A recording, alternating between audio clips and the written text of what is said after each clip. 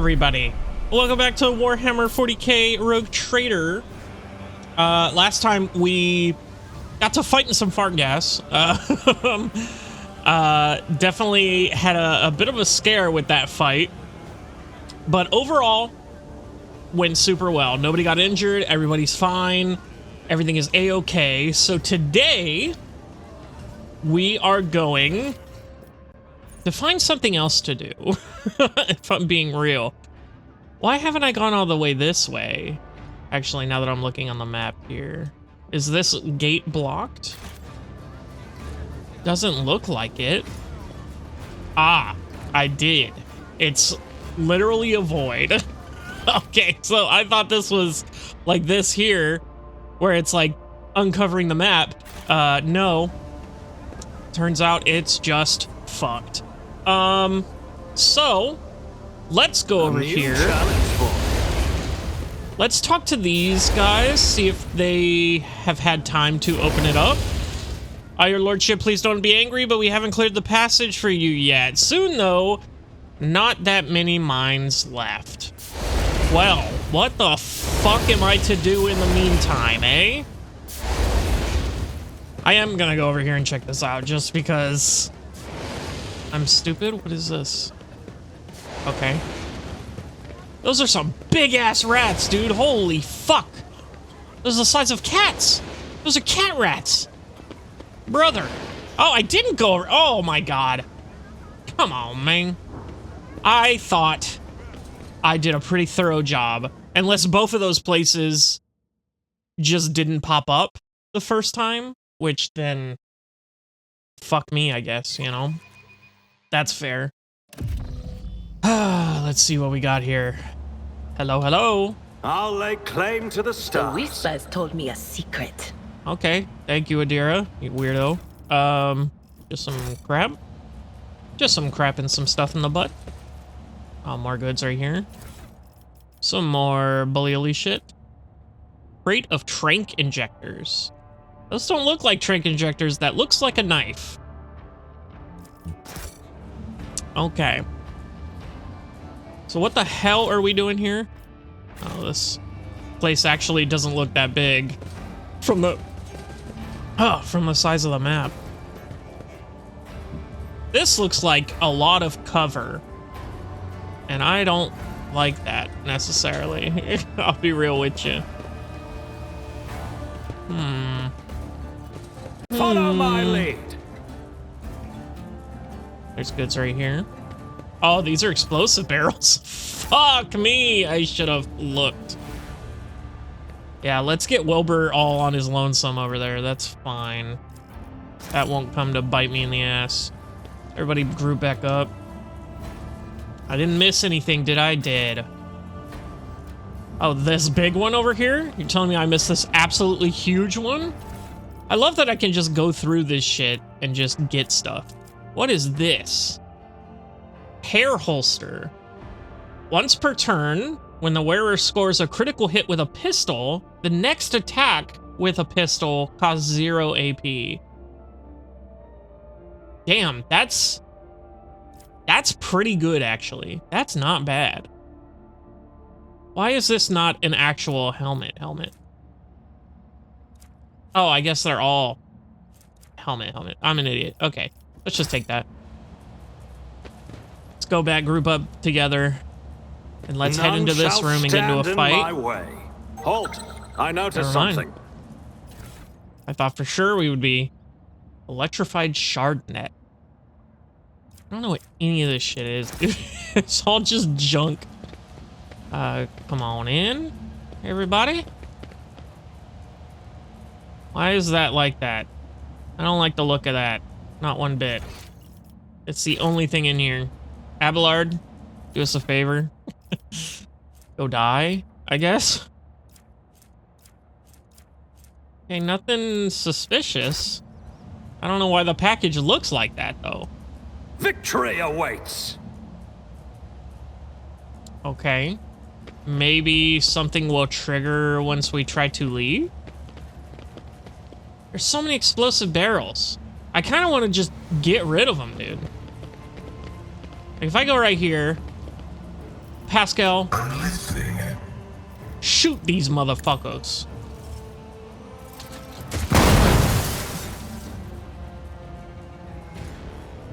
Okay, reload your gun. That was, Oops, I want everyone. Hold up. It's about time. Okay. Yeah, that was anticlimactic for sure. Can I seriously not interact with this red panel? Okay. Well, I will call that thoroughly explored. And also, what was the fucking point? Other than junk. I don't know. And also, I don't know what to do next, more importantly. I guess we can still follow those symbols because we didn't, I don't think we did that, but I thought they weren't they pointing in the direction of like the quarantine zone or something? I'll lay I don't know. claim to the stars. Oh, no, it's right here. Pay attention. Wow, we literally found one immediately. Well, would you look at that? Hello. Knock, knock. To the cultist lair. Excellent. I'm so glad we found that right off the bat. That would have probably pissed me off, honestly, because those things were invisible on the floor and I couldn't see the direction they were pointing, so I'm glad we stumbled upon it. A worthwhile investment. Let's get that. Yes, some jewelry. Cool. Excellent. See? There's Right a there. trap. Okay, everybody back off. I love that they turn in real time. My I'm always ready. Your seneschal is always there for you. Okay, everybody shut up. Argenta, or actually, can we just unpause this and then... Follow my lead. Oh, no, no, no, no! Why did I not foresee this? Anything worthy of my attention. Okay. Oh, she got 3 flesh injuries. That's fucking awesome, dude. Oh, that's so fucking cool that I tried to click that and it fucking didn't work. That's just so awesome. Who can... Pascal does this? Oh, I can't. I have to use this in combat. Damn, bro. Okay. Well, we're gonna heal you up. Thank you. And then Abelard. Sometimes you consult the... I owe you one. Okay, and then do it again. Oh. Okay, Abelard, get the fuck out of the way so I can do this. Let me help. Adira. Thank you. Fuck me, man. There goes all my medkits. Holy shit. I thought they had more than one charge. Oh my god, get your fucking button straight, Patrick. Jesus. Let's see here. Are they underusable? Oh, I have 15 of these motherfuckers. Oh, slap those bitches on right goddamn now. Oh, they don't have 2 charges. They cost 2 AP. That's what I'm looking at. Okay, well, everybody gets 1, I believe. No, never mind. Not everybody gets 1 because I forgot only specific people can use these. Epic. Argenta, you get 4. What's the difference between these two, the large and the regular?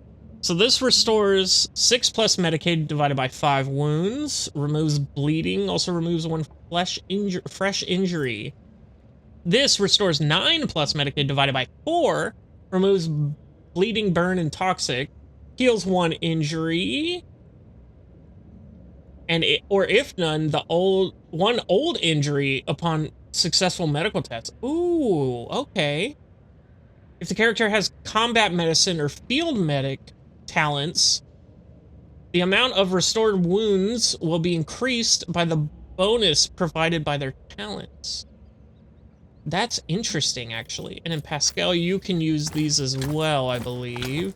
Oh, we're gonna slap these bitches on everyone, and then these 2 can't. Oh, Adira can! Okay, well, she just gets 3. Well, I'm glad that we have all that sorted.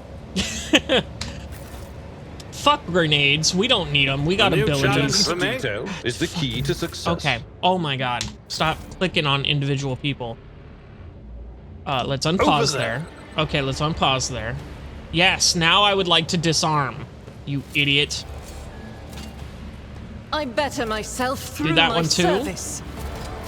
Excellent. Everybody move up. Everybody move up. Everybody move up. Some goods. Don't tell me this was it. Tell me there's more to this. Surely. No. No, no, no, no, no, no, no. No, dude. Yeah, see, there's shit over here. Aha.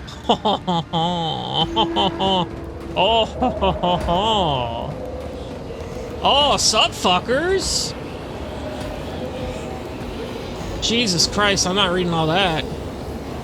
Oh. Okay. Oh, awesome. They turned into a pink horror? Very cool. Oh, Adira's fucking right in. Okay. Take a knee. Good shot, and bow retard. before What are me. you doing? Your emperor won't save you. Okay, pink horror has 302 health.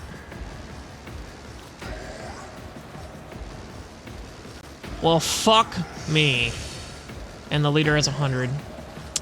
Well, that's quite the HP pool. And he has running gun? Eye of Oblivion. That's from Cassia. Okay. Oh my god. Does Cassia go first after Wilbur? Oh, they're dead. Oh, they're all so dead. Oh, Cassia. Oh, Cassia. Oh, baby girl. Get in there, please. And then we will back off with everyone else. You know what? You don't need cover. The hell am I thinking? They're all gonna be dead. They're all gonna be dead, and it's gonna be super cool. Abelard. We're gonna put everyone just like... Fucking Christ. No! God damn it, I wanted Argenta. Everybody's just gonna be a little bit back, just so she can blast the shit out of them. Adira, you're gonna be back here in cover. Wilbur, I guess you can take cover here. And Pascal, you can take cover over here. I think that's good, actually. Let's start this battle. And then Wilbur. Oh god, Wilbur. I forgot. There you go, baby girl. Purposes. There you go. You ready to kill everyone in this room? Excellent. Isn't night. this a job for the now you're clad in scarlet? Sick. Didn't kill as many as I thought it would. I'll be real with you. Got 1, 2, 3, 4 people out of the 22 that were here. Okay. Not bad. Not bad. Not gonna worry about it. Let's put down our front line, like right here. Maybe. No, let's put it right here so that... Because I know we're gonna be fucking that horror up. Not a problem for me. That's gonna be their main focus, I think. So having that there is good. We're gonna put our damage. God, fucking, I wish I could orient this thing myself.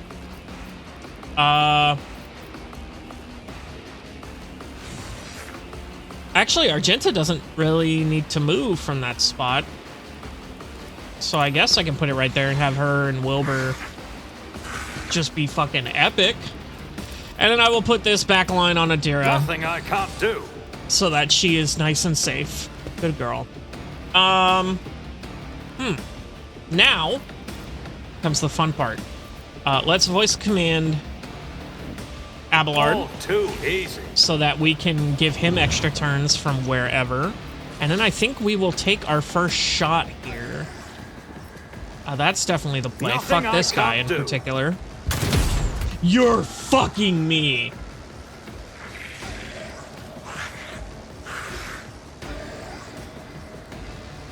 You are fucking me. 95% miss? Oh my Not a problem for me. God, bro. My brother in Christ. My brother in Emperor, I should be saying. That's funnier.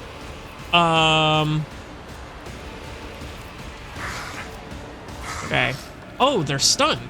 Are they all stunned? No. Only 2 of them are stunned. That's still pretty good. That was a good first turn. I forgot she could fucking do it again, brother. If I may. Lamau. I probably could have stepped back a square and gotten that 11% damage buff. That probably would have been good. I will actually be putting this on Abelard so that he can actually charge in there and get on that horror. I think that's the play. At your beck and call. Get fucked, retard. Victory and then we're is gonna imminent. do that. Cool. End her turn. What's happening here? Oh, okay. I'm actually stupid. The brace for impact is what triggered her to get movement. Yeah. So I could have moved her. I thought it ended his turn and then I would end her turn and then we would move on, but I gotta end his turn. And now I can still attack? Why? Why do I have a full turn now? Why do I have a full other turn? But I can't use these 2 things that I already used. That's confusing to me. For sure. But I'm not gonna look at Gift Horse in the mouth. How many stacks do I have? 20? I could get more on her if I kill someone with this. That's potential, that's potential. I think I'll go for this guy. Try to die with Oh, yeah, grace, get at least. That gave me 3 more. Very cool. What does that give me anything initially? Gives me 1 stack per every 5 momentum gains. Number of attacks equal to their fellowship on it. Okay, so this is purely for this buff. These stacks don't do anything until I use them, is what I'm getting at, which is fine. Oh, I can also use them for this. Interesting. Okay.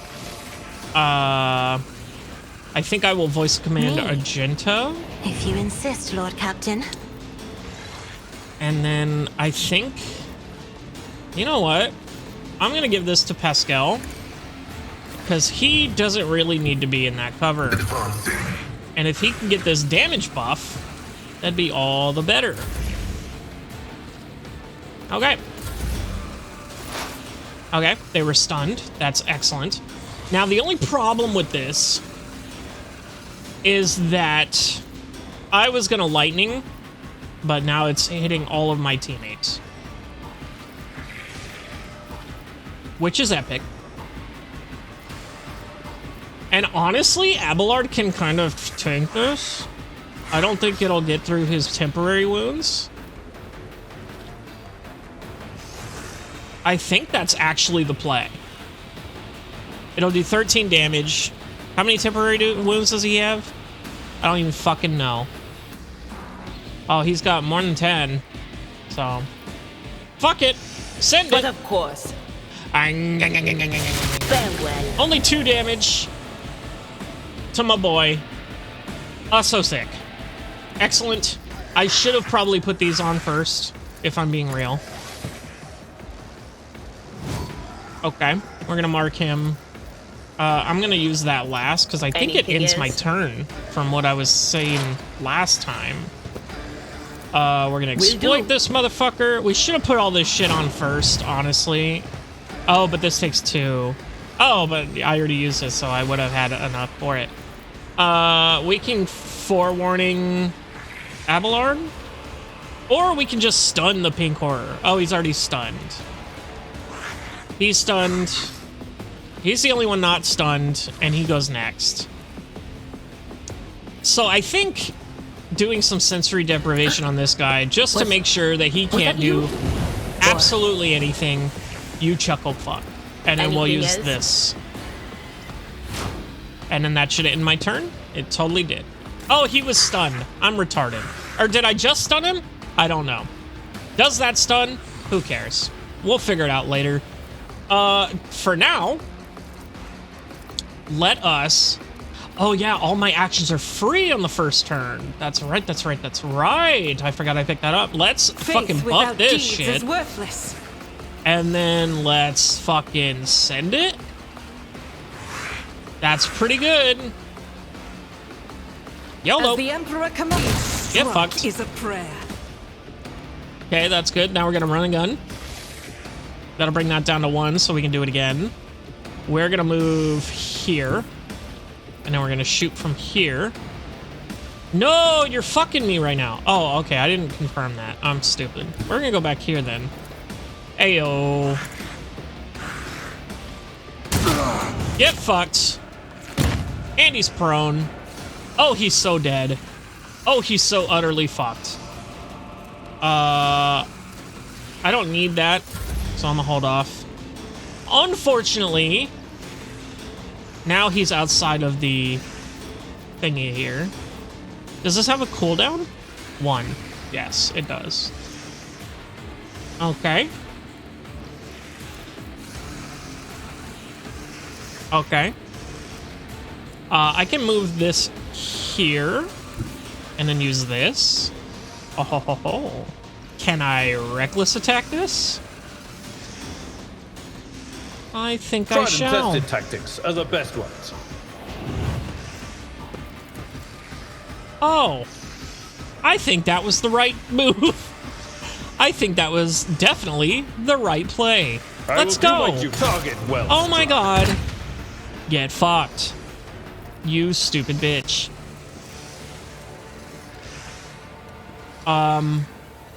Yeah, Abelard should have this. Let's just use this. Fuck him up. Yeah, At he your did. beck and call. Get fucked. Okay.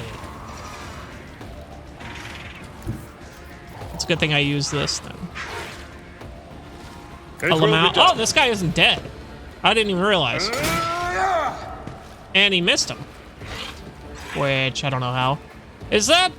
Are we... Is that like he's knocked out and he's supposed to be? Hold up, hold up, hold up, hold up, hold up. Is he even on the turn order anymore? It says there's 2. I guess I just kind of knocked him out. I guess. Because that should have killed him. So let's kill one of these things, I guess. I'll do the one with the more HP. That was a bad move. I could have killed this guy. Oh no, that would have been 1 short. That was 27 damage. He's got 28 health. That's sick. Can I shoot? No, I don't have any AP. What the hell am I thinking? Yeah, let's... that's done there. Adira, my girl, why can't you attack? You saucy minx. It's quite a problem, actually. I can co-sign, consign. I can co-sign for a new car. That'd be cool. The next hit against the target will be an automatic critical hit. I guess I'll put that on him. I'm not so sure. I guess I'll fuck myself. I guess I'll move up. Let's put you in the front row. And then let's do that on him. Movement in the Empyrean. I might as well use more debuffs. You're gonna die. Will do. So I'm just gonna pump you full of bullshit. Bum, bum, bum, bum. On it. All the things. Will do. Lamau. That'll end my turn. Ho-ho, parry, you fucking fat fuck. Ho-ho, parry, you fucking fat fuck. Pascal, you do the honors. No, you won't, actually. Well, you could. Does this actually do damage? Attacks the enemy up close, pushing them away to and dealing damage. Okay. If that's the case, does that... It doesn't seem like that counts as an attack. So I should be able to shoot after this. So let's see. Let's go here. Will this damage him if I push him into him? Doesn't seem so. Okay, he's just dead. And then I can shoot him. Hey, baby. Hey, baby. Lego. Alright, fucker. You didn't die. So now we're here to interrogate you. Oh, you are so fucking screwed, brother. Argenta rushes into the last living cultist and silently, furiously punches him in the face. Blaspheming heretic. Who are you praying to? I know these words that call to a lore. A what? A lore? A lore? Argenta doesn't get to finish. The cultist, having dropped to his knees, interrupts her with grating, rasping laughter. Of course I know of course you know them. I recognize you too, lackey to the corpse of the throne. On the throne. Haven't you already experienced the power of a true god? Didn't you flee from us, shedding tears? What? Argenta recoils as if it was, blah, blah, blah, as if from a blow. But then steps forward, grabs the cultist by the scruff of his neck, and makes him look into her eyes, burning like embers. I am one of the Adeptus Sororitas, and I have never, not once in my life, fled from heretics and betrayers of mankind. Very cool. Can't you see he's trying to get under your skin, Adira mutters. I bet he wants a quick bullet to the head instead of a bonfire. Despite her tone, she is looking around anxiously and rubbing her temples. Smells of a dark future, like a noose around the neck. We must interrogate him. What do you want to know, servants of the Corpse Emperor? The names of my brethren? How many of us there are? Where we are? I will tell you myself, we are myriad, and we are everywhere.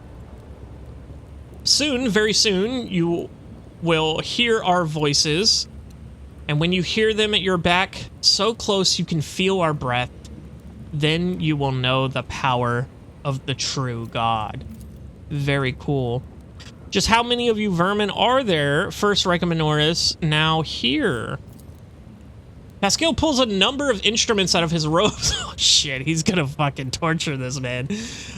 You would bet your life that the purpose of these items isn't to disassemble machines. He says casually, should you encounter difficulties during the information extraction process, I would recommend a precise targeting of ganglia. I thought for a split second there, I saw the G. I was like, this man wants to target his genitals. I was so concerned. I was like, Pascal, whoa, dude, calm down, all right? We're not gonna flay this man's balls yet. The cultist chuckles arrogantly, but pales under Pascal's calmly probing gaze. Probes now, eh? How do you know Argenta? Have you seen her on Footfall before? Who or what is the true god you keep mentioning? Into him, Argenta. Have you seen her before? Not on Footfall, the cultist laughs hoarsely. In another place, she flew right in like a bird into a snare. Argenta is staring at the cultist, her eyes wide as if against her will, she whispers two words, Salus Prime. This means nothing to me. What is he talking about, Argenta? She snaps out of it as if emerging from a reverie. A planet, a place, it doesn't matter. I know these heretics. I fought them and was gravely wounded, but I swear I never turned from them and ran. She turned to the cultist, her eyes filled with cold fury. If you truly have seen me on Salus Prime, someone among you must know a way to get there. Do you have your own ship, a navigator? Answer me. Interesting. Ships and maps, roads and doors. We have them all, but our path is not for you. Paths are not for you. The true God spins his web, and you are but a fly caught in it. But where is the spider? The cultist's eyes fill with madness. I need something more coherent. Rogue traitor, we won't get anything from this madman. As for my part of the story, I will tell it, but not here, not in his presence. Who or what is the true God you've been mentioning? You will know in time. Very cool. Cultist gives you a wicked smile, painted with the fresh blood on his lips. End him, Argenta. Kill him. Do it. You can kill me, servants of the corpse emperor, but you can't stop the victory of the true God. The edge of daybreak is nigh, and the hour of triumph approaches. Silence hangs for a minute, then Argenta turns to you and shrugs nonchalantly. That's it, we've fulfilled the Reverend's request, which means I am now free. I can continue to travel my travels with you, rogue trader. Very cool. Now she's a permanent party member. Excellent. I had no doubts. Before we leave this den, let us round up what remains of the blasphemers. I would like to cleanse this place with purifying flame, but perhaps we can find clues that might tell us where these heretics came from, or if they have any more associates. Argenta lowers her head wearily. We need to talk, but it can wait. Let's meet on the ship where it's time to depart, football. When it's time to depart. Okay, meet Argenta on the ship. Very cool. Now let us loot the men. Someone had a plasma pistol? Well, they actually didn't get to act. I think they took 2 attacks and that was the blue horrors that spawned. I'm pretty sure everyone else was just stun locked into death, which is awesome. Ooh, a cultist hood. Ooh, heretical. Requires heretical. When the wearer uses a psychic power attack, they either restore 2 AP or take 10 warp damage with a 50% chance of each of those effects. That sounds fucking god-awful. I am not impressed. Let's take all that. Let's see here.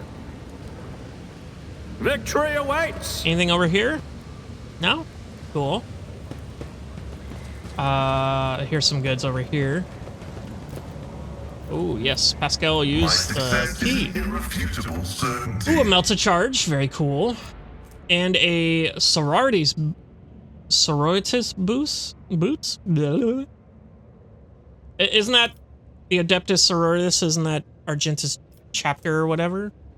The wearer raises momentum to 175 whenever they kill 5 enemies in a row in 1 turn. That's crazy.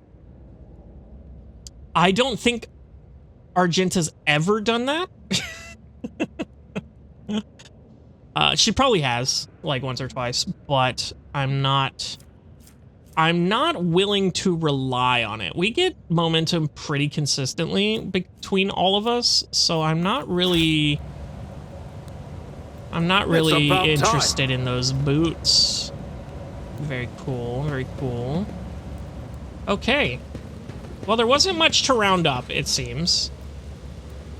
That seems to be it. Let me check the map one last time before we leave. The fuck? How did I move in the map? That's fucking wild. Let's get the fuck out of here, gang. Let's GTFO. I think that was all there was to do here. I'm pretty sure. I think now we just need to go back to the Liege. Well, did we actually explore I'll lay claim over to here the with all these stars. people? Oh, here we are. What is this? Under a layer of rust, scratches, and ancient paint, silhouettes of long erased letters are barely visible. Undoubtedly, in the past, this filthy sign was adorned with the proud name of the bureaucratic heart of the entire Imperium, Adeptus Administratum. Oh, see, I didn't explore all this shit, dude. The Martyr's entrance, eh? I feel like stupid. I feel like stupid. Shopkeeper? Can I talk to those guys and actually shop? I doubt it because of all the faction stuff.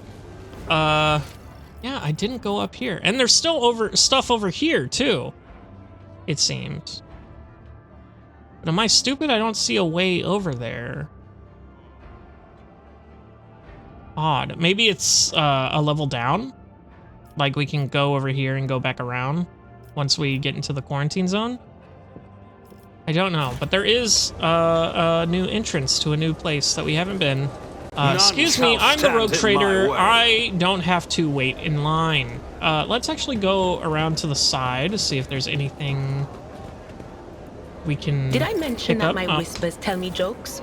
Jokes that once said aloud make your eyes bleed and blood curdle. That sounds Talk hilarious. about black comedy. Okay. Okay. Okay. Let's go inside here. Fuck it. Martyr's Endurance. I'm an idiot. I can't read. I'm retarded.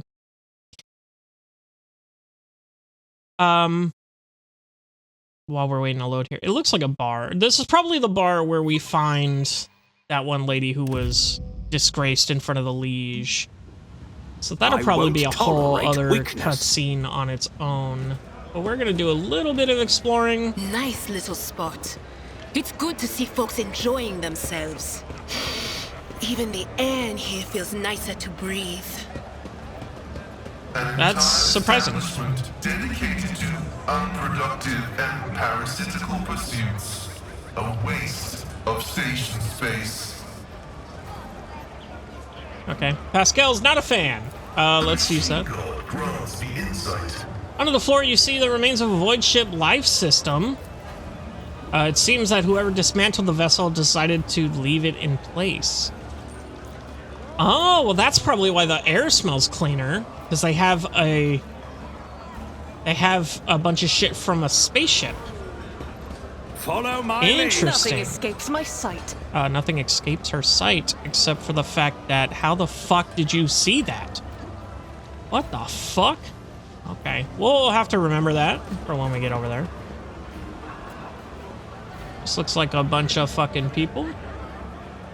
Bunch of dude bros having a good time. I don't see anyone of importance yet. Citizen. Suspicious prowler. Okay. It's about time. Let's go over here. Let's get that bag. Okay, just a bunch of bullshit. Not bad. Not good, but not bad. Citizen. Waitress. Citizen awareness. Door. Medicaid. This explorator is blessed with Stuck to the plates are lumps of sawdust, a toxic waste that is sometimes passed off as ordinary nutritional starch. Well, that's not good. We're putting sawdust in the goddamn soup. Let's open that up. My success is an irrefutable certainty. Just some bullshit. Very cool, very cool. There's Jay and Octavia. We will speak to them probably next episode. I do just want to keep looking around here. I'm not really... Victory awaits. Logic. Pascal, go for it. The machine gun. The menu system of the Adeptus Amascaris? I don't know. Okay, I don't get a second chance at that. You can pause that and read it. Fuck you. Let's see over here. There's some goods. Very good. In here, refugee and a worker.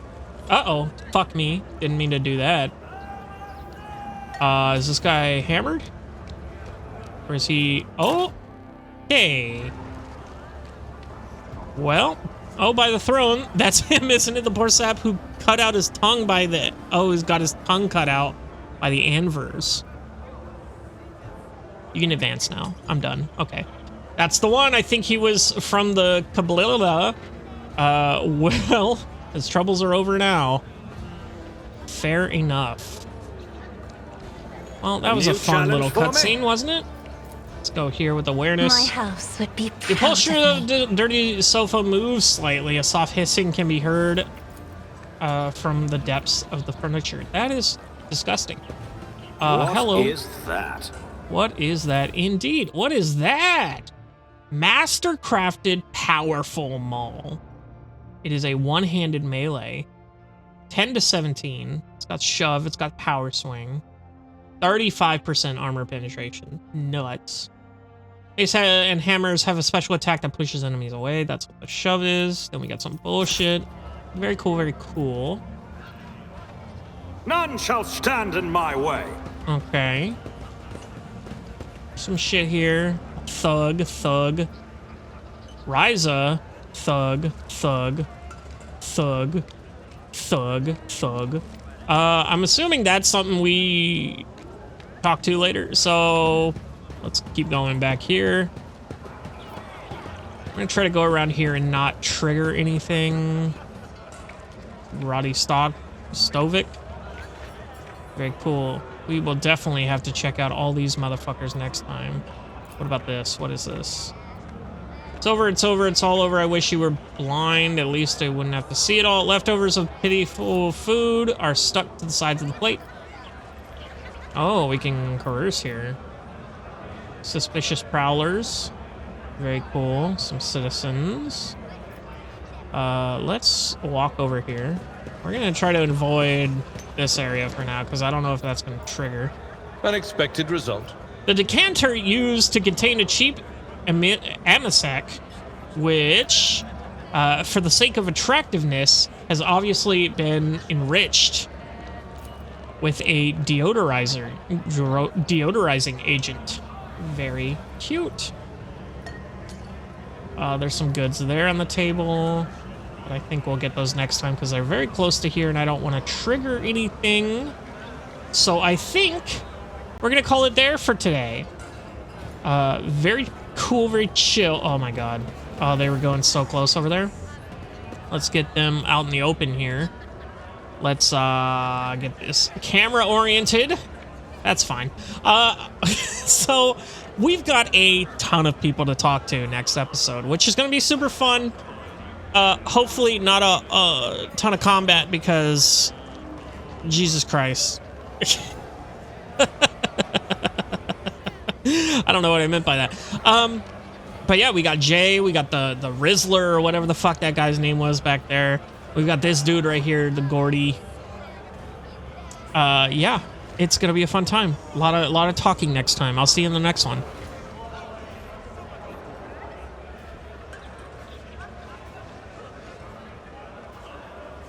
Hello everybody and welcome back to Warhammer 40K Rogue Trader. Last time we took on some heretics, did some cool stuff. We are in this bar now that we just happened upon because I'm bad at exploring the game. And now we have a ton of people to talk to. I think for now, I don't remember exactly who I have to talk to, actually, now I'm thinking about it. Oh, Gordy Statov. Yep, we're gonna start with him. The flabby man in the worn clothes is sighing sadly over a glass of murky booze. Only when he looks up at you do you notice his eyes, large, piercing, and full of sorrow. A stark contrast to his unkempt appearance. Could it be that someone actually wishes to keep me company? You know what? No. Just leave conversation. He takes a closer look at you. Not just someone, it's Lord Von Valentius himself. Yours is an ancient and glorious line, your lordship. A member of a magnificent structures built in your ancestors' orders, both for defensive and decorative purposes. Remain in the Sacrus sector. They keep your dynasty's memory alive, despite the fact that it has long since focused its endeavors in a different sector. Abelard stares at you with surprise and respect. Even I was unaware of such details, and I've spent quite some time studying the chronicles of your noble bloodline. Allow me to introduce myself. Gordy Skatov, architectural historian. You look deeply despondent over something. What happened? May I take my leave? Good luck. He sighs heavily. Here I go again, pouring my heart out to have you disappear in 10 minutes just like everyone else before you. But alright, here's the story of Gordy, the unluckiest historian in the Imperium. I was born 2 sectors away from here. My family was quite influential, which allowed me to dedicate myself to my great passion, the history of the Imperium architecture. I spent a number of years studying every scholarly work there was to find on this art, and then, once I had inherited my family's fortune, I traveled and documented the development of architectural thought on different worlds. Until one day, that accursed and blessed day, until one day I came into possession of something quite special. Gordy pulls what looks to be like a book or an album with a homemade leather cover out of his bag. Both the pages and the binding look well worn. Here it is, my undoing. This is an authentic booklet titled Dwayne's Design. One of the thousands that were printed centuries ago in the times of Footfall's construction. What a curious read. Please tell us more. As Cassia takes a shy step forward, Gordy smiles and shows her some of the faded pages. Footfall's founder, Lord Parsemius, was obsessed with his creation's grand feature. This booklet describes in detail what Footfall was meant to become upon its completion. Dozens of asteroids turned into glorious palaces and temples, massive bridges spanning the void itself, and marvelous flying buttresses.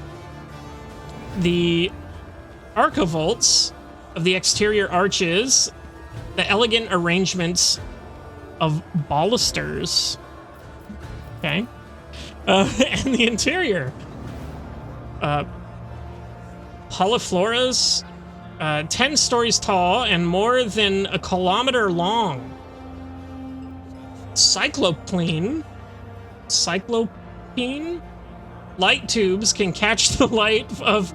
Holy fucking shit, this is hurting me. Ferribundus, and use it to brighten the halls in the heart of the asteroids. Stained glass windows and mosaics, bas-reliefs and statues. Engrossed in his own description, Gordy stands up and starts tracing the outline of arches and galleries with his hand. Oh, shit.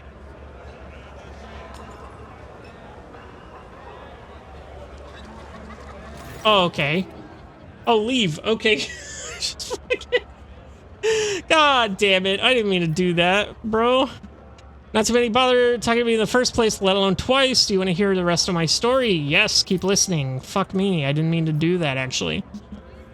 Emerging from his reverie, He catches himself, blushes slightly, and loudly flops back into his seat. I apologize, I got carried away. But you must understand how deep the impression this booklet has left on me when my young self picked it up. I simply couldn't think about anything other than Footfall. I was ready to give my life just to see the incredible station.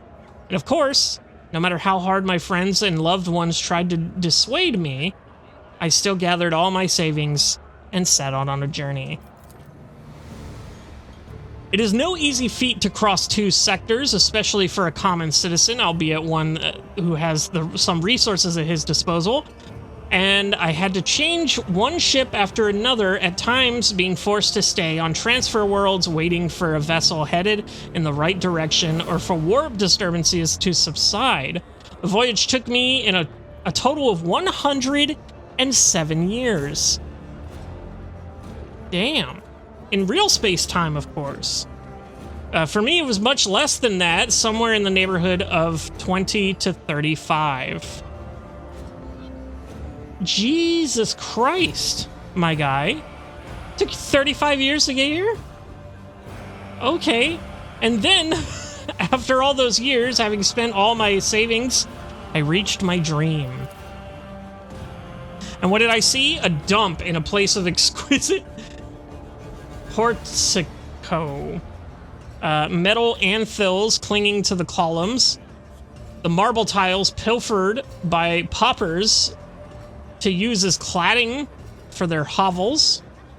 Gordy hangs his head. It's been a dozen years since I came here, and I still haven't recovered from the shock. I had suspected that not everything from the booklet would exist in reality, but I never expected to see Footfall in such a sorry state. It is like stumbling upon the horrible, decomposing corpse of your beautiful beloved.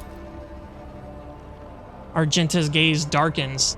The warp, like a shameless thief, is guilty of stealing the short span allotted to his servants. But what sense is there in spending half your life on such an enterprise, only then to lose your spirit and to waste the remaining half on nothing at all? Damn. That's actually pretty profound.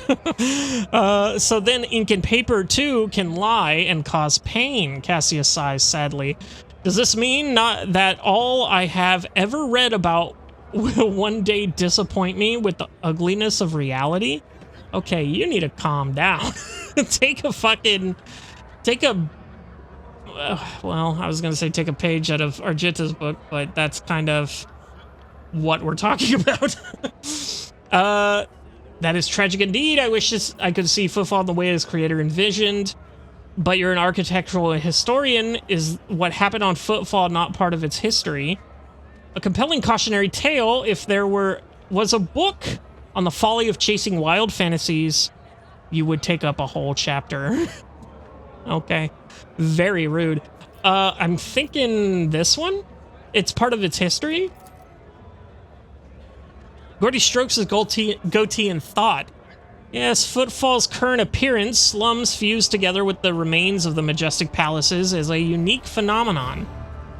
It would be curious to observe if other places have taken after it, thereby solidifying it as a new style of architecture, or if it still remains as a local oddity. My word, you certainly know how to provide an unexpected perspective on things. Well, thank you very much. Be that as it may, I just wanted to say, thank you for hearing me out. Over the dozen years I've spent on Footfall, not one person has hung around long enough to listen to my story to the end. It's such a delight to have shared everything that's been weighing on my mind. I'm so for the people, dude. Wilbur is so for the people? You don't even know. I'm poor as a church mouse. But I still have something to offer you as a token of my appreciation. After studying the booklet thoroughly, I discovered something interesting. A ciphered message scattered throughout its pages. Taking the form of a riddle, it describes certain places of interest on Footfall. I believe it is the work of the booklet's creators. What if these riddles lead to something, a wondrous discovery? I will gladly share what I've been able to learn with you. Yo, very cool. Riddles.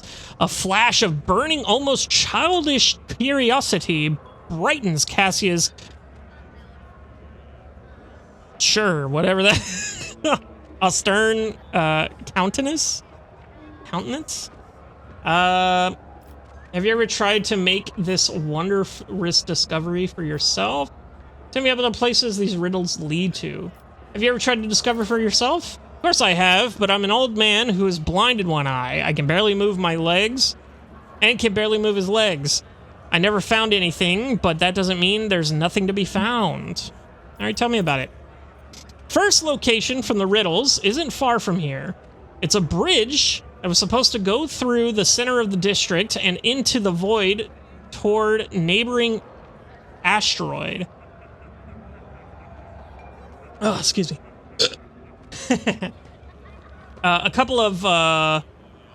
Only a couple of its spans were built, and even those lie in ruins. Still, if the cache survived after all those years, it is still there somewhere.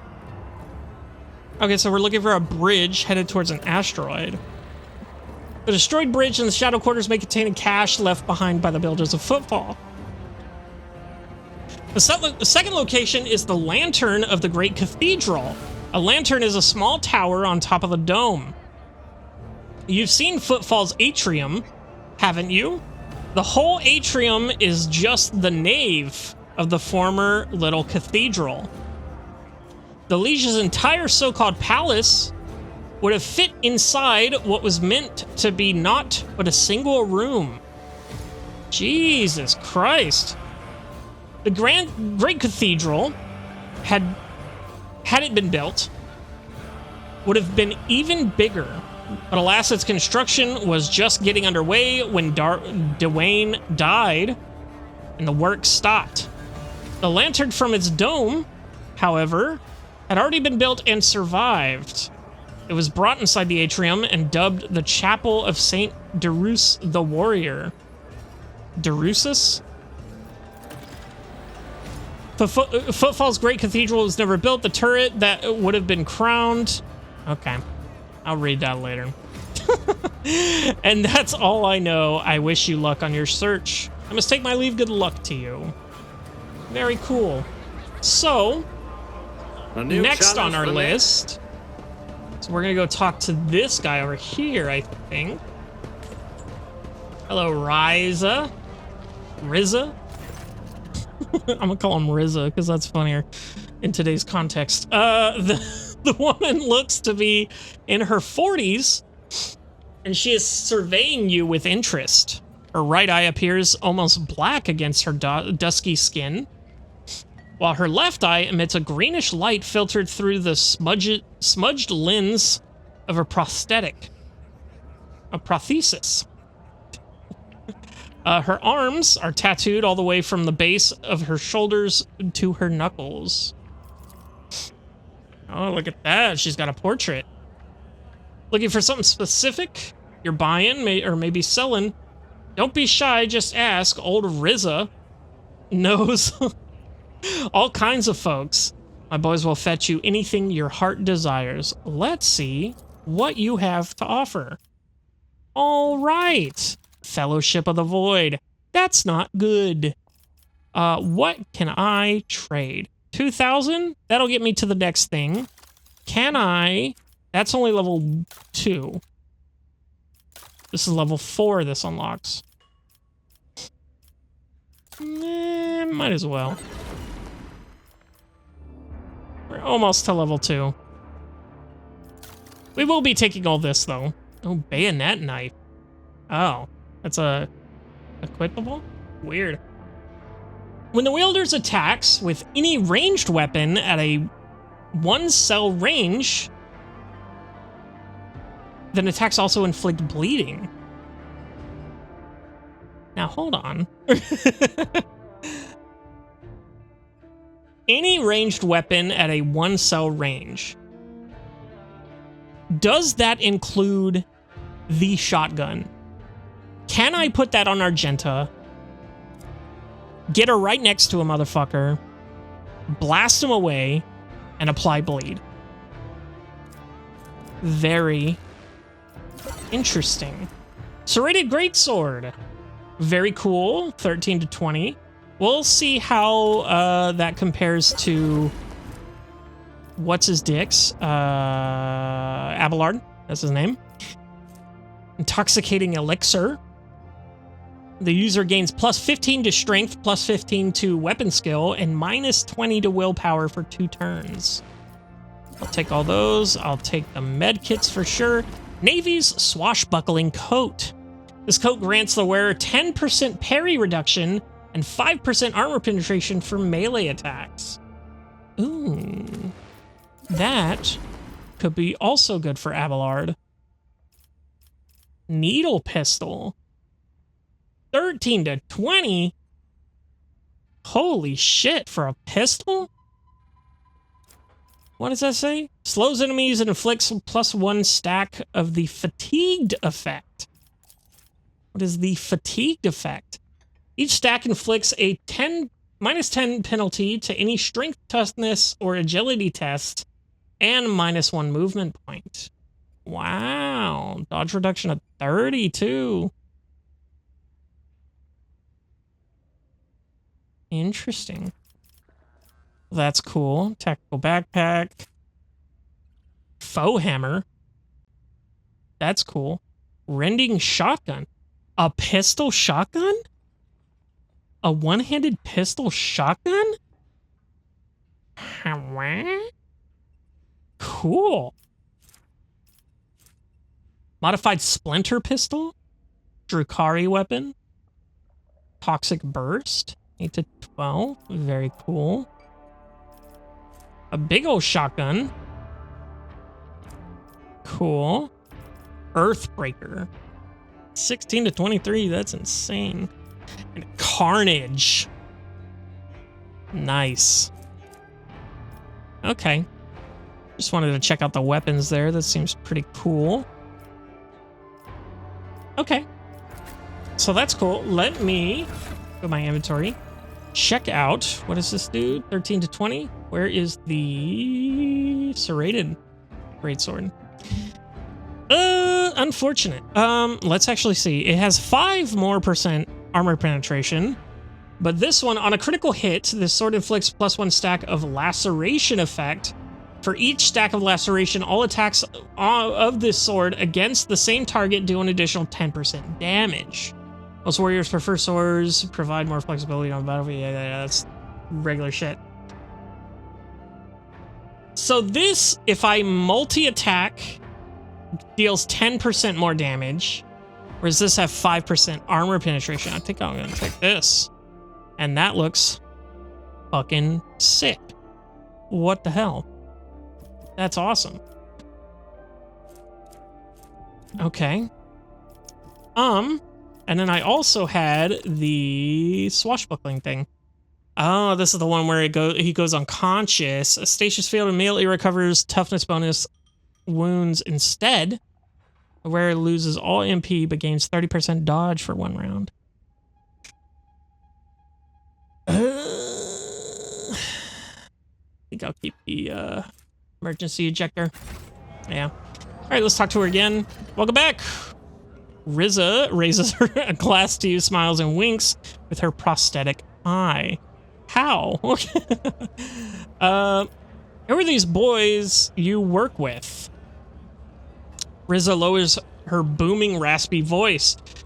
You heard about how the Clipper, Saint Cognitus, got hit recently? The cargo was cleaned out, everything of value taken. Well, that was my boy's handiwork. Very cool. We call ourselves the Fellowship of the Void, an association of enterprising, like-minded people who help the upstanding citizens of the Imperium rid themselves of the possessions that are weighing them down. That's a excellent way to write that on a resume. That is so clean. You notice Abelard's face twist in disgust. It would seem he has a rather strong opinion about the individuals to whom Riza, I keep wanting to say Riza, dude. I'm sticking with Riza, refers to as the Fellowship of the Void. Terribly noble of you. Is that so? I'd like to return to our discussion. Pirates, in other words. Riza plasters a shocked expression on her face. Please, no need to be so crude. Your esteemed self, no doubt, is aware of that harmonious... I am fucking that up every goddamn time. Preaches that asceticism is a virtue. And the only one by rejecting material wealth and only by rejecting material wealth can we ascend in faith. Well, I couldn't agree more. We are merely helping the servants of the Imperium to be a little more like him, and taking a small commission for our troubles. What kinds of goods are you willing to buy? Tech is always best. If it's broke, no sweat, we'll fix it and take it apart. Or take it apart. And if you score something so nasty that your fussy, everyday traders won't even look at, fear not, just bring it over here, leave it to me and the boys, and my boys to find the right buyer. The handling of sacred technology by laypersons uninitiated in the Omnissiah's priesthood is a Category 8 blasphemy, incriminating evidence of profane acts perpetrated by the unit named Old Riza has been recorded for use in future judicial proceedings. Very funny, you goddamn snitch. She chuckles darkly. Do you mean to threaten me, Tech Priest? Well, then, I'll keep a record of this conversation, too. I wonder which of us will feel the harsh hand of justice first. Will it be me, standing in chains before your brethren, or you, standing in an airlock before my boys? Yikes. Okay, shut up, Pascal. Jesus. Grandpa Bakavel says hello. Who? You let the pirates leave Rikid Philia alive. Or am I retarded? I don't remember. I don't remember. I'll have to look that up. Riz's face breaks into a broad smile. That old rascal, I thought he'd croaked in the mines a long time ago. Okay, he was on the prison planet. He was the fucking guy that confronted us and killed the other dudes that were just like, hey, we're cool. I think that's him. That old man in the prison. But that old man, Bakava's still alive and kicking, you say? Me and him have been through a lot of interesting scrapes together, and all the weird and wonderful things we've acquired. Stolen or acquired. Bakava, Backval, wouldn't send his regards along with just anyone. You must have done him a good turn, and because of that, old Rizza's going to give you a special discount.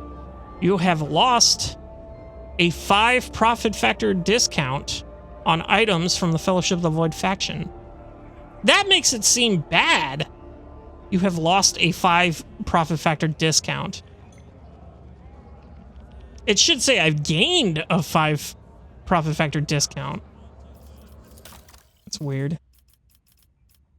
Ah, look, all the prices are slashed. Very cool, very cool. So what can I actually get from here if I get there? I could get to level 7 and get this Staff of Endless Flame. Ooh, that's cool. But I need Pyromancy. The wielder of this staff, power level 7, gains the Inferno ability. The ability is also available in its Heroic Attacks and Desperate Measures versions.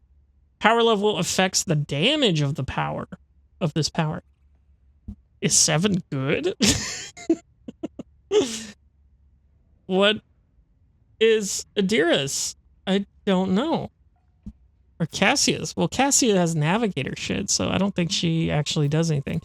This auto pistol, 6 to 10. Not bad. Solid projectile weapons have increased over penetration and the same thing twice. Very cool. So if I had enough shit to sell and I got a discount on -5, that's awesome.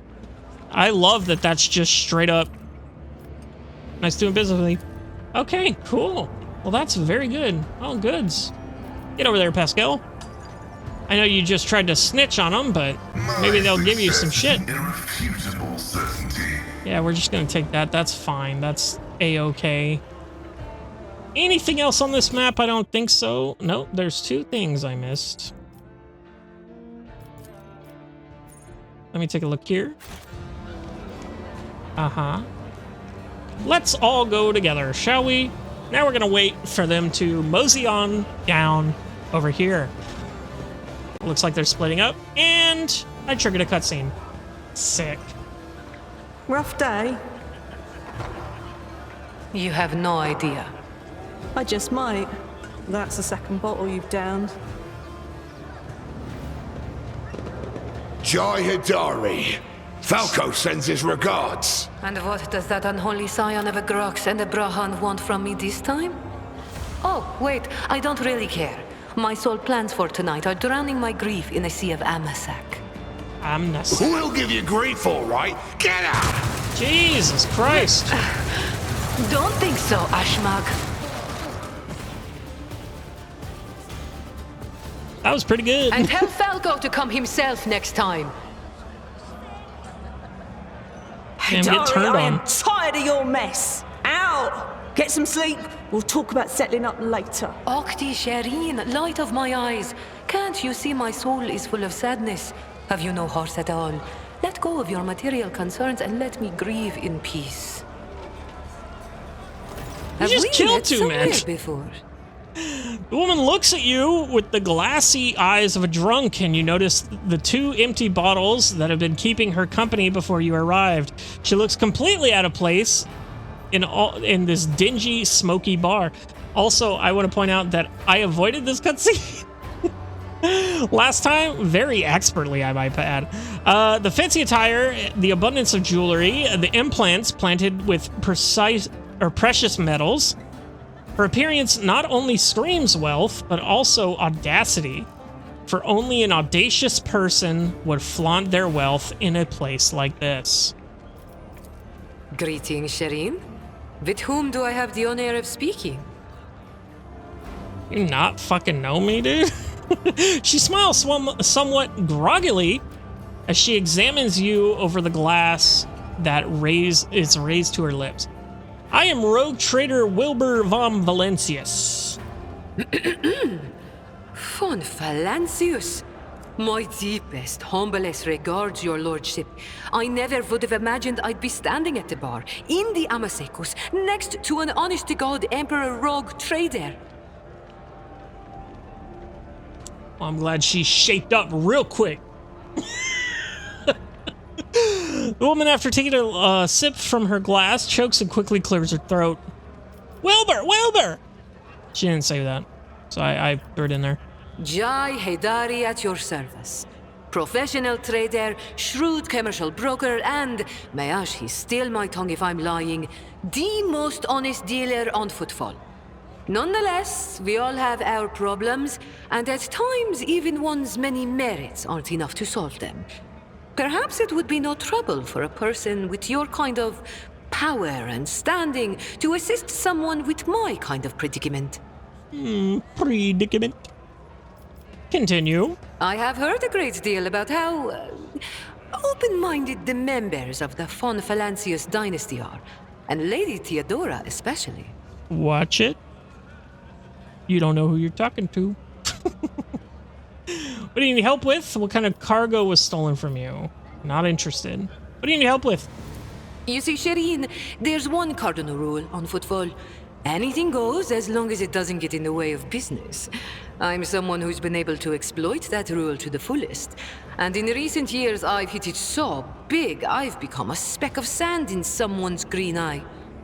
They used to throw small wrenches into my dealings here and there. Well, now they've decided to really put their backs into it. Some rats stolen my cargo and dragged it off to the seediest part of the Shadow Quarters. A crummy place even for connoisseurs of Footfall's unique atmosphere. Okay. I'm assuming it says Falco guy. When I asked the Liege for protection, we had a mutual misunderstanding. I believe Vladium, in a most lamentable fashion, has forgotten his duties as guardian of the downtrodden and wronged. Vladium. So I'm in desperate need of a new one. And you, Shireen, fit the bill perfectly. All I need is for you to drop by one dark corner of Footfall Shadow Quarters and pound it into the thieves' heads that taking Heydari's property carries certain risks. Okay. 62 experience. Commerce test succeeded. Jay appears to be a serious operator in Footfall. The Liege's refusal to help means the loss of a potential ally, so Jay is encroaching on his turf. If Vladim is not responsible for the disappearance of Jay's cargo, he will certainly benefit greatly from it. I suspect that he wants to keep the cargo out of your hands, and I want to put him in his place. If the Liege is neglecting his duties, I shall become your patron. Not interested. I wish to ask you a few questions before I decide. I suspect he wants to keep the cargo out of your hands. May the Exalted One bless you and your progeny. Then here's what we'll do. We shouldn't be seen together before we make it to the safe house. I'll head there first. I'll take my own special route so I won't be spotted. Okay. Right. Here, that's where those ashmags are keeping the stolen cargo. Out the bar, over the bridge, and to the left. There in the depths you'll find a small courtyard, through which you can get to the place. I'll be waiting nearby. You can come when it suits you, but the sooner you do, the better. I'll see you then, Shireen. Are you talking about the goddamn place that I went into and looted the entire thing, and there was nothing to do there with that big smelly box? You remember the big smelly box? Interesting. Okay. Well, let's talk to Octavia here. The burly woman with the wealth of fiery hair is in the process of tinkering with some unknown device that is clicking melodiously. She has a rough-looking implant in place of her lower jaw. As you approach, the implant begins to move as if independently from the rest of her face. Welcome to the Adeptus Masochus, sir. What can Octavian get you? Amasec? Low? Something more interesting? Octavian freezes in place. It can't be. Are you Sister Argenta? The Sister Argenta? The one who has the worst scum on Footfall shaking in their boots? The whole station is talking about you. And here you are, in the flesh, in our humble Amasecus. I love her portrait. Very cool. Argenta stops her torrent of adoration with a calm gesture. No more I seek retribution against transgressors, not glory for myself. Despite her words, you catch a glint in Argenta's eyes. You can tell she is enjoying this enraptured attention. What is this place? You're in the oldest watering hole in Footfall, sir. The Adeptus Masochus is the only Adeptus one can find on Footfall. She laughs hoarsely. I'm Octaviana. Octaviana? I serve drinks, lend an ear, and if it comes down to it, quiet the rowdy ones. She sizes you carefully. Folks usually come for the Amescus for either pleasure or business. Might I ask what brought you here? I have business here. I was just curious about the place. It's one thing after another lately. I figured I was due for some time. Give me a splash of local hooch, would ya? It's none of your concern. I was just curious about the place. Well, it sure is nice to know that this dive piques the interest of people other than thugs and boozers. Then again, the place is like a Grox. The outhouse is horrible to look at, but the outside's horrible. Outhouse. Outside's horrible to look at, but the insides are remarkably useful if you know what you're doing. Octaviana leans forward. Sitting at the bar often puts folks in a talkative mood, and I don't see anyone paying me to keep quiet. Visits from eminent individuals like yourself boost the status of my establishment, so I can repay you by sharing what I've overheard. Some of it might help you out in your dealings. About the woman that started the gunfight in the bar. Why are you so interested? You looking into her or something? Octaviana catches herself upon meeting your gaze and bows her head low. Apologies, sir. Me and my big mouth. Me and my big metal mouth. I guess this is why they broke my jaw so many times. So he touches her implant. Oh, fuck. Very funny. Drops her voice. Jay, you know, Jay's pretty great. She made a name for herself here on Footfall. She's a woman who came from nothing. She follows an unwritten rule of this place. She doesn't walk all over the weaker folks, and she drinks like a fish to boot. There's lots to respect. The sad thing is, it looks like she's got on the wrong side of Vladam. And since both of them, well, I guess all three of us have ties to the Casabelica, a mission, right? There's no way out of this. Jay should get off Footfall while she still can. Better to lose her business than her life. What an odd name, the Adeptus Amazicus? Not very reverent. She chuckles. What makes you say that? Do you know where you're standing? On the deck of the Martyr's Endurance, a sacred vessel that once belonged to the Adeptus Administratum. 100 years ago, the bureaucrats sent a mission here to establish a department, set up some kind of record-keeping overhaul, Footfall, and make everything here follow 1 billion laws to the letter. As you can see, it was the Martyr's Endurance and its inhabitants that got overhauled in the end. I don't know what happened to them, but the locals like to come here to make deals and count their money like before in this temple of the Imperium's accountants. Over there, you can see even the sign has been preserved. Partially. A great place. The new name fits perfectly. I don't know how a place like this could appear in the Emperor's Light. It's a dive like any other. No better, no worse than the rest. That's a great place. You like it? I'm flattered. It's not often that we get important visitors here, and it's even less often that they really appreciate this place. How are things on here on Footfall? Haven't you been on our fine station for a while? Have you? Jesus Christ! I just fucked that line so hard. Haven't been to our fine station for a while, have you, sir? As per usual, there's never a dull moment. Either someone's getting shot in a square, or some rich guy is going on a safari hunt to hunt commoners in the shadow quarters. Sure, the Liege makes sure that the local shenanigans don't get in the way of business on the station, but what happens on the outskirts adds a little spice to our lives.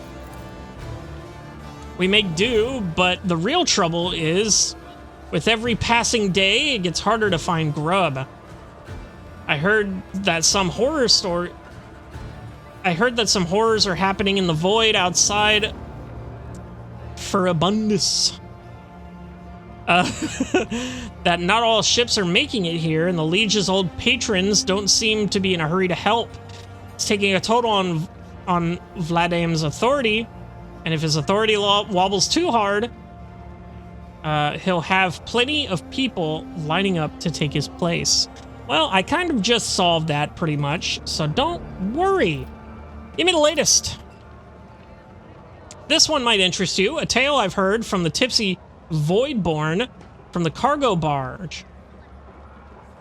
They exited the warp halfway between Ferabundus and an Evorius system, and came upon a shuttle wrecked adrift. The shuttle was registered to the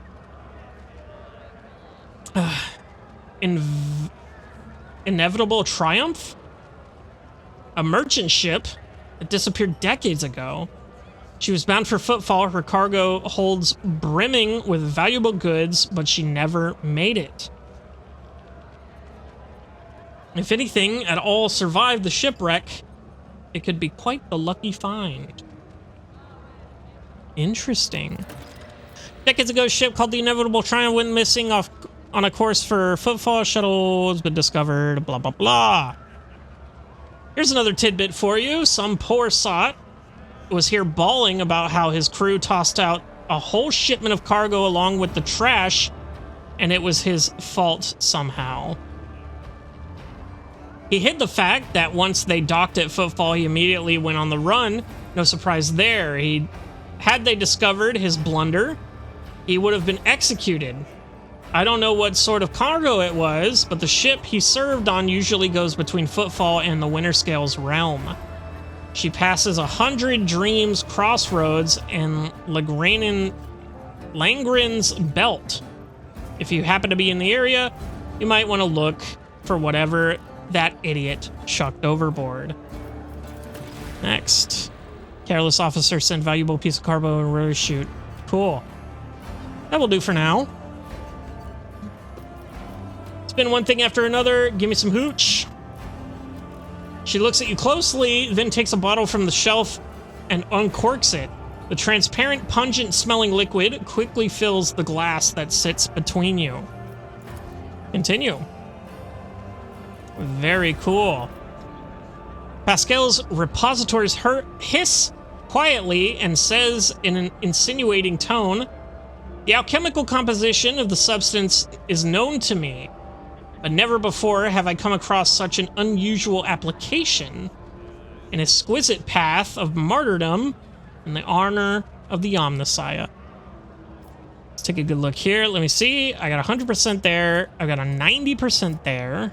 I'm not drinking this. Dump the liquid out. Imperium Lord, take a good look at it. Very cool. The glass contains a liquid that is clearly made from spent promethium. This is moonshine, virtually unfiltered, that quickly blows the drinker off their feet, and when imbibed regularly, turns their liver into a bubbling sponge. Sure, attempt to poison me. Got anything better? What is this swill? Give me a decent drink. Drink it. I'm not drinking this. Let's fucking drink it. Hey, let's go. Liquid burns your tongue, then your throat, then your stomach. It takes your breath away, but after a few seconds, warmth spreads throughout your body, and your head feels a little lighter than usual. She clicks her tongue in approval. Continue. That's the second time I've seen a noble drink that octane blend without wincing, and I won't offer you any more. But I won't offer you any more. I've got just the thing set aside for such an occasion. I knew that would impress her. She grabs a dusty, unopened bottle from under the bar and cleans a glass. The amber liquid splashes against the crystal walls as she adds it in a couple of black pebbles. The soft, spicy aroma tickles your nostrils. You said I'm the second person to drink that octane blend without wincing? The first was Caglios Winterscale. That's right, the head of the House Winterscale himself used to come here often. Impressive guy. True, whenever he and his officers came through the door, the locals would find themselves a hole to hide in. Drinks weren't the only thing his lordship liked knocking back. If someone so much as looked at him funny, he'd paint the walls red. Let's drink some more. The Amasec, sorry. The Amasec warms your throat pleasantly. You can make out a hint of spice and flavor of an oak barrel and a distant earthy aroma. You feel a little more at peace, and you reach the bottom of the glass sooner than you'd like. Also, I just realized that, funnily enough, we're all like, yeah, we're gonna go help you take back your cargo, and then see your drink for fucking half an hour. Oops. Give me something stronger. She shows you an empty bottle and makes a helpless gesture. I'm sorry, sir. This is the last bottle of that year. What can I say? We're all feeling burnt on Footfall's shipment problems. I'll be going. She bows her head slightly. Until next time, sir. Cool. Now I'm all wobbly. No, I'm fine. Do I have any debuffs? No. Do I need buffs? No. Interesting. Where was this here? Aha. Get that, get some stuff. Very good. Now we're going to travel over here. We're all gonna go right here, and I'm gonna click this right here. And we're gonna wait. Excellent. Everybody's running their ass off raw. And Wilbur's gonna get some more shit. Very cool. Oops, didn't mean to do that. I won't tolerate weakness. All right. Let's go back to the shadow quarters here. I was about to say. Ah. Okay, we got the atrium. Got the Lord's Liege's residence. The void ship dock. Shadow quarters. Oh, and then the martyrs thing is another place we can fast travel to. Cool. So back in the Footfall shadow quarters, we go left, I want to say, to that. Sorry, I just got a notification on my phone that says someone liked my video on TikTok, and his name was Fat Wizard. Very cool. I can see everyone that likes my videos, their names, and it's fucking hilarious. I take screenshots of them all the time. I have a whole fucking folder in my phone of just screenshots of funny TikTok names, and they're awesome. Anyway, besides that, it's this way, right? Claim to the stars. Oh, hold on. Goods. Note from the bridge cache. Oh, this is it. Crumbled note. Only has this small fragment of text left. You're on the right path, Seeker. The other caches. Intriguing. Now. Okay, I don't see anything else. Okay. Let's try this warehouse. My lead. We're going in. I don't know if it starts a fight. I might leave it for next episode. I don't know yet. It'll probably start a fight. What's this? Container is sealed shut on all sides. You notice the remnants of metallic tags have been cut. Ah, there's Jay. There's Jay's assistant. Poor Tor, Jay's assistant. Okay, this definitely looks like a fucking thing. I knew this was too much cover to not have anything happen. You fuck. And also smelly box right here that she probably wants back. For now, we've already cleared it out, but I am actually going to call it there because we're running long, but that's fine. It always does. Next time, we're going to be talking to Jay, getting her shit back, hopefully. Probably starting off with some combat. Very good. And I will try to get an angle on my boys. I'll see you in the next one.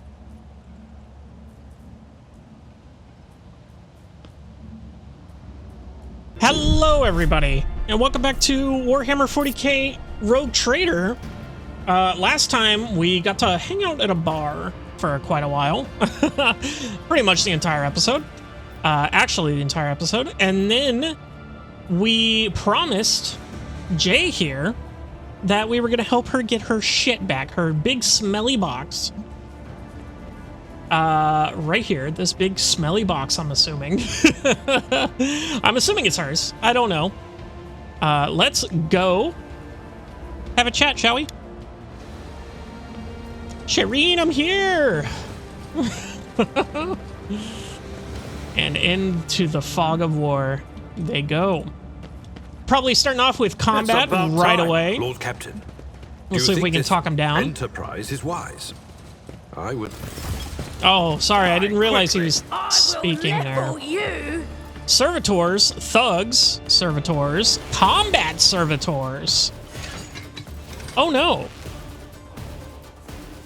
These are all explosive barrels though, so we're gonna have some fun here. Combat servitor, thug, thug, thug, bandit hitman, bandit hitman. Oh, there's more back here. Bandit specialist. Armored bandit. Armored bandit. Okay, that seems to be it. So we're gonna do our normal thing of taking Cassia and just destroying everyone in sight. Pretty much. I'm gonna put her right here. She could probably take out 1, 2, 3, 4, 5, 6, maybe 7 here. And then all these explosive barrels, which is very cool. Now the servitor is going to be a problem for her, so maybe I should step back one. No. I won't do that. And here's why. We're going to put Abelard right here next to her so that he can take the attack here. Let's see, Adira. Oh, I forgot we still have all these allies back here. 18, 18, 18, 18, 56. Okay.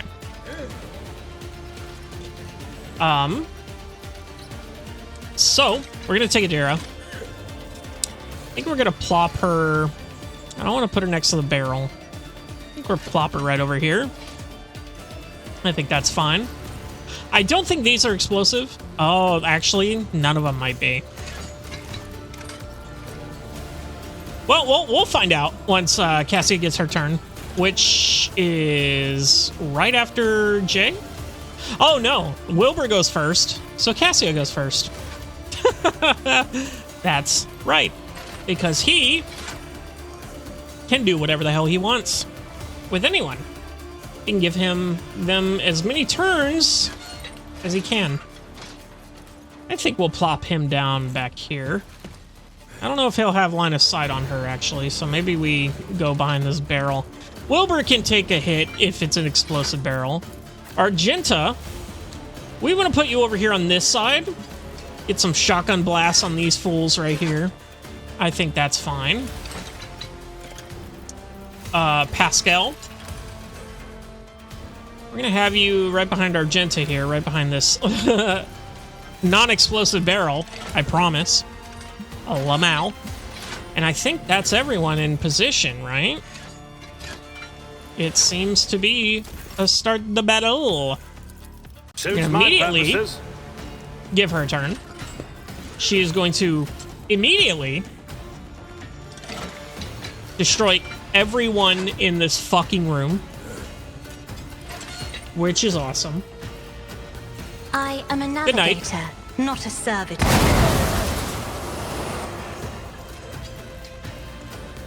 Two things we learned. Barrels, indeed explosive. The green barrels, poison. Damn.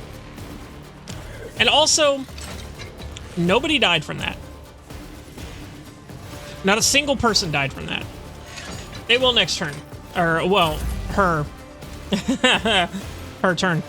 We're actually going to place down these... Oh, I should have placed down the damage one on her.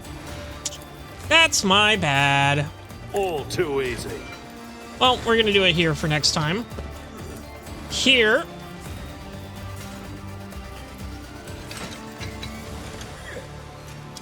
Now, let me put this here. Let me click on this guy. Does he get the buff? It says he does get the buff. Which is weird. I feel like it shouldn't be giving them the buff. I feel like it should be giving them a debuff, if anything. That's so just odd. I don't have time for this. God, I wish I could rotate these. I don't like the fact that they are non-rotatable. Okay, well, I think I will just... This cover efficiency, we'll just put it right here. For Adira. And only Adira. That leaves us with 2 AP. Which means we are going to... voice a command.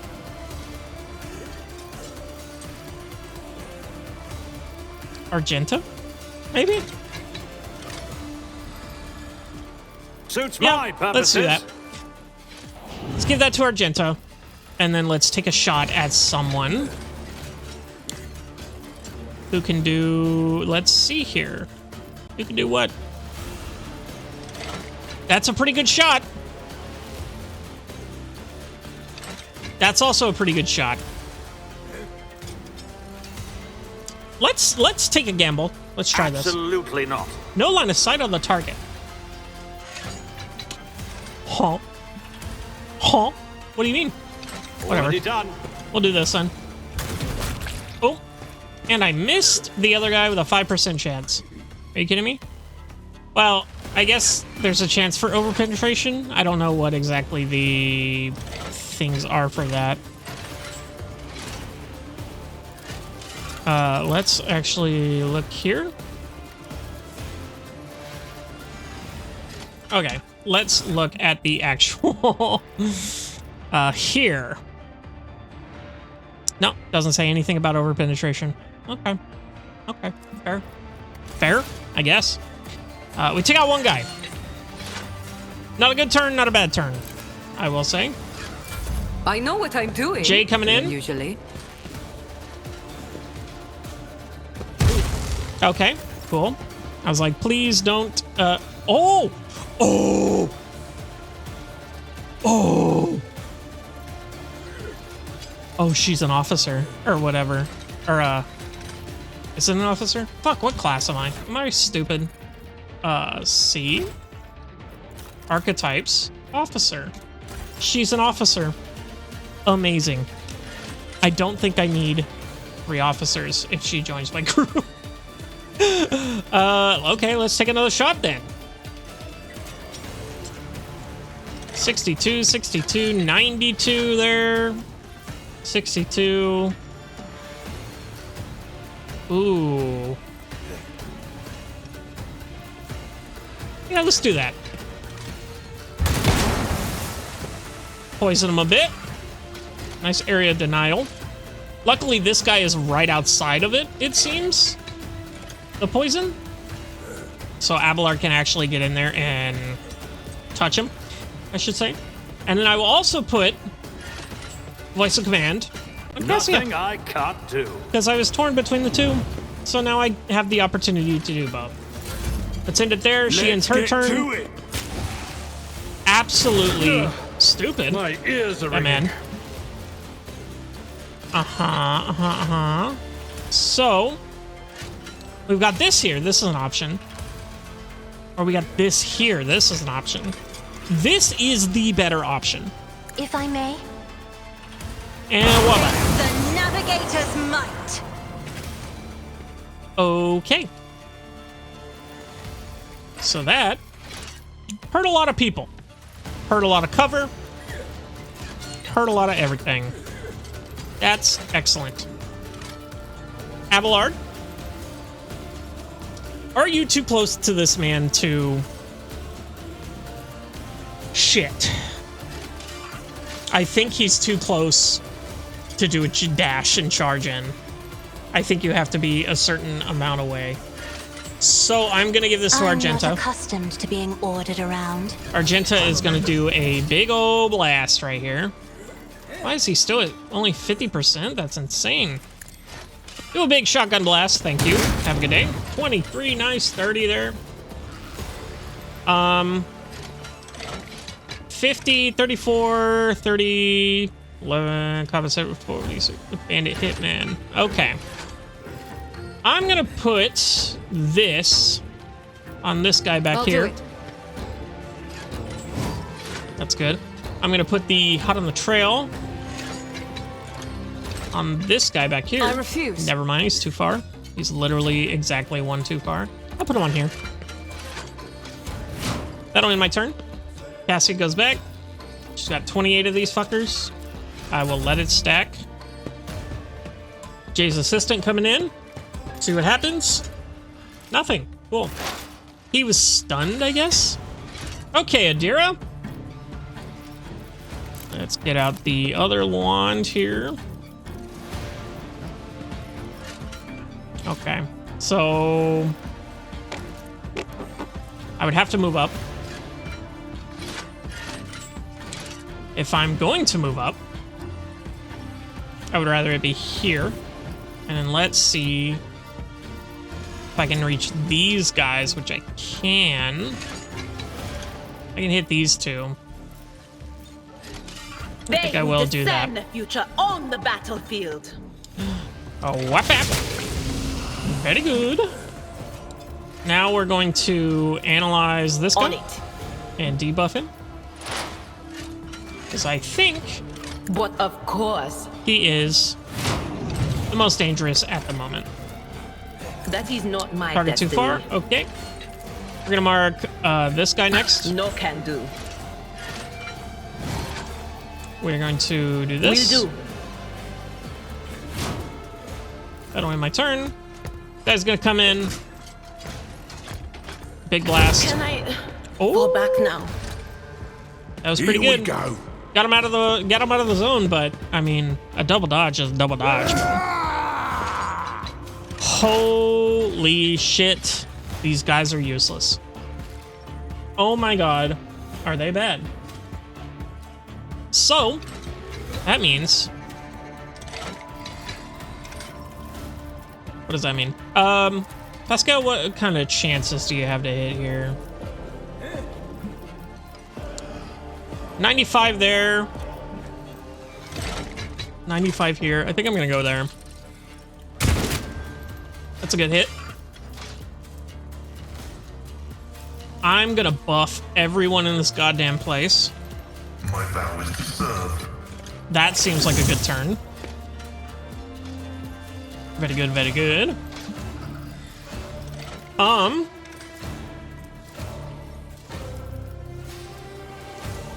think I'm gonna save these for when we fight these three over here. Because these guys are already debuffed to hell and back. So I think it's fine. Sheen Spirit Banishment. Ooh, that actually does hella damage to him. And it's a free action. Abelard can take care of that guy. I think I'm gonna take care of this guy here. That's super good.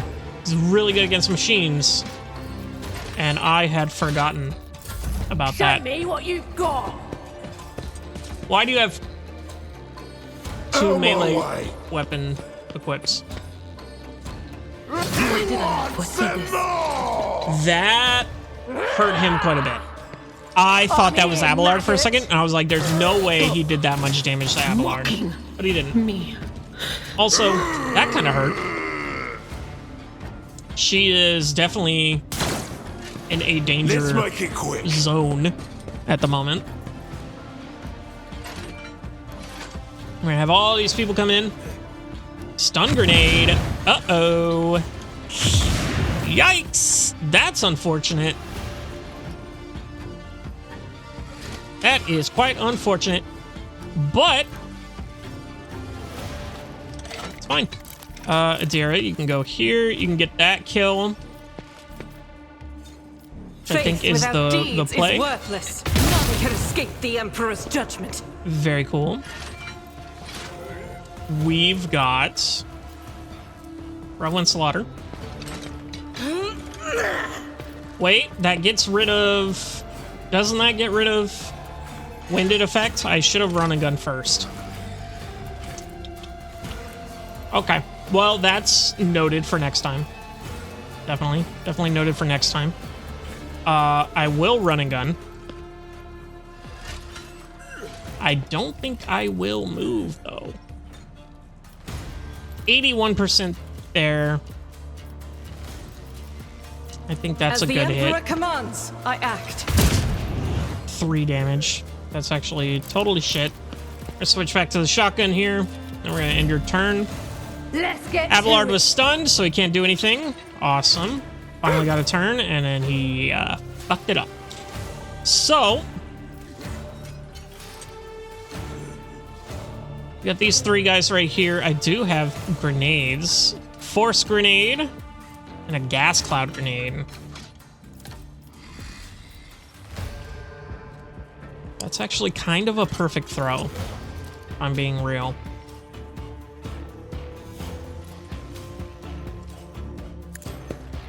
Let's do it. Send it. Little bit of damage off the back, but definitely some area of denial. I just realized I was probably going to get these guys killed. These melee dudes. But hey. They're stupid. They're actually quite dumb. I will give this to Adira. I'll pass. I cannot give it to Adira. Target can't act. That makes sense. Cassia also can't act. Abelard also can't act.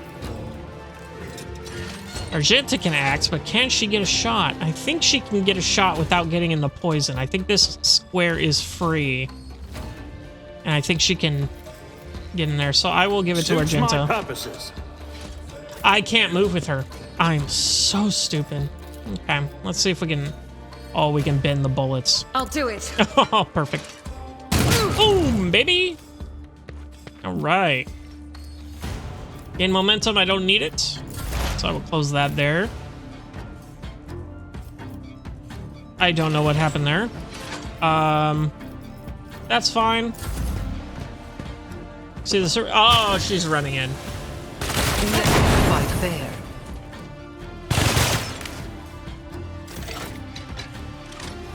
Okay.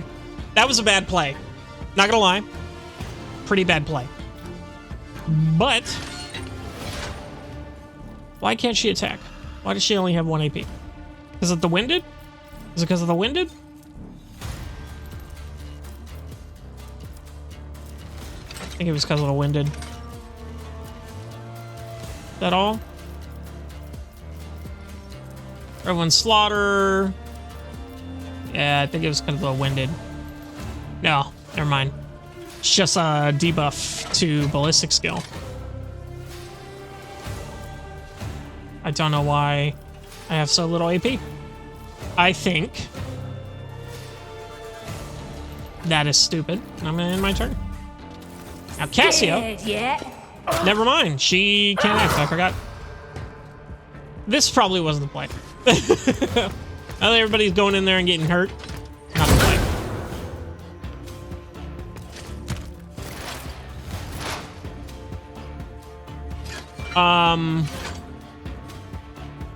No, yikes, I would say.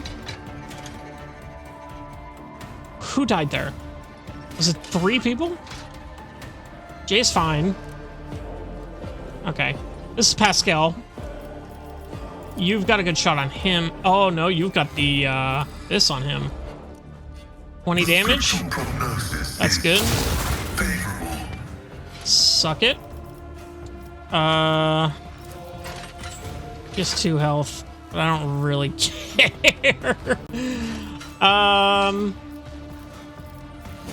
Let's just shoot the man, shall we? 45% is not... 85% is a better shot.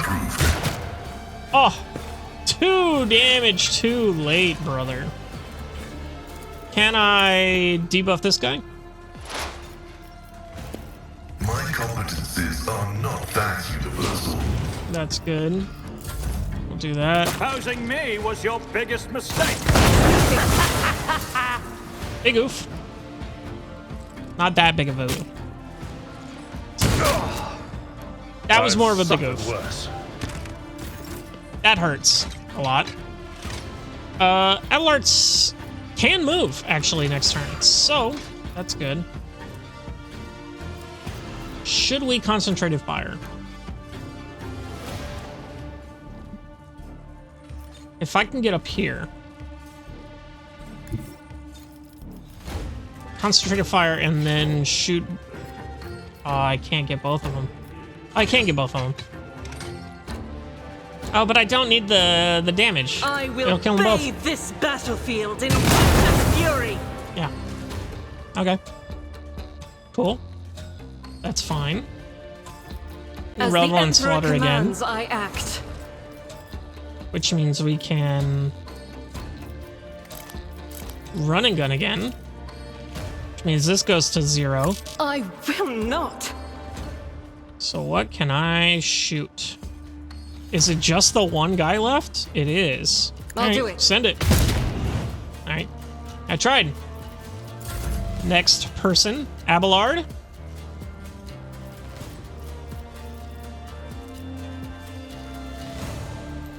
I don't want to take a... Yeah, I don't really want to take a chance there. 20%. I will Good do enough. my duty. Fair. Victory Let's just... is imminent. Everybody. Oh, does that... Oh, that got rid of everybody's stun, it seems. Like all the people that were stunned that couldn't act, now could act, and then they took that away. That's a pretty good way of dealing with that, I think.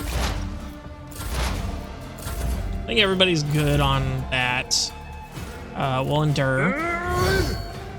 Give us more of that. Stop hating me. Chill. Oh, 62%. If I can get in closer. His arm is not very good. Where can I move to? If I go here, can I knock him out of cover? I kind of sort of can. Is that worth it?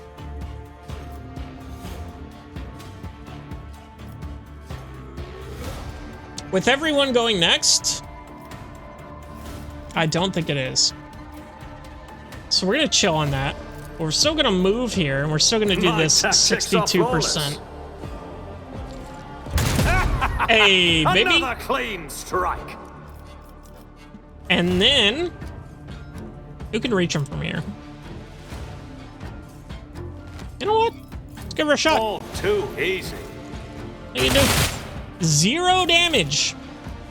0. None. Nada. Excellent. Thank you for your time. Going somewhere? There we go. What a mess. Okay. Didn't even fucking talk to me. Hello? What's happening?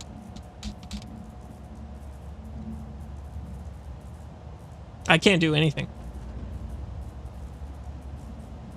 I guess I will hold enter to skip. Okay. Okay, that was weird. 2, 3, 5. Thank the Exalted One. Those ash mags didn't have time to make off with anything yet. Jay carefully inspects the containers emblazoned with markings from the same unknown freight operator, then smiles and touches the comm bead in her ear. Give me 2 minutes, Shireen. I'll send the coordinates to my loyal crew. Will deliver my property somewhere safe. Wait.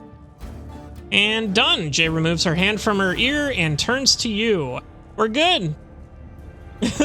Now, how about we relocate to a more pleasant and private space to discuss the details of our deal, specifically payment for your efforts. What? We're just gonna leave the priceless cargo here unattended? I hope your vaunted wisdom is worth all the trouble. Let's go. We're just gonna leave it unattended? Nothing to worry about. After all the ruckus we've caused here, I doubt anyone is gonna go anywhere near the containers. I am, however, infinitely flattered by the concern of our property. Let's go. Jay opens her mouth to reply when you hear the sound of many footsteps behind you. Oh no. The Liege's agents. Stop right there in the name of the Liege. The gaunt, pale-skinned man in a grimly clerical robes glances at you and immediately falls to his knees. Obsequiously? I don't know what that is. Your Excellency, please forgive the vehemence? Most noble Wilbur. I never expected to encounter such imminent persons in this corner of Footfall. I am Vladimir Takara. Vladimir Takara's personal agent. The man hesitates, choosing his words carefully. I came here to remove from criminal circulation a shipment, the distribution of which is banned on the lands of Footfall. Horrendous xeno-heresy that has been fraudulently delivered to a bastion of Holy Imperium. He looks at Jay. I do not doubt for a moment, the most notable Wilbur, that your presence here is merely a misunderstanding brought about by another's manipulations. Uh-oh. Number 6 is seated. It's too great a coincidence that the Liege's representative should arrive in the Shadow Quarters just after Jay has recovered her rifle spoils. It seems that the guards reported the problems with the shipment over the Vox, and not to just anyone, but the Liege's personal agent. Vladimir Takars knew the shipment from the start and planned to take it for himself and get rid of Jay if he could. Behold the grubby, underhanded struggle between cold traders. And had it not been for your impromptu deal struck in the bar, Vladimir might have succeeded. Gained 62 experience.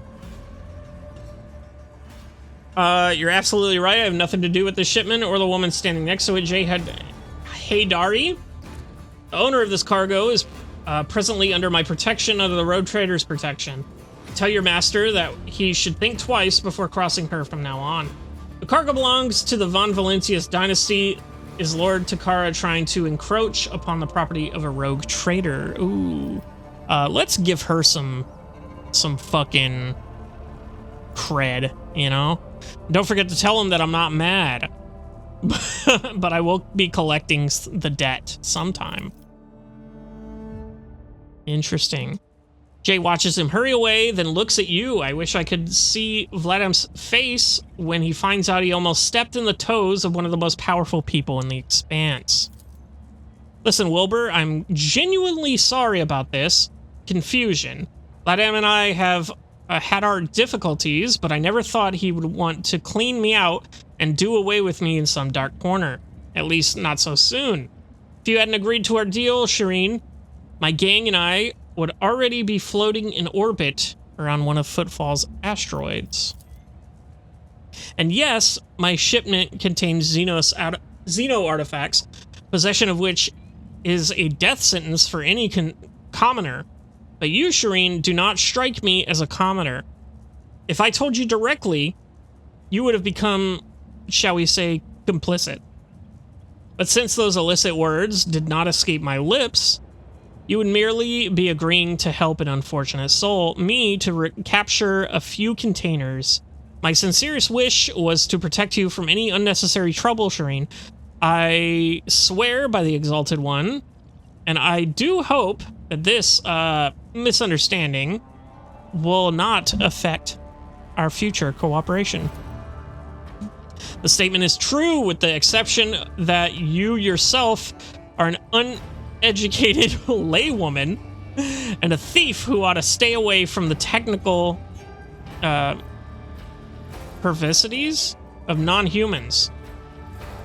I am now requesting your provincial disposal. preventive disposal.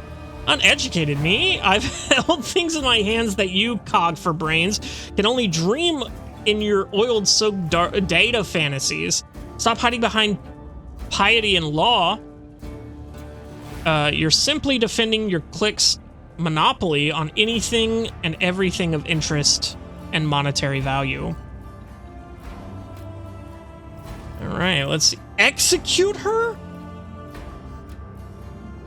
Fucking Christ. It's a little much. Tell me about your business on foot. Follow the truth of it and don't leave anything out. A rogue trader could use someone of your talents and connections, Jay. I would like to see you in my retinue. If you want us to stay partners, no more secrets or half-truths. I'll be merciful and give you a choice, heretic. You can atone for your deplorable crimes against the Imperium through your service to the House of Von Valancius, or you can die where you stand. I'll take it I'll take what we agreed to, but I never want to see you again. Join me.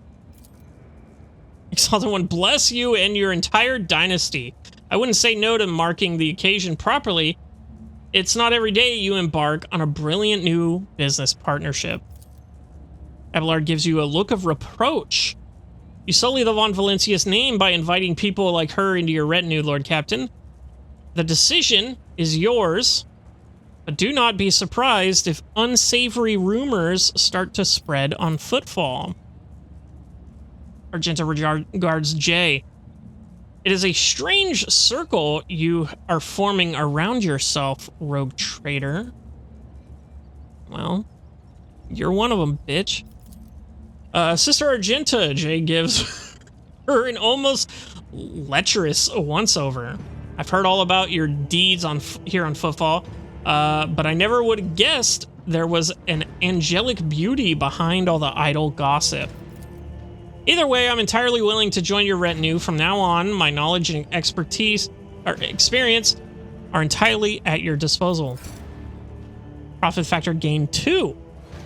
Oh, and one more thing, if you're interested in a rather lucrative offer, one that can give the Von Valancius Protectorate a leg up, I'd say now isn't the time to be thinking about such things, but once we get back to your ship, perhaps you could spare a minute for Shireen.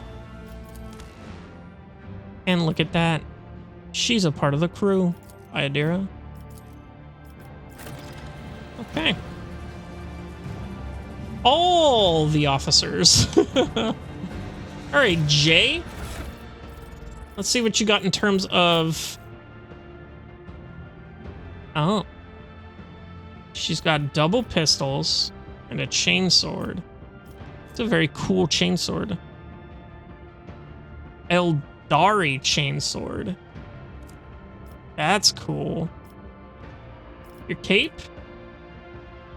A cloak. Mimic fibers blend the coloration of the wearer into their surroundings. Cloak grants the wearer 10% dodge. Interesting. She's got grenades, frag grenades, nice. An onslaught. And she's got a armored body glove, which I think we have something better for. Let's check out these pistols here. Shuriken pistol. Pistol burst, a 6 to 10, 15 armor penetration, max ammo 18. Splinter pistol has a toxic burst, 25% armor penetration, 6 to 9. And then this sword, 12 to 24. Damn. It's pretty good. Her weapon skill is 35, ballistic skill 60. So she's actually more of a gun person than a melee person. Fellowship is 70, which is good to have. What is my fellowship? 69 plus 4. Hers is actually better.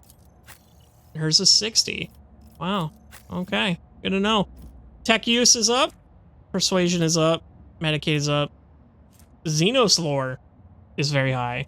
That's good. Imperium lore is very high. Commerce is very high. Coercion is very high. Logic is relatively high. Interesting. 90% dodge chance. Excellent. Okay. Very, Very cool. Let us level up, shall we? All right. Oh, actually, hold on. I don't want to level up just yet. Let me go here. Let me look at her proficiency. Or, damn it. I'll go here. I want to look at her. I want to look at weapons. Can she equip some of the cool alien shit we've been getting? She can, in fact, get the Venom Blade. That's cool. Can't use that, can't use that. She can use the blast pistol. Holy shit. Absolutely she's using that fucking blast pistol. Fuck that pistol burst. Yeah, we'll keep the toxic. That's so good. Uh-huh. Revolver. Good. Ripper auto pistol. Let's take a look at the guns here. I think that's it. Okay, cool. A flame. She can use... I think I will put that Venom Blade on here for her. Oh, that looks sick. That's actually sick. Let me actually compare that sword. Okay, so it does do less damage and less armor penetration. But it does do poison damage, I'm assuming. Let's actually take a look here. Info, venomous slash. No? Doesn't do any poison? Okay, well, never mind. We're gonna let her keep her cool chainsword then. Okay. That's cool. We've got armor. Let's see if we got any better armor for her. Didn't we have improved armor body gloves? What is this actually? 25%, this is 25%, and it gives me the buff. Throw that on her. Cool. Let's see what kind of helmet we can give her. Plus 20% bonus to coercion. And minus 5 to awareness, which she doesn't use. Excellent. Very cool. Haunting Scream she doesn't have. Logic plus 3. Voice command ability. What does that say? Whenever an ally under the effect of the wearer's voice command ability makes an attack during an extra turn, this attack deals an additional percentage damage. Actually, do I want that on him? I actually think I want that on him. I don't know why I didn't have that on him, honestly. This right here, once per turn, when it scores a critical hit with a pistol, the next attack with a pistol costs 0 AP. Okay. I think that's definitely going on her. For sure. Imperium lore tests depend on fellowship instead of intelligence and gain plus 3 bonus. That's pretty good, but I don't think it's necessary. Logic. Bayonet knife. Don't think I need that. Grants the owner 15 bonus Imperium lore. Do I have anything else for that slot? Okay. I don't have anything else for that slot, so I might as well put that in there. 125. Not bad. See, gloves we got here. Using grenades costs 1 AP less for the wearer. Enemies suffer plus 2% damage from the wearer's grenades. She gains plus 5 to persuasion, which I don't think I need. All attacks of opportunity deal an additional agility damage. That's pretty cool. I think I'll just put these on here just to have them. She doesn't have any boots. The wearer raises momentum to 175 every time they kill 5 enemies in a row in one turn. That's not happening. Phantom Cloak. I don't think we're gonna get rid of anything here. No. Increases the range of officer archetyped abilities by 1 cell. No, thank you. Wearer is immune to burning. Also, whenever the wearer ends their turn, burning is removed from all adjacent tiles. That's cool. The Von Valencia's Cloak. While the wearer is at full wounds, they gain +5 to all characteristics. That's pretty good. For now, she can't use meds. Unfortunate. She can use the plasma grenades. Yeah, let's throw those on there. Let's actually do that too. I don't really care about the stems, honestly. Okay. I think that's it for you. I think that's all good. Now let's level up, shall we? Adjusting frontline, crossfire zone. Using a stratagem on the frontline area grants allies in the area a big buff, increased to dodge against other allies' attacks. Oh, that's weird, actually. Uh-huh. Okay, all this. Redeployment. Every time a combat tactic area is affected by a stratagem. What exactly is a stratagem again? Category Grand Strategist archetype abilities. Each stratagem type has its own interaction with combat tactic areas and grants benefits to allies within them. Okay, very interesting. Now, what was this? All allies in the area gain +1 MP for the following turn. Stacks with itself. Point of interest, all combat tactic bonuses are increased by intelligence plus fellowship divided by 2% if the area was not moved for 2 rounds. Personal zone. Allies, including the Grand Strategist, in the same combat tactics area with the Grand Strategist gain +3 int bonus divided by 2 perception and agility. Enduring zone. Using a stratagem on a combat tactics area grants all allies in the area +3 deflection against the next melee attack they suffer. Diversion. Using a stratagem on the rear area also makes the allies in that area the enemy's lowest priority targets for 1 turn. That's pretty good, honestly. Let's take a little bit more of a look. Crit zone. Using strategy on the backline area grants allies in the area increased critical hit chance against enemies they are protected by cover from.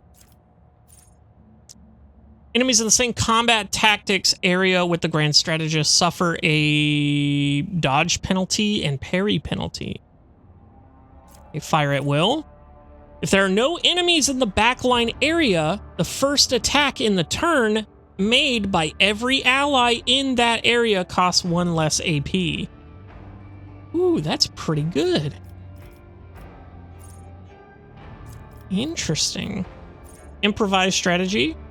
At the start of combat, the Grand Strategist gains 1 random unknown stratagem and can use it until the end of combat for 0 AP. That's interesting. That's pretty cool, actually. Using stratagem on the combat areas grants all allies in the area ability to move 1 cell within the provoked area of attack of opportunity.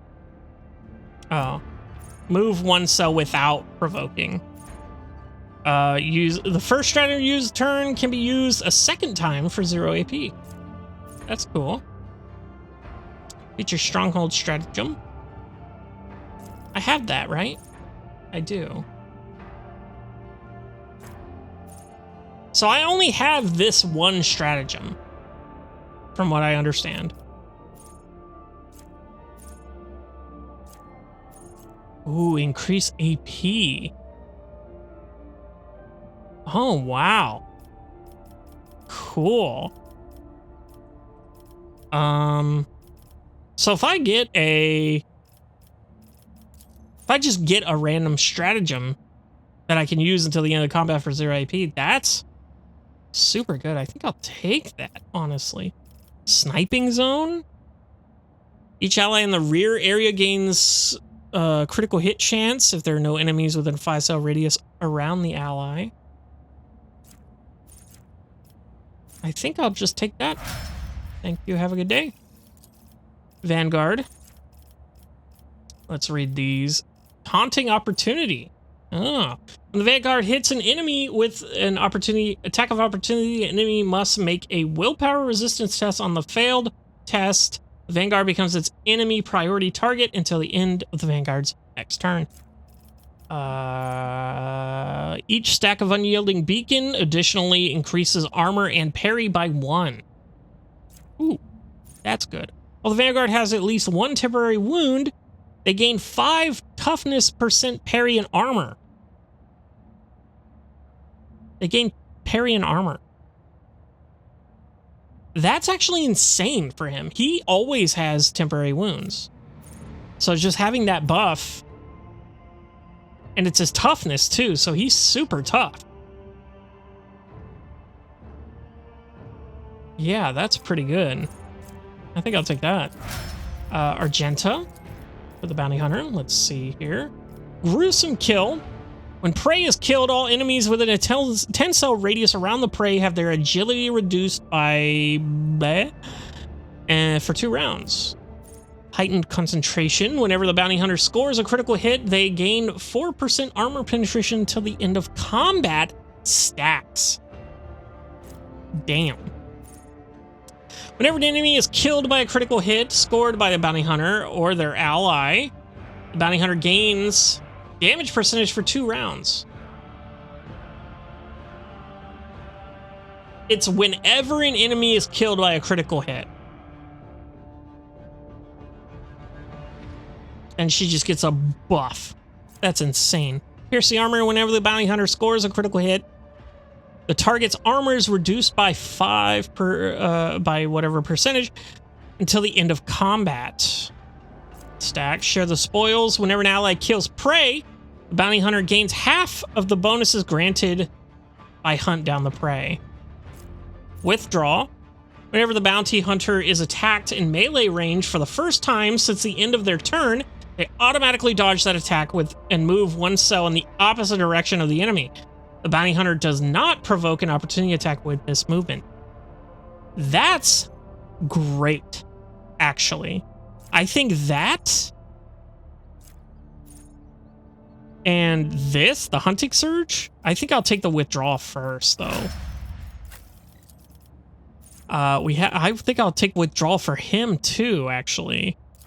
Just keep them more safe so they can't get hurt.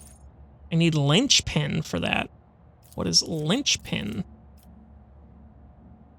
Oh, I could have gotten it instead of inspire. Okay. Linchpin is this one. Target ally or the master tactician grants 1 resolve for every 5 stacks of advantage, but the man loses blah blah blah blah blah.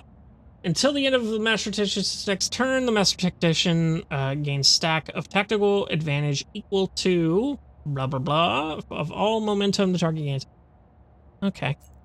I don't know if that's necessary. Now spends only 1/4 of the tactical advantage stacks instead of half. Oh, okay. So let's see. Against all odds, the master tactician begins combat with additional stacks of tactical advantage equal to the number of enemies. That's super good.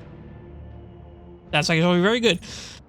Deals 12% more damage to targets with less than 50% wounds and heals 20% more wounds for targets with less than 50% wounds. Okay, so you want a Master Tactician as your healer. That's interesting. All of their abilities work as if the Tactician has 6 or more stacks of tactical advantage. Okay. Joint offensive. The Master Tactician gains 1 stack of tactical advantage for every hit scored on an enemy. That's probably the one. Let's be real, she's hitting fucking everyone in the room. Whenever the Master Tactician or their allies gain momentum, they gain +1 more. Whenever the Master Tactician or their allies lose momentum, they lose 1 more. Okay, very cool. And suppressing fire. All enemies hit by the Master Tactician have a 10% higher chance of hitting cover when shooting at the Master Tactician's allies behind cover.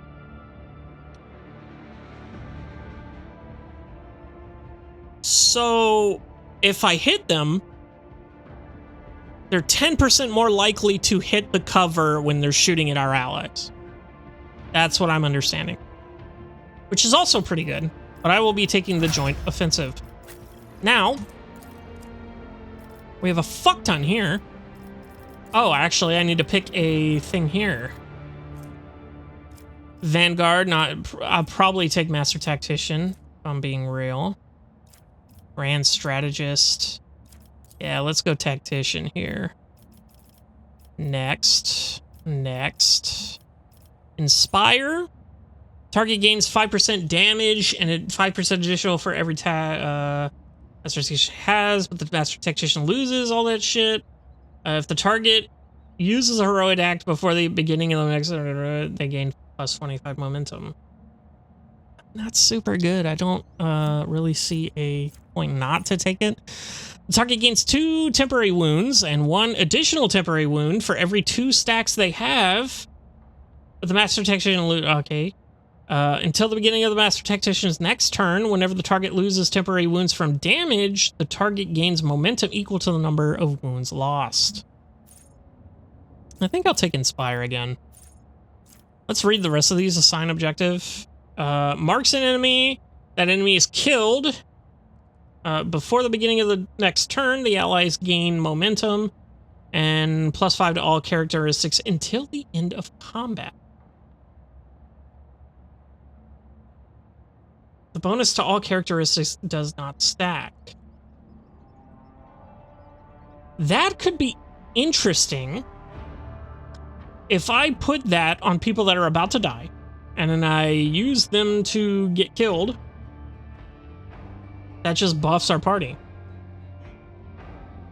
Interesting. Suffers direct damage equal to 20% of their maximum wounds. Gains resolve stacks. Resets cooldown of all those shit. Okay, don't like that for sure. Finish the job. Can only use on enemies that are unfinished business effect.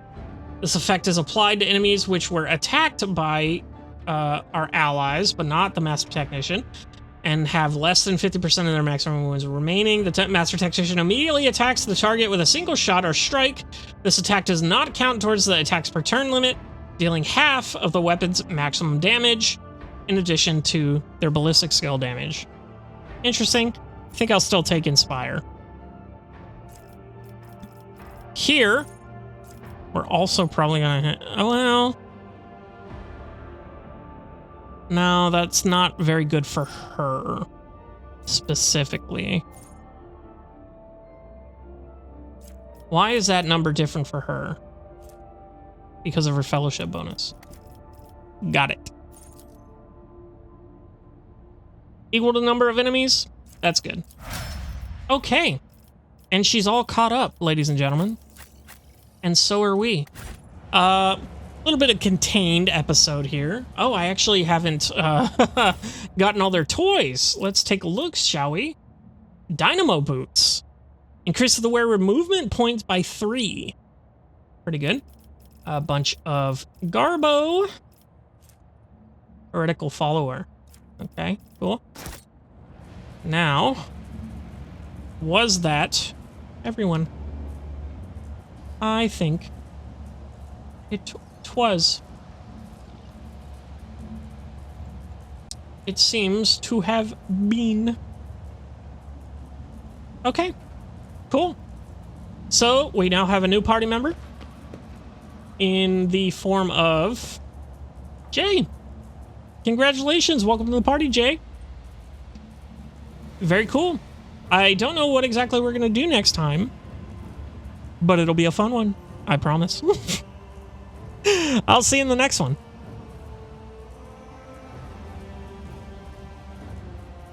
Hello, everybody, and welcome back to Warhammer 40K Rogue Trader. Last time we had a bit of a fight, and we got our new party member, Jay, dude. Another officer, bro. Others prefer power. And now we have You 3 are in officers. the presence of House Orcelio. I'm always ready. I'm gonna be honest, I'm gonna be real with you. Probably one too many. Probably 3 officers, not the way to go. But also, I think it's fine for now. I don't think we're gonna be running into anything too stressful because of it. So, we had this big old fight back here, got her stuff back, and now we are ready to move forward awaits. and see what else this footfall place has in store for us. Okay. So, what was next on our path here? Did that take a lot of time? I don't even know. Not enough, apparently, to get these boys out of the fucking goddamn way. So, what is next on our agenda here? Let's actually go to our journal. Let's take a look here. These are all completed. Tattered Spirit. To coordinate next steps, and the Lord Captain must hold a meeting with his retinue. Okay, so we need to go back to the ship and hold a meeting. On the hunt for knowledge, scan planets, that's fine. Where the shadows are deepest of all. The Lord Captain decided against going to the dangerous location in person. However, the Liege believes that after the death of the last victim, the area can be safely disinfected. On the Lord Captain's orders, help has been sent to the residents of the sealed off area. Okay, so that seems just like a wait kind of thing. We've got Hunger's Hand. Footfall has experienced severe shortages of provisions. Yes, yes, yes. So that also seems like a thing we have to do back at our ship. Astray. Sister Argenta has asked for the Rogue Trader to discuss revenge privately on the ship. Very cool. Lucrative opportunity. The Cold Trader, who recently joined the Rogue Trader's retinue, is ready to conduct business big and small. The Lord Captain can listen to Jay's intriguing business propositions on the Captain's Bridge. So everything, I think it is time to just go back to the ship. Let's see. Become a god to your subjects. Very cool, very funny. Hold on. Seek the second dawn. Yeah. So that's main story stuff, it seems. This is the bridge cogitator once belong. Also, I learned how to say cogitator. Very funny. Thank you, Space Marine 2. I remembered from that. Belonged to Theodore von Valencius. Pascal is sure that it can be used to decrypt the discovered databank. So that's also probably back on the ship. Warden of the Expanse. The Inquisitors. Powerful, mysterious figure. Okay. Stolen Stars. The Drukari have been observed stealing suns in the Coronis Expanse. Okay. Hotbed for Xeno Heresy. Plundered Void Station in the Belt. According to numerous testimonies, is serving as a base for a band of pirates who aren't above doing deals with Xenos. Okay. Very interesting. Lost on the Void. Footfall still waiting for news from an ancient ark known as the Wasteland Wayfarer, which is set off for distant stars in search for new worlds. The vessel's last message supposedly came from this system. Okay, so we're probably gonna have to go there at some point. Xeno's on a rampage. There are whispers of footfall on on footfall about Xenos. Okay. Those cursed enemies of humanity. Carrying out raids on inhabited worlds and ruthlessly destroying Imperial outposts. Okay, cool. We got Angels of the Imperium, or of the Emperor in the Expanse. Travelers arriving on footfall bring with them rumors of Emperor's blessed angels coming to the region to repel the Xeno threat. The Holy Warriors are few in number and are fighting in the farthest flung reaches of the Expanse. Thousands of refugees from Winterscale's realm arrived on footfall aboard the transport Navisa? I don't know. But found no refuge there and set off to the desert world of Foulstone. Okay. Cache from former Lantern. Great Cathedral was never built. The turret that would have crowned the colossal dome is now located in the atrium, where it serves as the chapel of Saint Drusus. There may be an ancient cache inside it. Inevitable Triumph. Decades ago, a ship called the Inevitable Triumph went missing. On course for footfall, a shuttle from the ship has been discovered not far from this system. Well, that system, I should say. Dumped cargo. Careless officer dumped cargo, and we should go pick it up. Very cool. No contracts. Okay, epic. Awesome. Well, that's good to know. Tolerate weakness. I think... So everything seems to be go back to the ship, right? I think I want to head back to the atrium real quick. Just take a look around there. I might cut it out. I don't know yet. Probably take a look around there to see if I can find this cache, maybe. We'll see about that. It might be in another part of a map. I don't know. It seems like we've unlocked all of the portions of the map that we need. So I don't know if there's more to it. We shall see. But yeah. I'm going to go take a look around. If I don't find anything, I will cut it out. Okay. Waste of time. Awesome. Didn't find anything. So we are back here at the docks. Time. Let us go. And let's see. Oh, there is loot over here. Where is this loot? Oh, that's right. Wasn't there like a puzzle or something here? Yeah, 1, 3, 4, 5. There was a puzzle that I couldn't solve. And I don't know if I have the necessary information on me for it. To the stars. Heinrich! A familiar figure turns to you, Heinrich von Kalax, interrogator for the Ordo Xenos, bows his head respectfully, Lord Captain. Honored interrogator.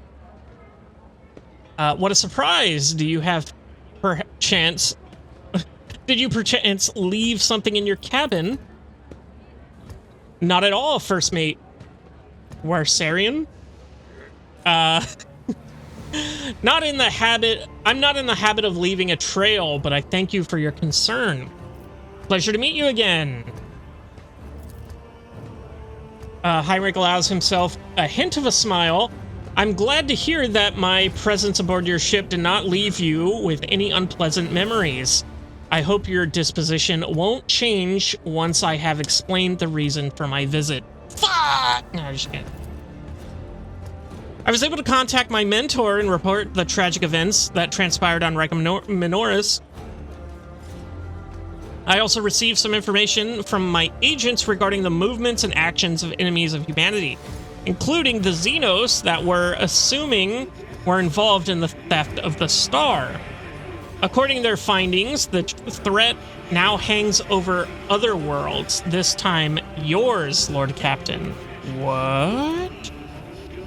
Henry clears his throat and begins in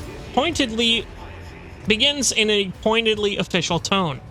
By the order of the Lord Inquisitor, Xavier Calcazar, whose duty is to stand sentinel over the Coronis Expanse, the rogue trader of House von Valentius is to take on board the agent of the Most Holy Inquisition and provide escort and support in deals great and small that serve to safeguard the territories of the Imperium against its enemies.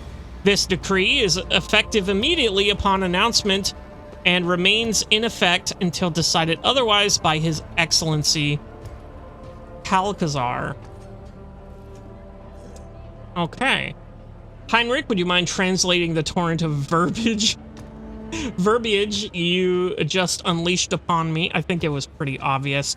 I can't say no. I can't really say no, can I? What exactly caused this need to rejoin my crew? The cause is this activity of humanity's enemies, including the Cult of the Final Dawn. In my absence, the situation in the Coronis Expanse has changed. I've received an exhaustive report from my agents. This heresy has taken root in the region where the Von Valentius worlds lie. You probably already know about the fate of the industrial world of Cava Gamma. If not, then I shall share the details I know, but not here. Better to talk on board where we will not be overheard. Okay, very well.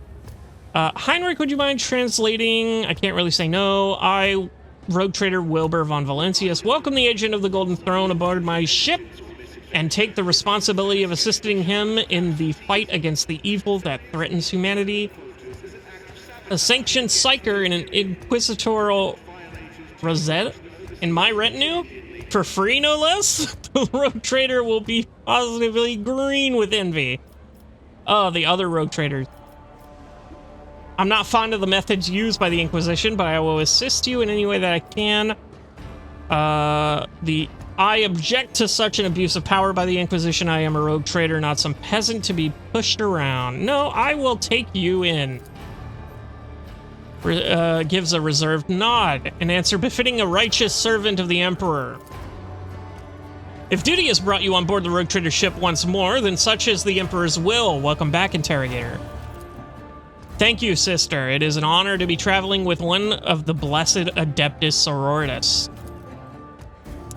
The Inquisition. Wilbur, you never mentioned you socialized with such distinguished servants of the Emperor. I bet it takes someone truly remarkable to warrant such imminent and close attention. Jay lets out a laugh. Heinrich glances at her and tilts her head slightly. Mistress Haydari. Haydari?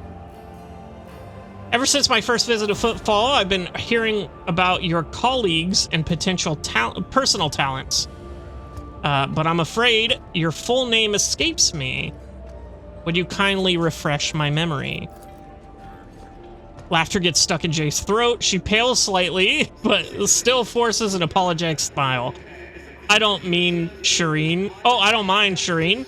Let my full name remain naught but a stray sound to you. Plain and uninteresting. Master von Kallax. Cassia's voice is brimming with genuine joy, which she immediately hides behind a facade of highborn primeness. Since you are with us once more, I do hope you will find time to finish our conversation about the literary works of the dude, the Blessed. Kronhaller, the Blessed? I will make every effort, Lady Orselio. I must also deliver this to you. Heinrich pulls out a sealed letter. The Lord Inquisitor specified that the contents of this envelope are for your eyes only. I would ask you to read it as soon as you have time. Letter from the Inquisitor Xavier. Or is it Javier? Or is it Xavier? Just kidding. That is everything for the time being. Are you headed to your ship, or do you still have business on Footfall? Whichever the case, I will either wait for you on board or accompany you as part of your retinue. Hey, he's back, baby. I know, I'm sorry. I just got you, but I think he's much better, in my opinion. Let's actually Oh, C to level him up. Very cool. Let's go archetypes. He is an assassin, that is right. I forgot I did that. Death Whisper. The assassin makes an attack that does not count towards the limit of attacks per turn and does not block the assassin's movement, but deals only 25% of the assassin's usual damage. If the attack is successful, the target suffers a hemorrhage effect. Hemorrhaging at the beginning of each turn of the target's turn, they will suffer lethality divided by 10 rending damage that ignores armor and deflection. Lethality is a specific assassin parameter that is equal to dodge or dodge reduction, whichever is higher. Interesting. Elusive Shadow. For 1 round, the assassin becomes the lowest priority target for enemies' attacks and gains the elusive effect. Damn. The assassin can move through enemies. Assassin gains agility, dodge, and perception dodge reduction. The assassin attacks deal 10% more damage overall. Oh, additional damage, sorry. All half cover provides the assassin 50% cover efficiency.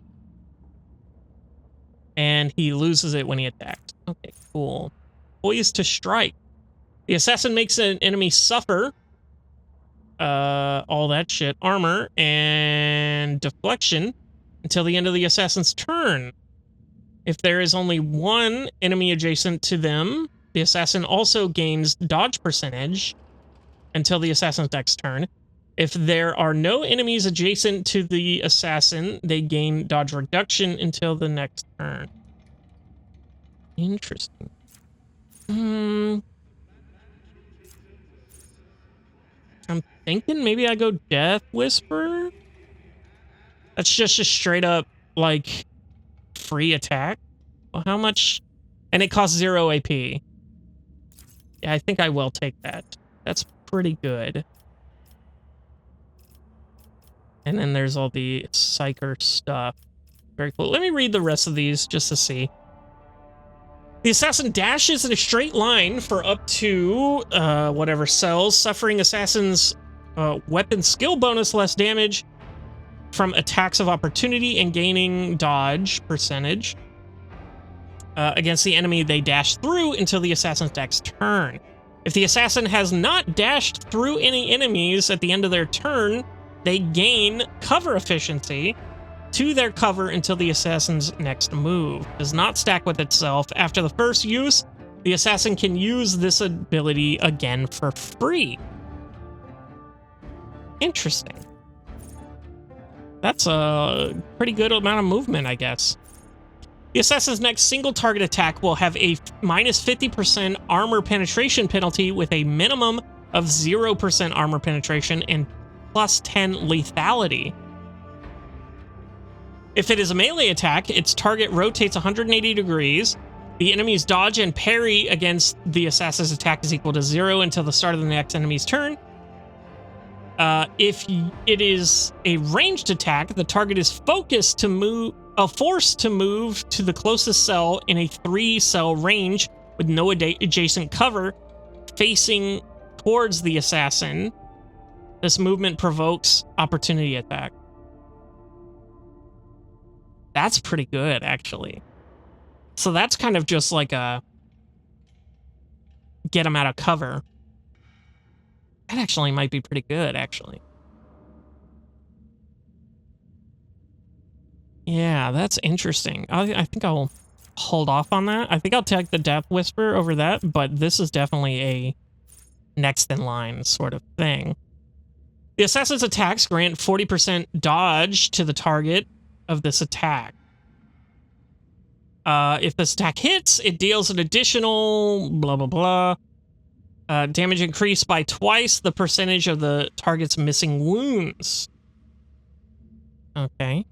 Interesting. I think I will take the Death Whisper. Now I have this.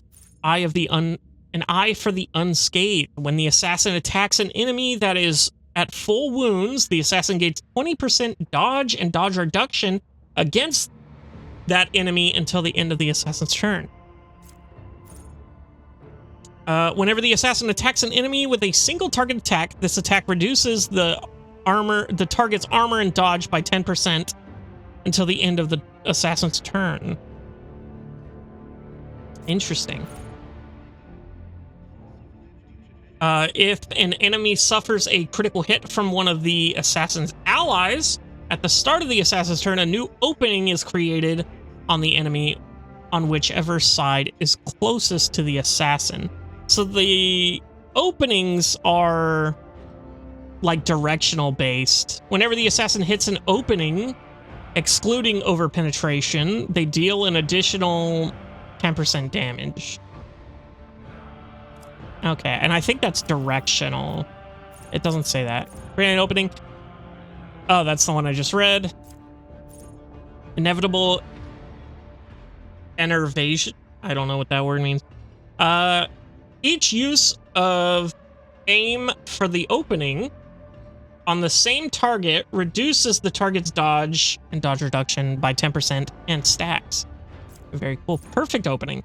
The assassin gains lethality percentage, chance to deal 5% of the target's maximum wounds, more damage when hitting an opening. So that just makes them hit harder, it seems, if I hit their opening, which is pretty good. Professional acumen. Every turn, the first use of an assassin ability costs 0. Yep, I'll do that. Very good. Very good. I will take that. And then I think perfect opening is our next play there. So very good. He is now leveled up with everyone. Let us go to our inventory and see what we can give this man. He's got the Force Sword. Not that bad, not that good. He's got the Psyker Staff for Scythe and Life. Very cool. We should have a better pistol than that, I believe. Shouldn't we? No. No. That is a better pistol. For sure. Rate of fire is... Oh, that's an additional hit chance. Okay. 9 to 14. 10 to 14. Okay, interesting. 7 to 11. No. I guess we kind of don't have a better pistol. I mean, this is like probably the better one. It's got 2 more minimum, but 2 less maximum. But this also has a 15% additional hit chance. But this also has the pistol burst. The other one does not. I think we'll take this one. I think we'll put that on there. That's good. As far as armor, let's see if we have anything better. This is already better, the chainmail. 30 with a 75. 35 with a 75. 30 with the 75. 20 with the 75. 15.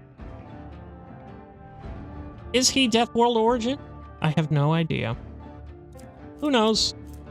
It seems that this is our best option here. The black armor. Cool. As far as this... So he's really good at Xenos lore. And cores, but I think we're good on that. With Abelard. He's a 90% parry. He has pretty well-rounded stats. His weapon skill is pretty up there. His ballistic skill is really not. So maybe we just want... you know, maybe we just want a fucking... two-handed weapon. Maybe we do just want to take that gun away and use his Psyker abilities. What are his Psyker abilities, now that I'm thinking about it? Let's go to character. Features. We're not even looking at them. Cool. So he's got A lot of melee stuff. He's got the haunting scream, which is good. Aim for open. Oh, you know what? We do actually want to give him... I just remembered. We do actually want to give him the pistol just because of the... that skill we're going to get, I should say. Not the skill that we have now, but the skill that we want, which is fine. So let's go here. Let's take a look at these. Logic, not really worth it. No, not really worth it. All targets of taunting screen suffer strength into their willpower test against this ability. That's interesting, I think. That could actually be interesting. I don't know. Where gains persuasion. All opportunity attacks deal additional agility damage. What is your agility? 40. Not that great. Increases the movement points by 3. That could be interesting, I think. Raises momentum. Let's see. Capes here. Grants. Does he already have a cape? No, he doesn't. Parry reduction in armor weapon for melee attacks. That could be pretty good, I think. 15 armor against warp damage. Stops that shit immediately. Stop the debuffs. Increase range of officer archetype abilities by 1 cell. Not really worth it. And immune to burning. I think that's good. I think... I think we'll put this helmet on him. So he gets the taunting scream ability, but now we can't see his beautiful face. Oh well. Bayonet knife, I guess? Or wait, what does Argenta have? She doesn't have that. She could put that on there. Because that shotgun can definitely do that. That would be very good for the shotgun, actually, now that I think about it. Let's go back to him. He's got boots. He doesn't have any gloves. I guess we'll do that. Because he's going to be in there with them. Which is good. Abelard, I think, he also doesn't have gloves. So I could probably give them to him. His weapon skill is higher. Isn't it? No, they're the same. So it doesn't truly matter. Oh, his strength is a lot higher, though. His strength is like 10 times higher. So yeah, I think I will put those on Abelard instead. Oh, well, it's agility. It's an agility bonus. So he has 35. He has 40. Okay, yep. I had it right the first time, baby. I like the hot topic. The space hot topic. Okay, well, I think that's good. He can't equip any of these, so we might as well give him some grenades. Fuck it. I think that's good. Let's go back to Wilbur. Let's take a look. We don't have... Where is the... Ah, the letter from Lord Inquisitor. May the Emperor's faithful forever remain in the light of his favor. Let me first express my condolences on the tragic death of the most honorable Theodora von Valencia. Nevertheless, I was elated to hear that the warrant of the rogue traitor has been passed to a worthy and promising heir. These words are not hollow compliments, but rather the Inquisition's official opinion of your person. As fate would have it, you have taken the reins of the Von Valencia's dynasty in an hour most dire, when grim portents of dark events are to come are surfacing throughout the Cronus expanse. I have been duty-bound to become the first sentinel who sees the approaching threat, and I hereby alert you that it is indeed coming. Our loyalty and resolve will be tested. People such as you and I will become the pillars that will unite the Emperor's frightened children and inspire them to fight back. And so I greet you as my dependable ally and assure you are in my favor. For now on, you have... Oh my god, stop. Where the fuck was I reading? Okay. From now on, you have a trusted friend within the holy orders of the Emperor's Inquisition and receptive confidant on whom you can rely. Should the dark times ahead require you to make questionable choices, have no doubt that such an incident will be examined in the exceedingly temperate fashion that rules out the most radical forms of judgment. I have faith in the success of our partnership and thank you for your contribution, both past and future. Lord Inquisitor. Very cool. Okay. I think that's it. I think we're finally ready to go home. Let's actually go to the Formations tab. We're gonna swap these two for sure. I think that's good. Cool. Victory awaits. Yep, that's good. All right, in we go. Back to the ship where we can talk to all our homies and have a good time, hopefully. Hopefully nothing bad happens on the ship, dude. Oh, God. Oh, I don't know if I can take it, but here's to hoping everything's just hunky-dory from now on, because Jesus, I don't want to be having a fight on my ship anymore. All right, what's up, guys? Everybody here? Everybody cool? You can put your weapons away. Like, goddamn. Lord Captain, the inspection of the ship's systems is complete. The tech priests are reporting the machine spirits are calm and satisfied. Everything is ready for onward travel, except there's the issue you must be made aware of. There is an issue. Meet with the officers on the ship. Cool. Cassia makes a quick, nervous gesture, adjusting the adornment over her third eye.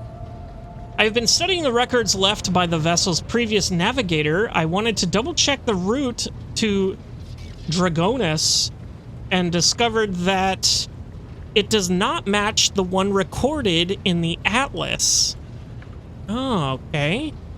It is more than a minor warp fluctuation. The route has been wiped out. It can no longer be used for traveling.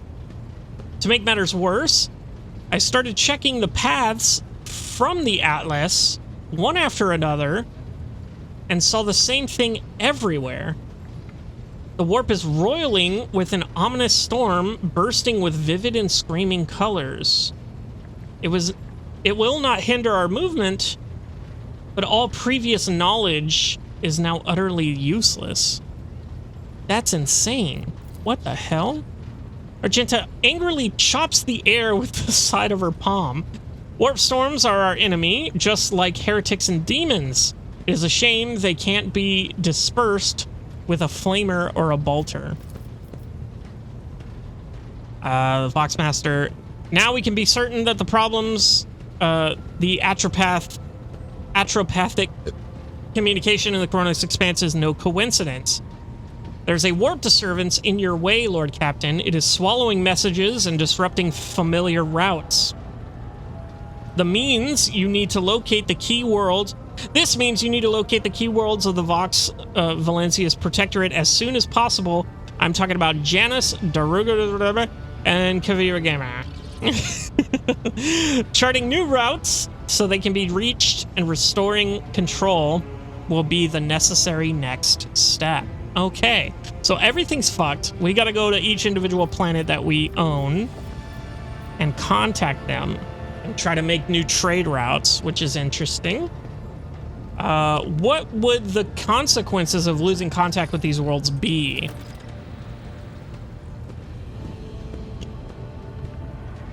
A world deprived of connection to its neighboring systems in the Coronis Expanse infraction infrastructure can only rely on itself, and their capabilities are often limited. For example, Janus does not have a fleet of its own. Pirates, cultists, heretics, xenos, anyone could prey on the helpless planet. The loss of communications is a threat to your position. A rogue trader with no protectorate to back them is one that grows weaker by the day. The Voxmaster is entirely correct. You are the rogue trader Wilbur von Valancius, the successor to Theodora von Valancius, one of the most influential women this side of the Maw. But you are also new to the business of governing. Many will doubt your competence and try to carve up your protectorate so they may snatch a piece for themselves. It is important to show your potential allies and foes that you are in control of the situation, which is why the sooner we reclaim these lost worlds, the better. Oh shit, I just realized these are probably going to be all timed events, and we gotta figure out who we're going to first and everything. Tell me about Janus. The surface of Janus was altered extensively so the planet could be designated an agri-world. Agri-world, as we know, are agricultural planets. Yeah. It is a powerful food base capable of supplying the begrudgingly protectorate and exporting provisions to the outer worlds at the same time. Janus owes much of its prosperity to the governor house of Viat. Under its leadership, the world has grown even more prosperous year after year, securing shipments and taxes while keeping the workforce tightly controlled. What about Kaiva Gamma? An industrial world. Kaiva Gamma is being managed by the Governor House Kapark and supplies your protectorate with rare mineral resources. Additionally, the planet features an Adeptus Mechanicus Manufactorum that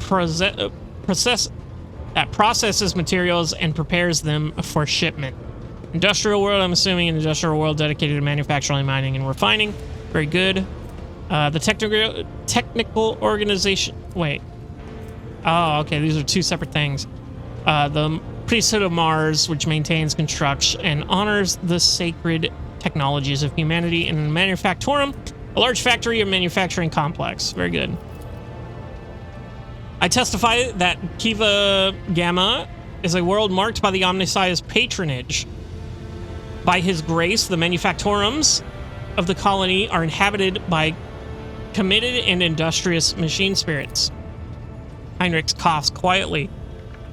Mistress Toliman neglected to mention that the Kavia Gamma Manufactorum also supplies heavy machinery from forage harvesters to vessel systems and components. Abelard turns his head to Heinrich. You display commendable knowledge of our world's manufacturing capacity, von Kallax. Pleased to be of service. What do I need to know about Darganus? Darganus is the heart and soul of the Protectorate. It is where the main administrative resources and storage facilities are, and so is the Von Valancius Palace. If you would like to know, this is where you will publicly accept the title of the Rogue Trader. This planet is a major administrative hub that runs the cargo fleet and keeps track of finances. Okay. So we've got our food, our money, and our machines, basically, on 3 different planets. Abelard, what is your opinion? Which should we deal with first? Abelard strokes his beard for a few seconds before giving a hesitant reply. Rediscovering the Agri world will supply your protectorate with something none of your servants can do without: sustenance. The importance of basic supplies should not be underestimated. Just look at Footfall in its current pitiful state. That is exactly what I was thinking. I was thinking we go after the food, then we go after the money, then we go after the materials. I think that's the plan. On the other hand, I am concerned by the rumors concerning Kiva Gamma. There have been no problems on Janus for many years, but something is very wrong with the industrial world right now. Delay may cost us an entire planet. Okay, well that changes things. Maybe we do the money last, then. I trust I do not have to explain the capital world. Losing it would make us the laughingstock of the other dynasties. Besides, the loss of chronicles and ledgers would spell a bureaucratic catastrophe. So all three systems are equally vital to the Protectorate. It falls to you to decide which should be brought into the fold before the rest, Lord Captain. Fuck me. Very well. Our course is clear. Do my officers have any other issues that require immediate attention? That is all, Lord Captain. The vessel and its crew await your instruction and are ready to depart footfall immediately, should you so desire. Okay. So, here's the thing. So we have to go to these three worlds. Let's actually go over here and talk to this guy, the factotum. I would like to replace the painting. No, I will keep the painting. Where is the... I would like to order the shipping transportation of goods. Okay, there it is. Oh, we actually have access to all the factions right now. Oh, that's insane. I had no idea. These guys are level 6. These guys are cool. These guys are only level 1. Let's take a look at everyone here. So I've taken all this. That's good. Let me see if they select tradable. This will get us halfway to level 1. Okay. You. Oh, we're level 6. Oh, and we have the stuff. Why can't I get this? Oh, 35. Oh, okay. So we can take this. This is a manual that grants the owner +2 times toughness bonus to Medicaid. It also grants toughness bonus movement points after using a medkit. Very cool. We will take that. We got a plasma pistol, 15 to 19. That's insane. And we can overcharge it for a area attack, or we can overcharge it for extra damage. Very cool. We'll take that plasma pistol. I think I already have... Okay, so this is a different pattern, but it does do way more damage than the other plasma pistol. Interesting. Maybe we give that to Heinrich? Maybe we get him proficient in plasma weaponry and then give him this plasma pistol. That seems pretty good, actually. Let's see here. What's tradable? That actually will get us over the edge, so I will trade that. Yeah, that gives us another level there. Now we're at level 7, and we can do these.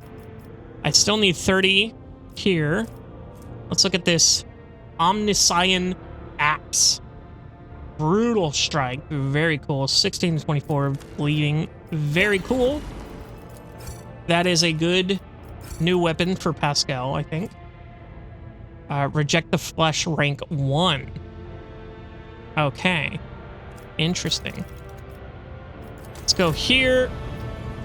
Let's go to the next guys. Can't really do anything here. Let's go to reputation, see what they need. Need 900. Oh, we only have 900. Okay, so that's not that good. We're not going to be able to trade with those guys for a while. Let's go to Riza. Only 300 there in the jewelry aspect. But that gets us over to the next level. Cool. Our next thing is 4, though, so we still have quite a bit of shit to sell. And then the Imperial Navy. I don't recall meeting this man, but that's on me. We've got a ton of shit here, actually.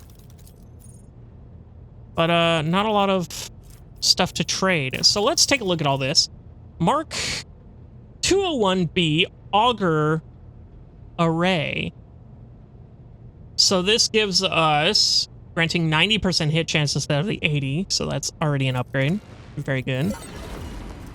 11 speed to the 13 speed with a low acceleration and braking. Huh. Interesting. This is a torpedo tube. Firing 4 plasma torpedoes with 19 damaging warheads, which is the same one that we have equipped, but we'll get another one. Very cool. Lance weapon. This is the same one we have equipped. Okay. Okay, this ours provides 80 points of protection for each sector. This one provides 70 points of protection to each sector. This amount is doubled against enemies' blast attacks. So that might actually be worth it. Short-range prow mounted micro cannons, which fire 4 shots, dealing 14 damage per shot. Interesting. And what is the prow? Let me see the prow. Section of the voice ship where prow-mounted weapons can be installed. Okay, fucking fantastic. Thank you. That was very informative. Let's just take it for now. And we might as well trade whatever we have for shits and giggles. Okay, and I think we're done trading. Let us... Oh, installing components. You've received new equipment for your ship. To install it, open the Void Ship Management screen on the panel on the right-hand side. Double-click the left mouse to equip icon and hold and drag it, or hold and drag it to the desired whatever. Oh, fuck me. I forgot to lock my shit. Let's unpause that. Let's go to the Void Ship Management with V. Okay. Now, got some interesting stuff here. This, we probably want to equip. This, I will try, because I'm interested. This is just a straight upgrade. Very good. This and this are things we already have. Oh, no. Oh, no, these two are the ones we already have. This is the prow battery. Okay, so I can either get rid of the torpedoes, or I can get rid of the lance weapon. Firing a narrow arc.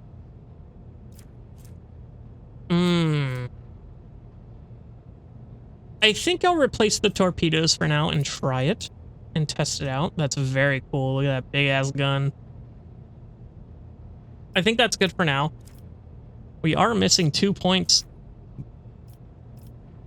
which is unfortunate. Upgrade. Oh, this is our leveling system. Posts. Let's see here. What do you have? So you can also pilot. You two can pilot, but mine is way better. Oh, and you have the same skill as me, it seems, right? Supreme Commander, Focused Efforts. Supreme Commander, Focused Efforts. Okay, cool. I think you're good there. Yes, you're definitely good there. 76 ain't bad. You are definitely good there. 65. You are probably the lowest one I have on there. And then 95. Very good. I think those posts are totally A-okay. Let us...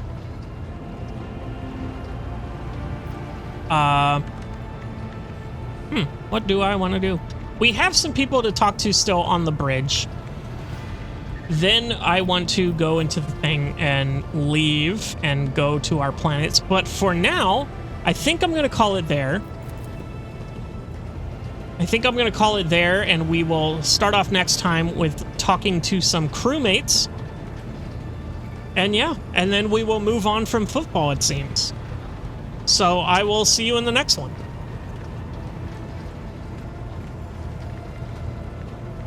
It has been a hot minute for me. Hello, everybody, and welcome back to Warhammer 40K Rogue Trader. If you're watching this in the playlist, no time has passed, but this is actually about a month since the last episode that I played.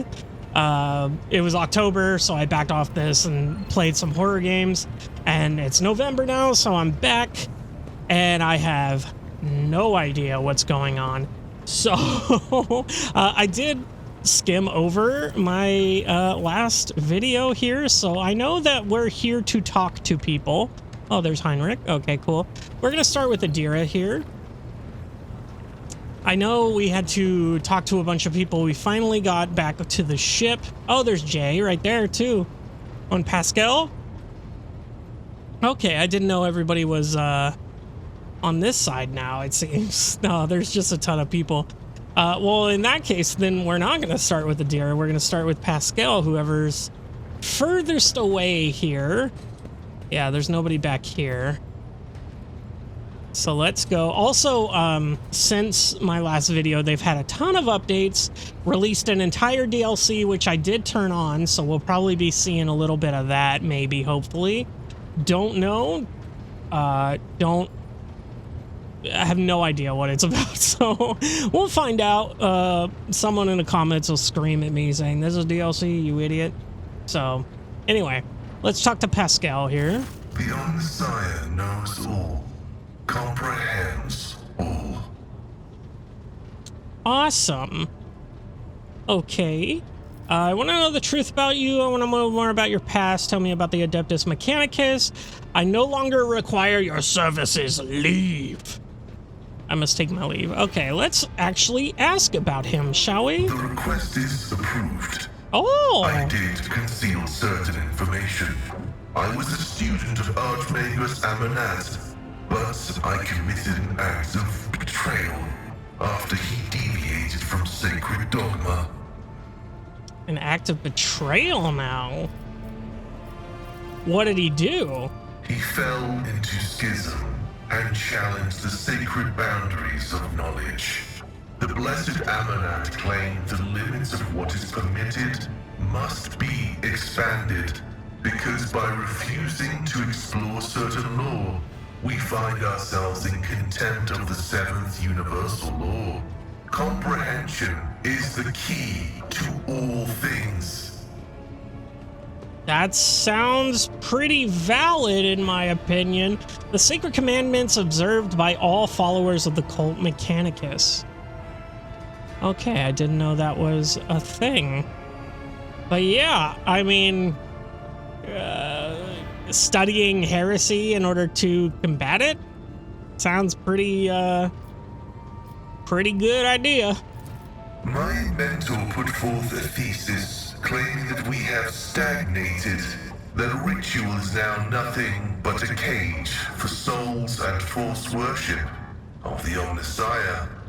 He sought to break the cycle of mindless repetition because he saw the inevitable demise of our faith and all humanity at the end of it. That does sound... Okay, I was gonna say something. Fuck it, I'll say it. That does sound like pretty much every modern religion nowadays, honestly. Yeah. Good for him. Although he's probably absolutely dead. Pascal probably absolutely murdered him. Certain aspects of the Imperium have indeed ossified. Never heard that word before. His argument sounds reasonable. This Aramant of yours is a dyed in the wool heretic. What the fuck does that mean? Dyed in the wool? I don't know. That seems like theological argument, not a political one. Oh, that's interesting. Fascinating. I'm gonna say his argument sounds reasonable, honestly. This statement is false. My mentor's words sound like heresy. Limits were established because it is dangerous to venture beyond. Each step past them could lead to a bloody slaughter. but the blessed Amonat was not afraid. And how did you betray him?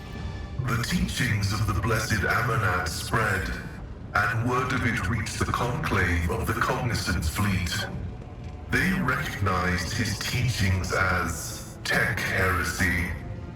Many tech priests suddenly vanished or were subjected to servo penance for minor transgressions.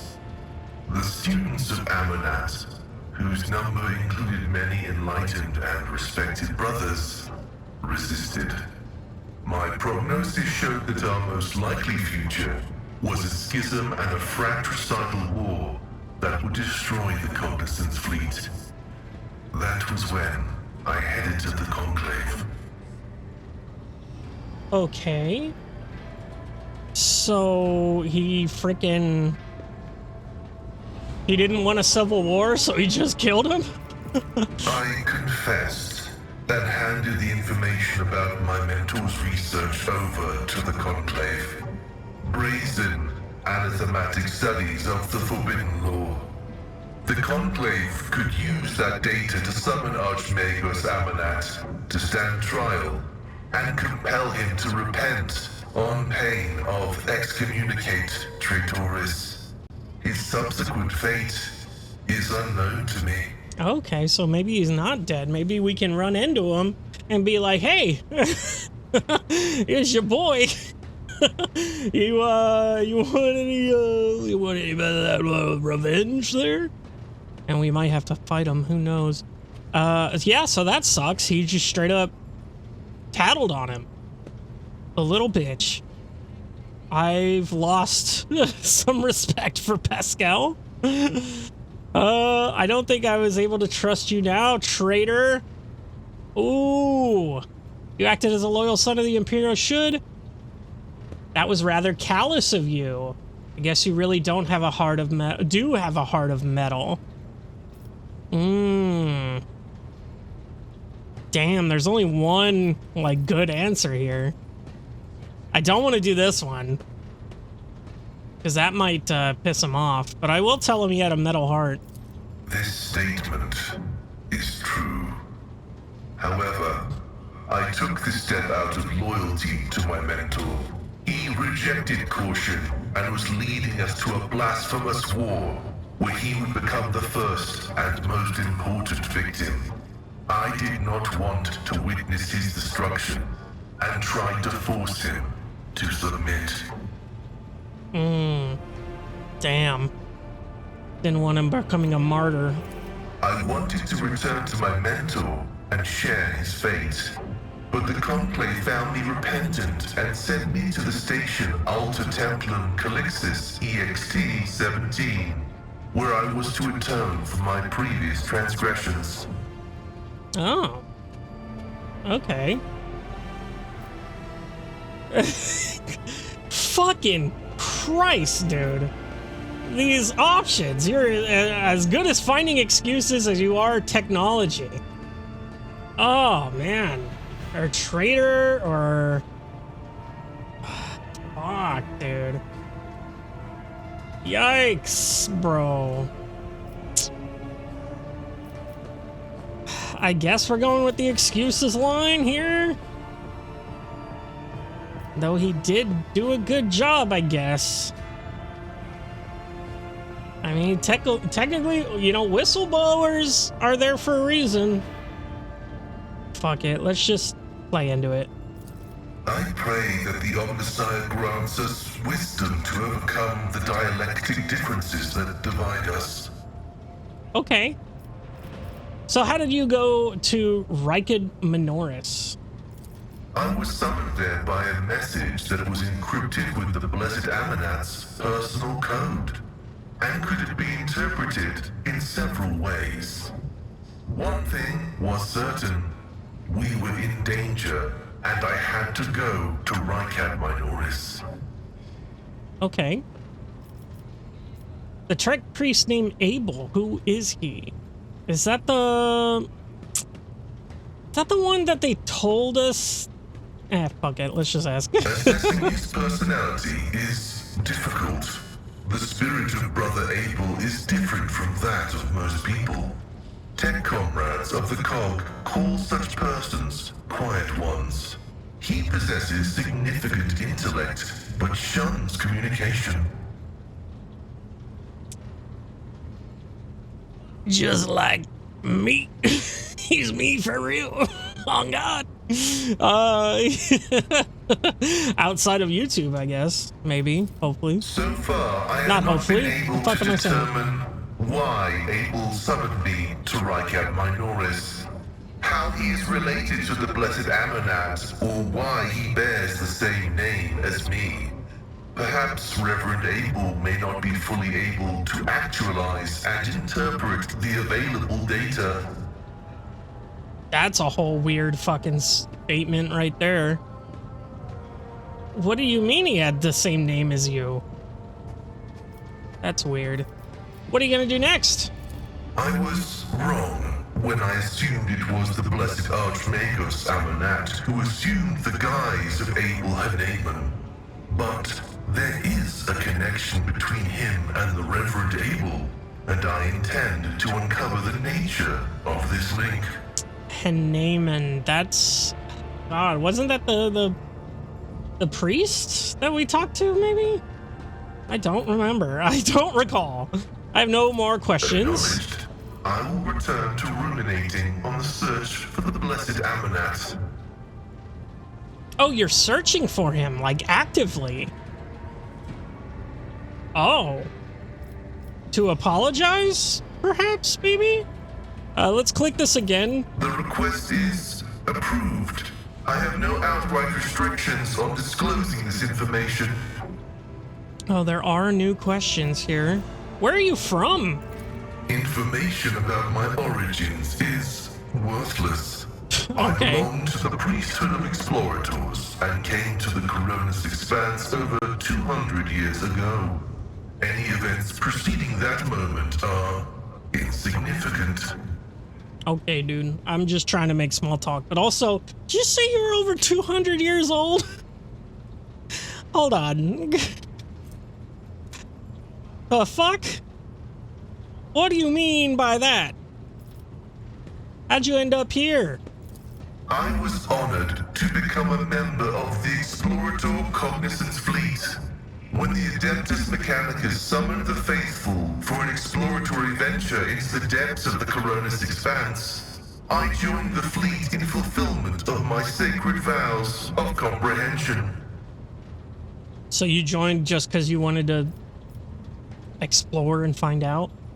Fuck around and find out? Why are you not with the fleet then? After I betrayed Archmagus Amonat, the fleet conclave directed me to the orbital station, Alter Templum Yes, we know Calixus that. EXT-17, for penance. Also, I would like to point out that it's very specific that he deems that he betrayed Amarant. Amarnat? I fucking already forgot. The Archmagos. I already forgotten how to pronounce his name. But he specifically says I betrayed him, not the other way around, to where he betrayed us all, so I turned him in. It was like, no, I turned him in, therefore I betrayed him. Very interesting dilemma to have, sir. This venerable temple station was founded in the early years of our expansion into the Coronis Expanse. It is currently a rear observation post of the Cognizance Fleet in orbit around the star Furibundus. Can you say that again, dude? I fucking love the way he's... Furibundus. Furibundus. Furibundus Big Chungus. Who are the Explorators? The sacred fraternity of explorers. The cult Mechanica sends us out to the frontiers of the known sectors as researchers and conquerors. We are the warriors of the code, who return to the lost worlds and devote themselves to recovering the lost ancient knowledge. So they're the Brotherhood of Steel. Yeah, cool. So is he a part of a different faction? Like the Explorers, is that a different faction altogether than the Cult Mechanicus? Because it seems like they send out the Explorers to do this shit. Maybe it's like a rank or something? I don't know. Explorators are granted the privilege of being more independent than many of our tech comrades. However, it has earned us a reputation as unstable and poorly controlled troublemakers whose unorthodox views are dangerously close to apostasy. Oh, okay, cool. I wish I could meet more of you fuckers. Tell me about your Mecharandite. Is that how you say it? Mechadendarites? I don't know.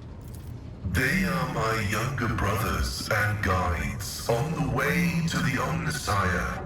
Their machine spirits are directly bound to my neocortex and pick up impulses from my subconscious.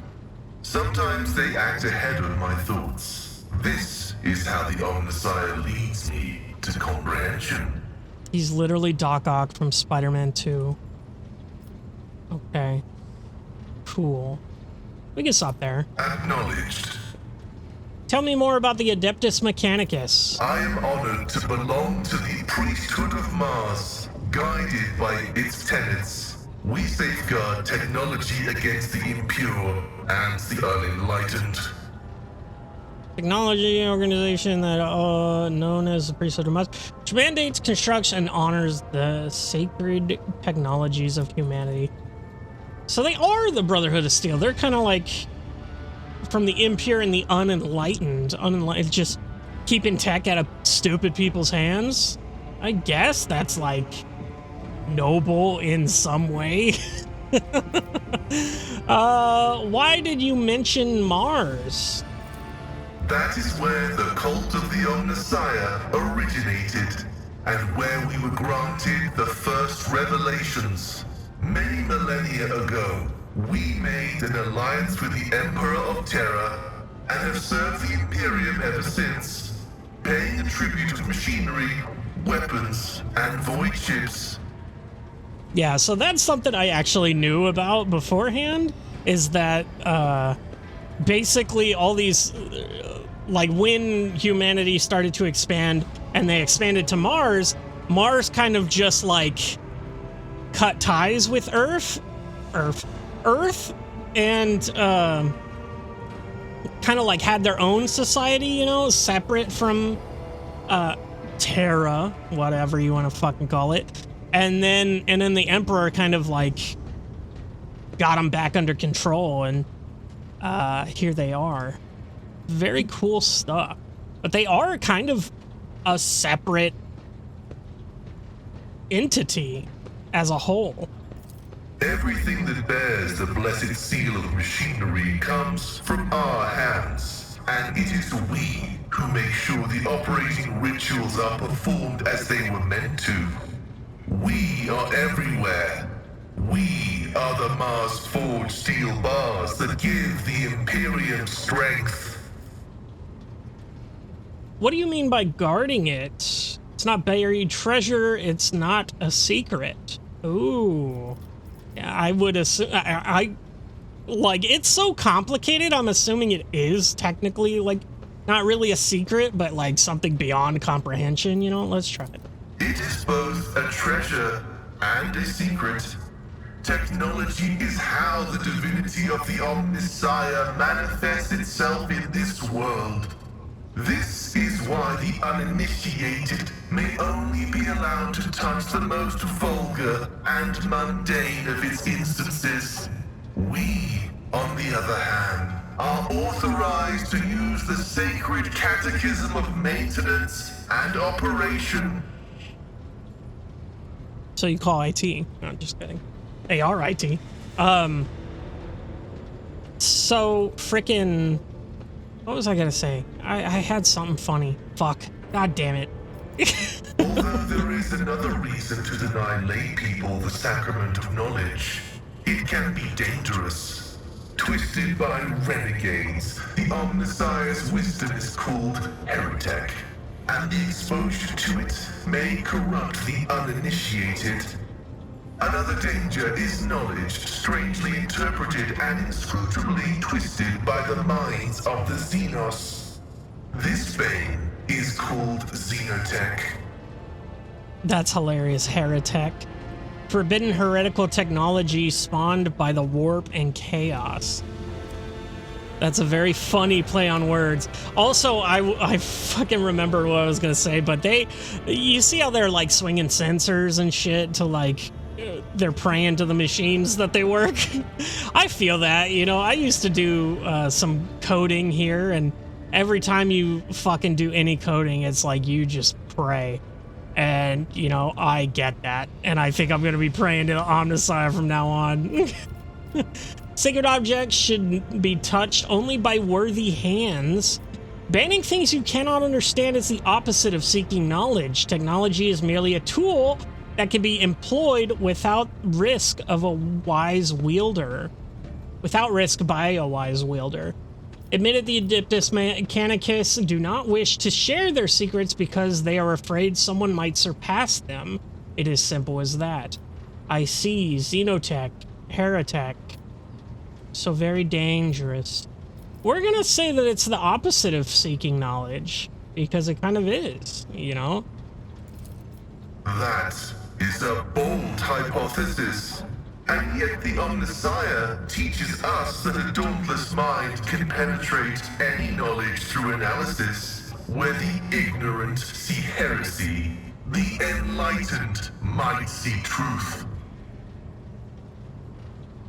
So, do you agree? Or I can't comprehend that sentence you just said. Do you hold a high position in your fraternity? He's a frat bro. This electu indicates that I am a Magos, who has mastered the sacraments of many spheres of knowledge, and has the right to conduct services in a forged cathedral. High-ranking member of the Adeptus Mechanicus and devoted disciple of the Omnissiah. A bishop, if you would, pretty much. Let me see. Pascal exposes his wrist. The glowing green threads of an electric tattoo run under his pale skin and has long forgotten the taste of sunlight. Okay. Elect2, that's funny. Oh, he is a Magos. Oh, I didn't realize. I'm an idiot. I wasn't even listening to him, apparently. So he is skilled in several things, which, I mean, thank God, because we need that out there, you know? What is the Omnissiah in your understanding? Ooh. He is the divine mechanism, the maker of technology. The universe was made to resemble a mechanical marvel because the Omnissiah rules over it. Knowledge is the highest form that he uses to manifest in the world. For now. Someday, he will come to this world in the absolute fullness of his splendor. Okay, so first of all, it's a guy. Very sexist of you. Just kidding. So they believe he'll come back one day, or he'll come to this world? A second coming? The Adeptus Mechanicus worship the Emperor. He is the earthly manifestation of the Omnissiah, who brought humanity into the light of divine grace. Okay, so they believe that the Emperor is the Omnissiah. He's like a manifestation of the Omnissiah. Okay. So he's like a corporeal, like, physical body. What is behind the Adeptus Mechanicus enthusiasm for replacing flesh with augmentations? Organic tissue is an imperfect replica of the machine, transient and vulnerable. Metal is more stable, more effective, and more durable. Flesh speak is flawed next to biheric language. Meat begets weakness. It softens the mind and undermines discipline. But you can replace metal when it wears down. In addition, a machine is a supreme form of knowledge, and by assuming mechanical form, we become closer to the Omnissiah.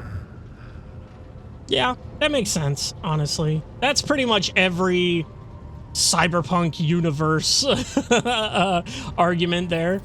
However, like all things sacred, our augmentations must not be defiled by the eyes of the ignorant. Which is why we reveal only the crudest of tools, while holier mechanisms remain concealed beneath our crimson robes. Interesting. So you're hiding all the cool shit, is what you're telling me. Mechanical and electric cybernetic, substitute for biological limb organ. That's fine. I'm curious to see your augments. Oh, is that coming on to him? A little... I feel like that's a little flirty. This is abominable disfigurement of the sacred human shape. An interesting superstition. I'm gonna do it. I'm gonna come on to him. The right to witness the miracle of flesh being fused with holy metal is granted only to those who have ascended to the rank of initiate. However, your lofty status of rogue trader allows me to make a partial exception and reveal my sacred stigmata. Oh shit, guys, he's gonna show us his penis. What the fuck? Oh, here we go. Pascal reverently parts the robe's scarlet folds on his chest. You see emaciated white meat gnawed through by mechanical shunts and flexible wires. Blood runs through the transparent pipes, enriched with the nutrients required by the pallid flesh. Yo, that's sick, actually. Use tech succeed. Okay. Tech use, sorry. The side of the body transformed into an appendage of to an incredibly complex machine built using unfathomably ancient blueprints is mesmerizing. Every component of this machine serves a dual purpose of preserving life in Pascal's fragile flesh and preventing all threats to his well-being. Nice. Say nothing. The Omnissiah has been generous to you. His creation is keeping you safe from death. You are right to hide your disfigurement from everyone else. How could you maim yourself in such a gruesome manner? Or say nothing. No, we're gonna tell him that's sick, bro. The Omnissiah has been generous to you too. He has granted you understanding. That makes sense. Pascal looks at you with respect. He seems surprised that you recognize the purpose of the augmentation implanted into his body. Very cool. You have a strange way of speaking. Is that because of the augmentation, or does your fate dictate how you should express yourself? Interesting question, dude. Partially true. I had a voice modulator implanted alongside the respiratory purification module, but there is an additional reason. Gothic is not my first language. I am used to thinking and making statements in lingua technis. The binaric language is more informative, more ergonomic, and less prone to misinterpretation. Interesting.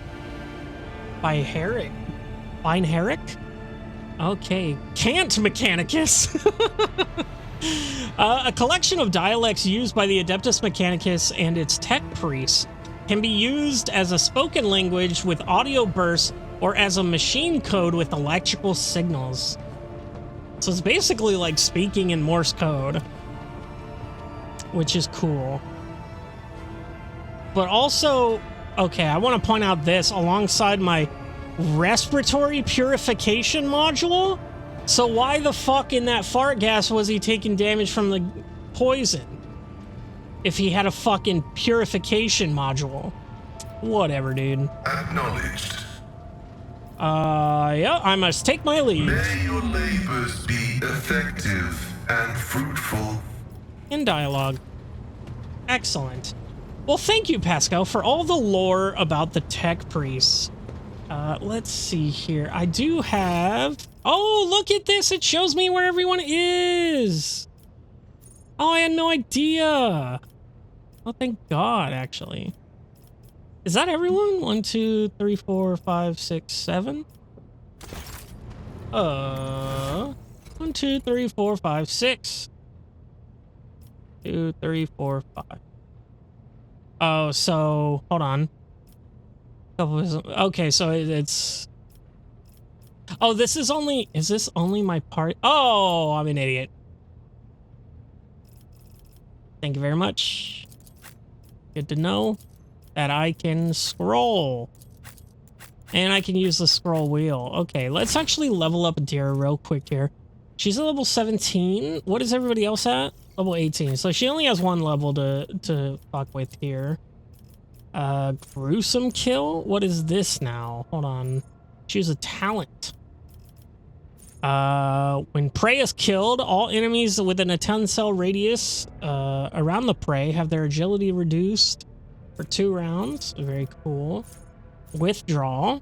Whenever the bounty hunter is attacked with melee range the first time since the end of their turn, they automatically dodge that attack and move 1 cell in the opposite direction from the enemy.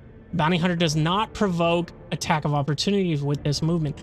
I think that's really good because of her being a ranged person. Whenever an ally kills prey, the bounty hunter gains half of the bonuses granted by Hunt the Prey. Whenever the bounty hunter scores a critical hit, the target armor is reduced. Whenever they get a critical hit, by them or their ally, the bounty hunter gains percentage damage for 2 rounds. Oh, whenever they're killed by a critical hit. That's interesting. That'd be cool. Whenever the bounty hunter scores a critical hit, they gain 6% armor penetration until the end of combat. I think I will take this withdrawal. Okay, and that was actually it. Not a long level up here. I'm glad we could talk so much to Pascal for the next, like, 18 episodes or whatever. It's probably just going to be us talking to each one of these dudes if it takes that long every time. But Jay's next on the list, but I'm going to call it there for now. Let's see here. Yeah, don't expect me to not play this for a while, because I am definitely back in. I am looking forward to playing this. I am in love with this game, and I'm interested with the new DLC stuff. It said it added like 15 hours of stuff, and that it's integrated and weaved into the main story. So hopefully we didn't miss anything yet. I think that's okay, because we're still pretty early game, even though we're like, you know, almost 40 episodes in. We're still considered pretty early game. And I think that is just because we're only in the second solar system, or whatever you want to call it, you know, on the star system. Which seems crazy to think about, that we were only 2 deep and we played the shit out of this, dude. All right, well, that's enough rambling. Wilbur will be waiting to talk to Jay in the next one, and I'll see you in the next one.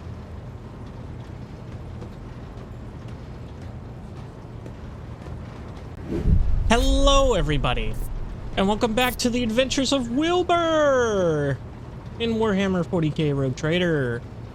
So last time we talked to Pascal over here, and we learned quite a bit about the Adeptus Mechanicus and how he, you know, betrayed his mentor and all that jazz. Very cool, very in-depth character look there. And I think that's what's going to be happening for a good while here. But we do have our newest member here, Jay, and we're going to be talking to her pretty much all day, all episode, maybe, hopefully. Who knows? Maybe she has a lot to say. Hopefully she does. I'd like to learn, you know? Let's jump right in here. Allow me to thank you again for helping me with the cargo, Shireen. I am sure the Ashmags who squirreled away my goods won't give up so easily, and I'll hear more about their scheming yet. Let's strike a deal, Shireen. I will watch your back if you do me a favor and watch mine. Well, enough jokes. Is there something you wanted? So, there was business. Was there some business you wish to discuss? Oh, Shireen, I did manage to spark your interest. Allow me to invite you to a more private place. My words are meant for your ears alone. Uh-oh. We traveling. Where are we going? Is it my room? Oh. Oh, it is. Am I sitting here? What's going on here? Okay, the flickering lights of dozens of candles blaze across Jay's face, making her small smile appear even more mysterious. Shireen, the exalted one himself, brought us together the day you crossed Vladim's threshold. He led us to the cargo, and he gave his blessing for its return. Oh, she's talking about, I thought she was talking about Vladim, but I was just like, what? But no, she's talking about the Emperor. That's the exalted one, right? Like, that's who she's talking about? Yeah, that's what I figured. Okay. Do you know what people on my world say when such things happen? What's gained is to be shared with your neighbor. Ooh. Look at that. Yo. Oh, some alien weapons here. Drukari weapon and an Aldiri weapon. Is that how you pronounce that? I don't even know, but it's a sniper and it fucking slaps, dude. Holy shit. Maybe I spec into that. Okay. She points at the containers in front of her. One contains a polished Aldare? Is it Aldare? Rifle, a rare model, and the other one has an ornate sword. I am sharing what I've gained with you. Please accept these humble gifts in honor of our widely successful, though suddenly struck, friendship. And the Aldari are an ancient and highly advanced alien race that once dominated the galaxy. A truly wonderful gift. I accept it with gratitude. More of your Xeno heresy. You have some nerve trying to peddle this filth to a true servant of the Emperor. Shrug. I just saw that. We are not here to exchange pleasantries. What is it you wanted to discuss? You consider these gifts? My lowliest enforcers are equipped with deadlier weapons than this. No, a truly wonderful gift. I accept your gratitude. I knew you would appreciate the Xeno's mastery of their craft. Jay beams at you, curling a lock of black hair around an augmented finger. Okay. Didn't know she didn't have hands. After a brief pause, she awkwardly continues. So, the matter I wanted to discuss with you is related to my business. You know that I sell Xeno artifacts to interested Imperial subjects and Imperial trinkets to Xenos. Oh, you do? Oh, I thought it was just the first one. Okay. Business is going well. My network runs even without my participation. But when it comes to expansion, well, that is where I hit a wall. Rivals envious of my success. Jay throws her upper hands that she doesn't have. Falco especially. She's a Jigglypuff main. I am certain the theft of the cargo was his doing, but I can never predict what that Ashmag will do next. I wish there was a little tooltip for all the slurs. And while the Imperium's authority may be fragmented in the Expanse, it could crack down on people of my profession at any moment. I think I follow. You used to wish to use me. If you were slightly less useful to me, I would have brought you to justice myself. Get to the point. I do not have time to spend all day chatting with you. I think I follow. You wish to use me? Exalted One, forfinned. What the fuck does that mean? Could such a lowly servant of the Emperor use a radiant bearer of the warrant? Like some kind of tool. The other way around, however. You want to be used by me. Hey, baby. If the rogue trader put in a good word for me with the servants of the Adeptus Administratum, I could become an official trade representative of the Imperium. Just imagine it. A little scrap of paper will offer me and my agents protection against Ashmag schemes far better than any refractor field. And even the Inquisition will have to think twice before they mess with me, because I'll be be a representative of the law in my own right. Interesting. That definitely could be a good thing to have under our belt here. And the best part of all this is that it will cost you precisely nothing, Shireen. All you have to do is stop by the Administratum Palace and obtain a certificate from the Master of Seals. My informants tell me that the palace is located on Durangodos, your capital world. Oh, you see how everything is aligned so wonderfully? And of course, I will pay you in kind. Okay. How do I benefit from you gaining your official status? That sounds simple enough. I will help. I will never allow you to your ilk to lay so much as a finger on true power. You and your ulcer you are an ulcer on the body of the Imperium. Thank your exalted one that I have not incinerated you in righteous flame. Do you really think I care one jot about the trivials of the Casabellian kin scum? I don't even know. Sounds good, I'll help you. Exalted One bless you, Shireen. I couldn't find a better business partner in all the expanse. Jay ponders for a moment and then graces you with a dazzling smile. Friendship is a gift from the Exalted One, and we must cherish it.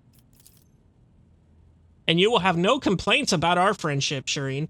I may be a trade representative of the Imperium. I may not be a trade representative of the Imperium just yet, but I can still help you with whatever you need. You must have some faction in mind that you would like to establish relationships with.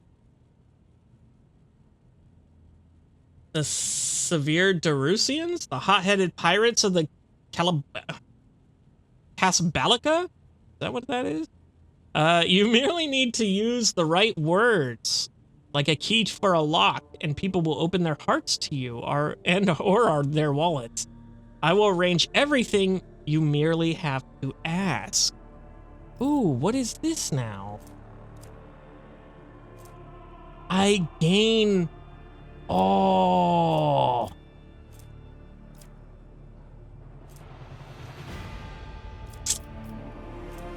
Shit! I wish I remembered which one I wanted.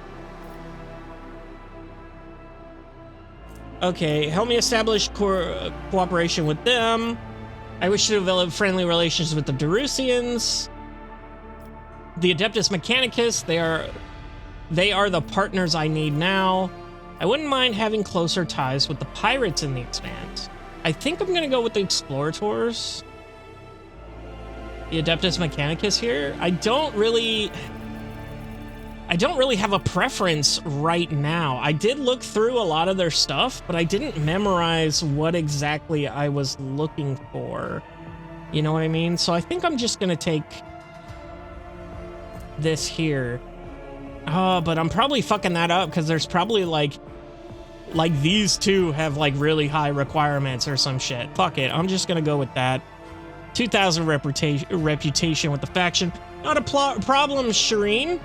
I will have my people put in a good word for you in the right circles. Very cool.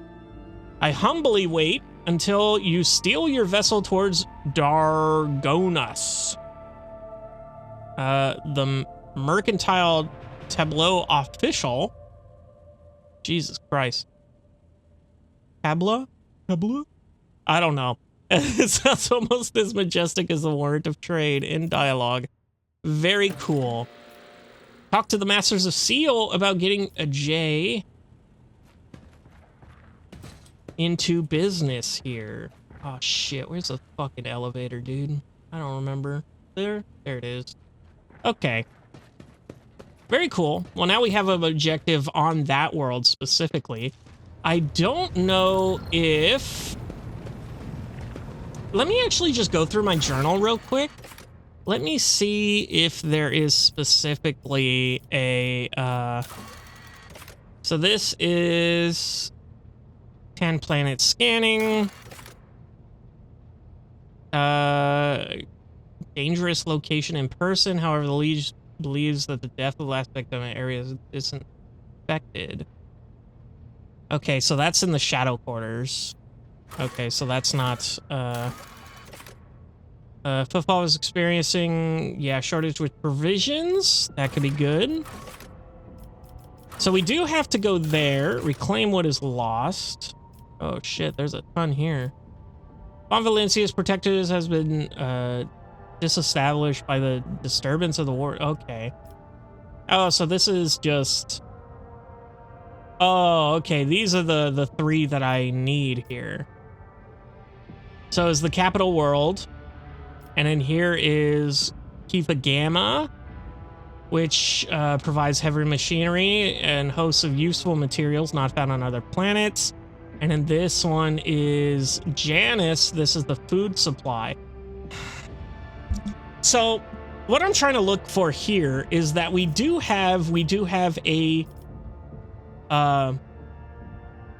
second quest on this planet for sure.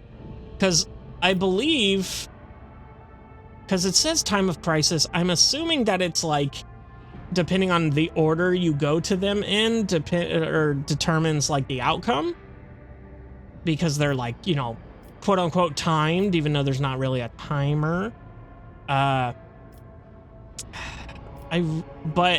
this one we have for the dude on Footfall, like the main guy on Footfall. We have here for Jay. I don't think we have any other quests on Kiva Gamma. Sister Argenta has asked the road trader to discuss recent events in private on the ship. Okay, well, we'll get to that, definitely. We actually have this. The interrogator has asked the rogue trader to set aside a time for a private conversation. Heinrichs, okay. We're definitely going to get to those. Talk to the Master Seal. Yep, we just got that. Call on the edge. I'm a god to your subjects. Yeah. What is this? Pascal has found a data bank belonging to the road trader's predecessor. Okay. And encrypted this database may prove use. Oh, so I have to go to here? Furibundus? No. The bridge cogitator. Cogitator? I'm a fucking Jesus. The bridge cogitator once belonged to Theodora von Valesius. Pascal is sure that it can be used to decrypt the discovered databank. Oh, okay. So let's actually go check that out then, because that's next to our desk, isn't it? We could have done that immediately, actually. Isn't it right here? Isn't this it? Isn't this the... Oh, what is this now? Link your account. Hold up. What the fuck is happening here? I didn't mean to touch that. Link my account to what? Twitch? For this shit? No, thank you. Have a good day. Okay. Yeah. Go here. Oh, this is just the Shrine of Remembrance. I thought this was her computer.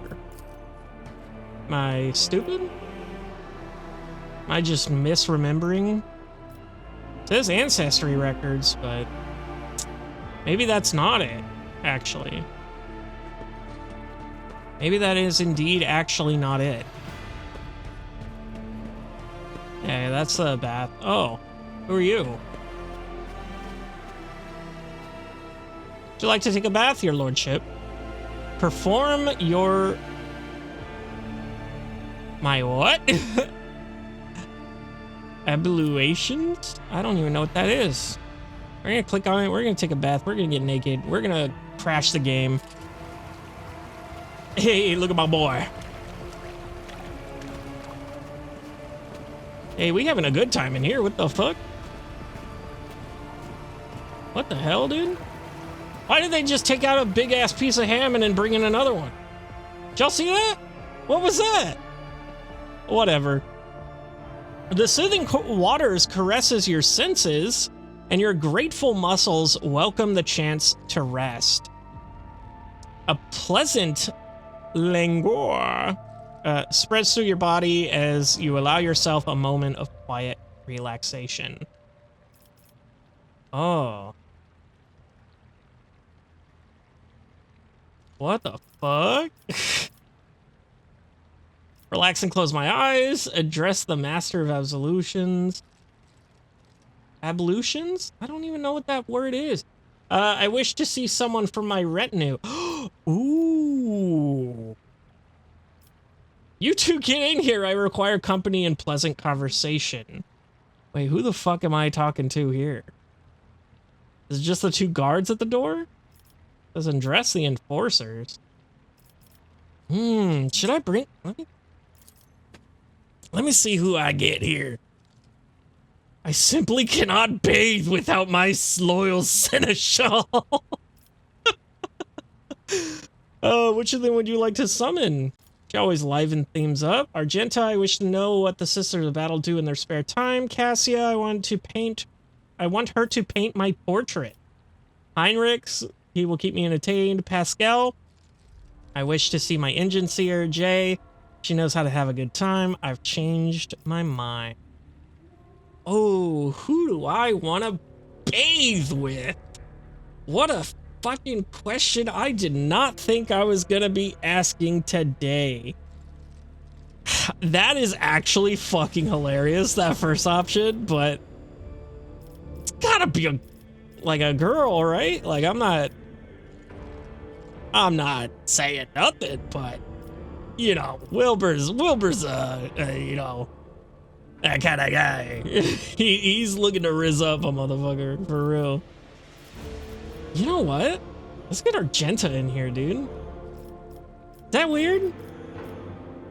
Fuck it. At once. She's like, hey, what's up? Look at that absolute unit.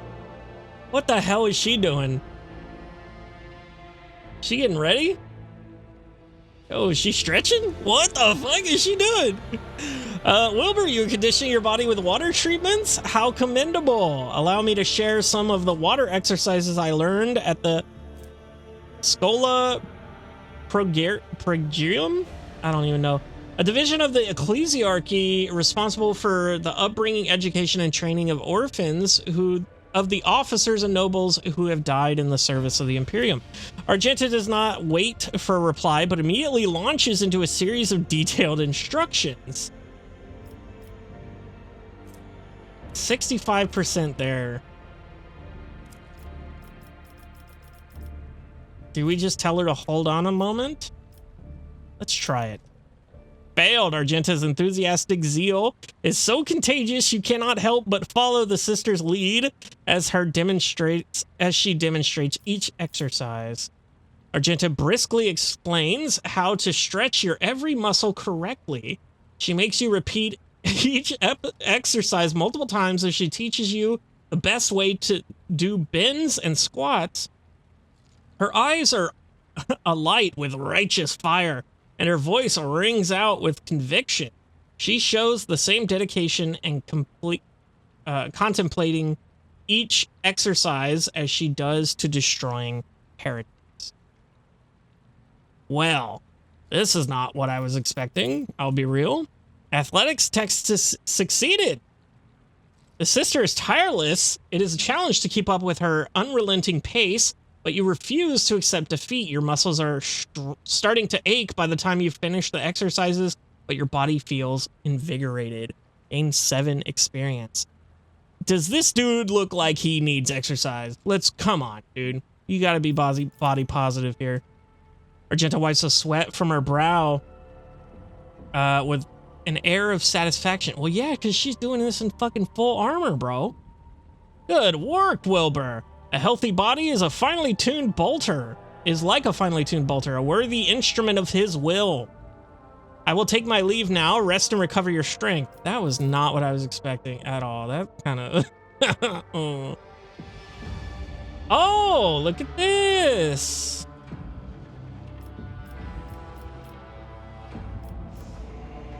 I mean, do I invite the boys in here? As long as we're 10 feet apart, because we're not gay, you know? Or do I just... Nah, I'm gonna close my eyes and relax after that workout. The tension slowly retreats as you bring yourself to complete stillness, joint by joint, muscle by muscle, pore by pore. Before long, you have surrendered the bastion of your body to the bliss of oblivion. Troubles, worries, loss, such things do not belong in this newly established dominion of tranquility. There are only the infinite waters and weightlessness in which, stripped of all things superficial, the mind of Wilbur von Valentius drifts in silent bliss. Ooh. Okay. It is a conscious mind. And what fills this consciousness? Oh shit, we're Iconoclast, right? Like I'm tripping. I haven't played this game in so long. Only a desperate desire to lose himself in these precise moments of peace and quiet before they are gone. Thoughts of his monumental duty to the Emperor. Such duty can only be fulfilled through service and death.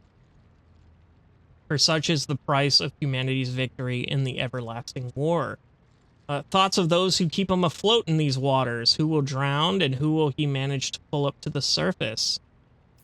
Thoughts about the price paid for power, the inconsistent paths through which such power is obtained, and the people and things he will sacrifice for the sake of his supremacy. We're gonna go Iconoclast. The strands of fate are fragile, yet woven together they are strong. Not everyone is destined to see this voyage through to its end, but no one will be forgotten. Okay. Can I just do that again? No. Okay, cool. This moment of serenity soon fades. The body reclaims the mind, binding it once more to the familiar shell of flesh, sinew, and bone. Fuck it. Let's get the boys in here, dude.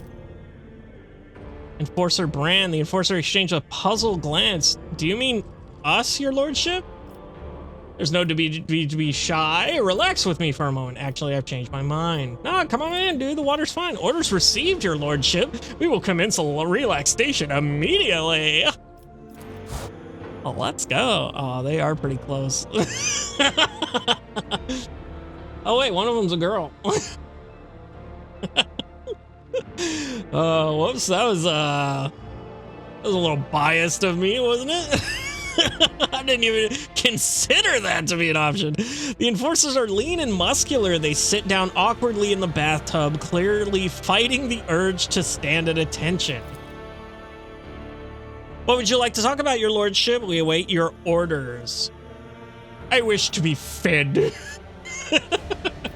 You seem tense. Your orders are to enjoy some of the foods and the Amasek. I couldn't remember the word.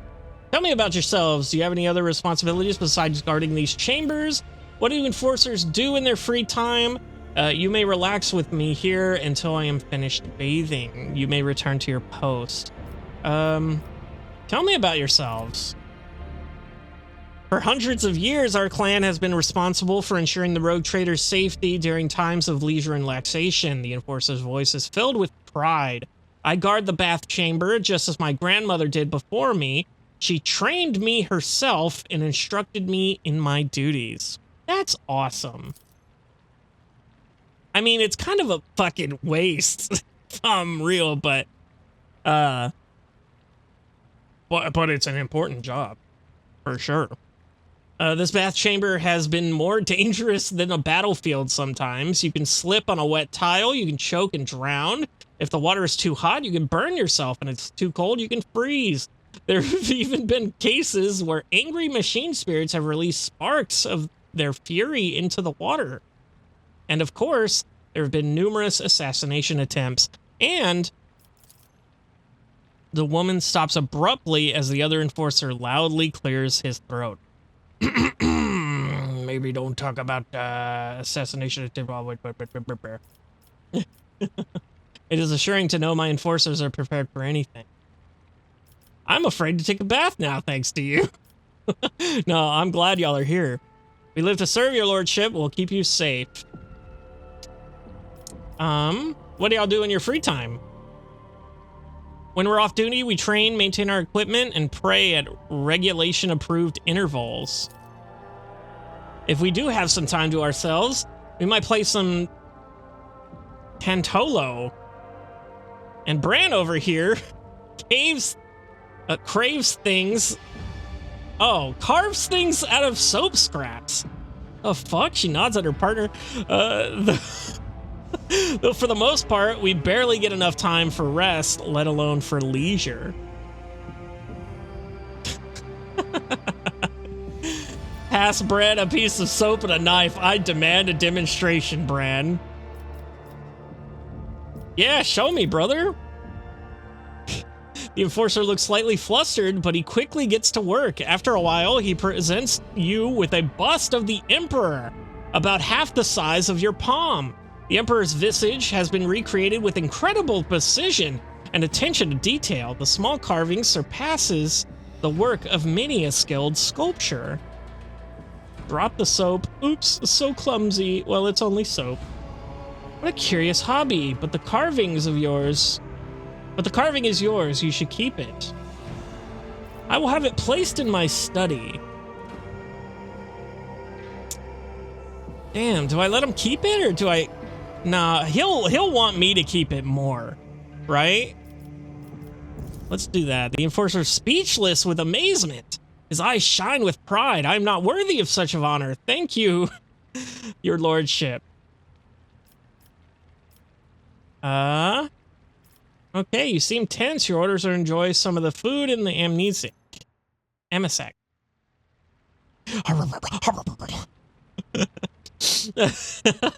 The enforcers are barely able to conceal their excitement as they shove delicious delicacies into their mouths and wash them down with obscenely expensive drinks.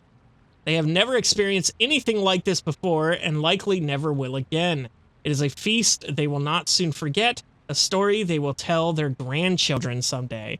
See, okay, this is my view on, like, this kind of stuff. Cause, okay, I don't know if y'all have ever seen, there's an Apple TV show called Foundation. It's a sci-fi series, really good, but it's also based on a book. Anyway, but in that show, there's a line where the sort of emperor is talking to someone and talking to a child, and he's just like, "Do I really have to do this? This sucks." Like, and he's like, "This might not be the most important thing you do all week, but it's the most important thing that they'll do in their lives."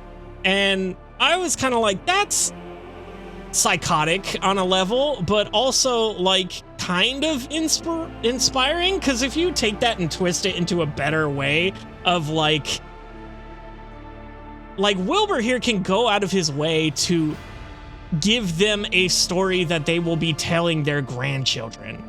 Like, in such an easy, simple thing that they can give out that kind of joy to people. And that's amazing.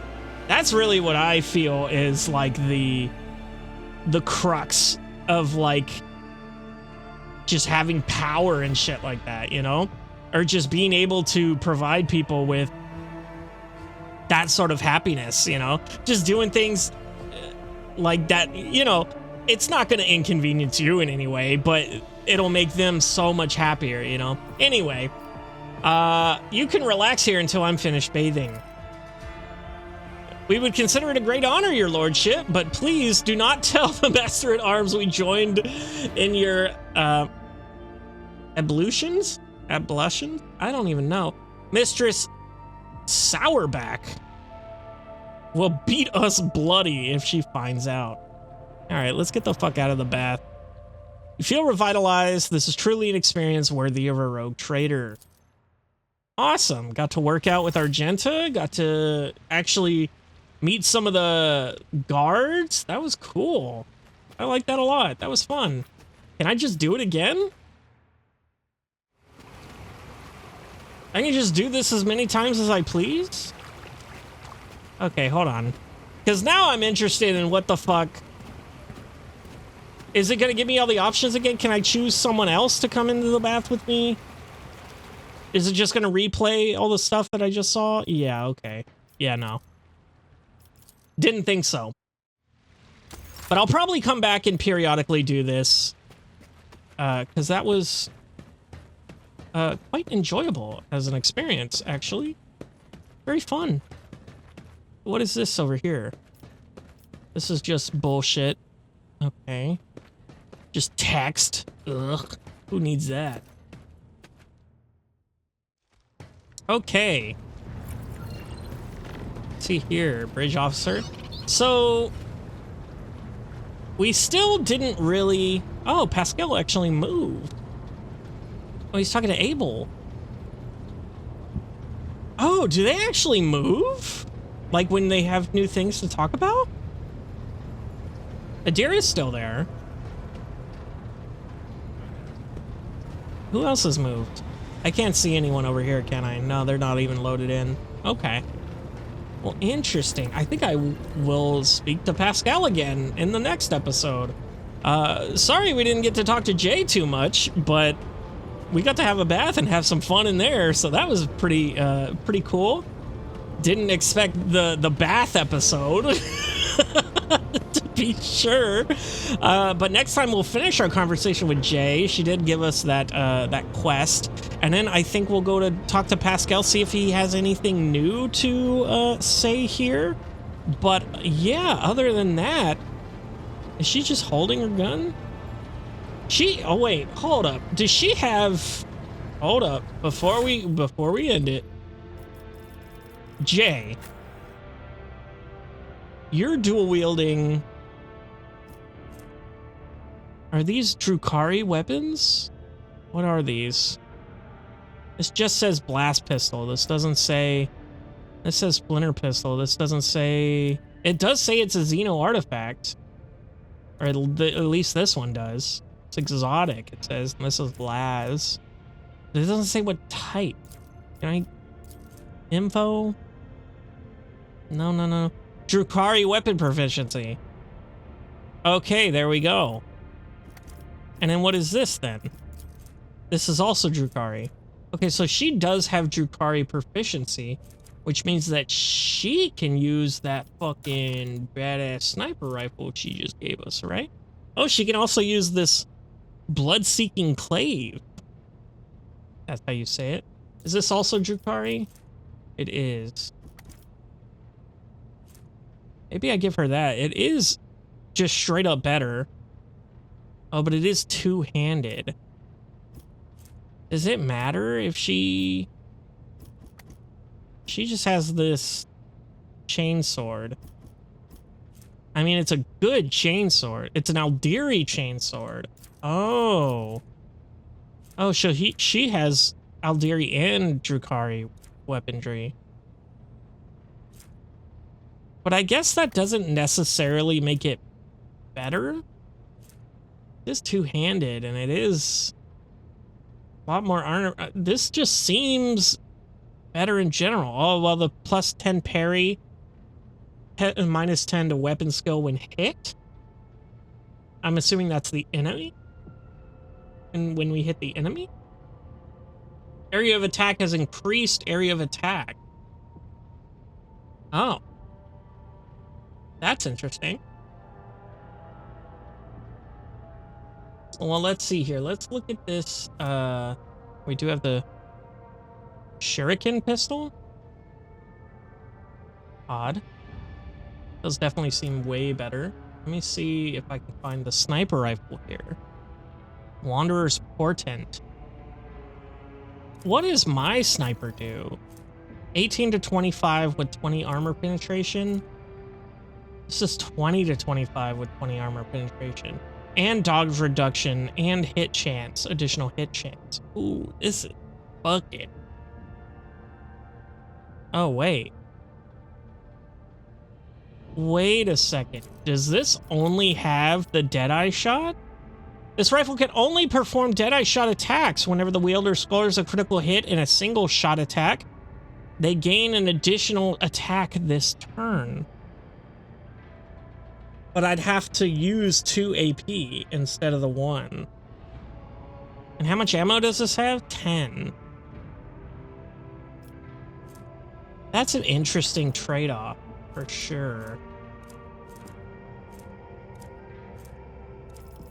Let's see here. I think she's built for dual wielding, isn't she? Like, maybe I give her the... Yeah, well... Let me see here. Where's Abelard? There you are, all the way in the back. You can't use this, right? You don't have Drukhari weapon proficiency. But it is way better. It is way better, I will say. The serrated greatsword does have a higher... Yeah, it's just better than that altogether, honestly. Jesus Christ, I have so many fucking goddamn weapons. Holy shit. You know what? I'm gonna try it on her. I doubt I'll ever, like, really get to use... Oh, shit, that looks so fucking cool, dude! Yes, bro! Oh, that's worth it. That's honestly so worth it. That's so fucking badass looking. Very, like, Klingon-esque, I gotta say. Anyway, yeah, we'll give her that. I think we'll hold off on the sniper rifle here. Yeah. Because I think I'll do the,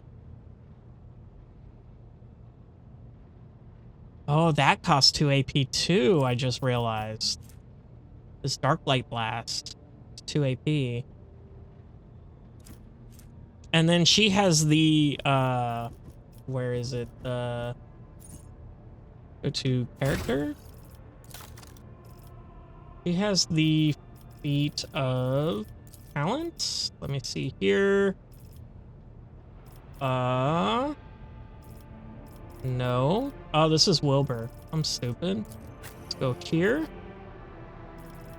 She has dual wielding. Am I wrong? Dual wielding combat.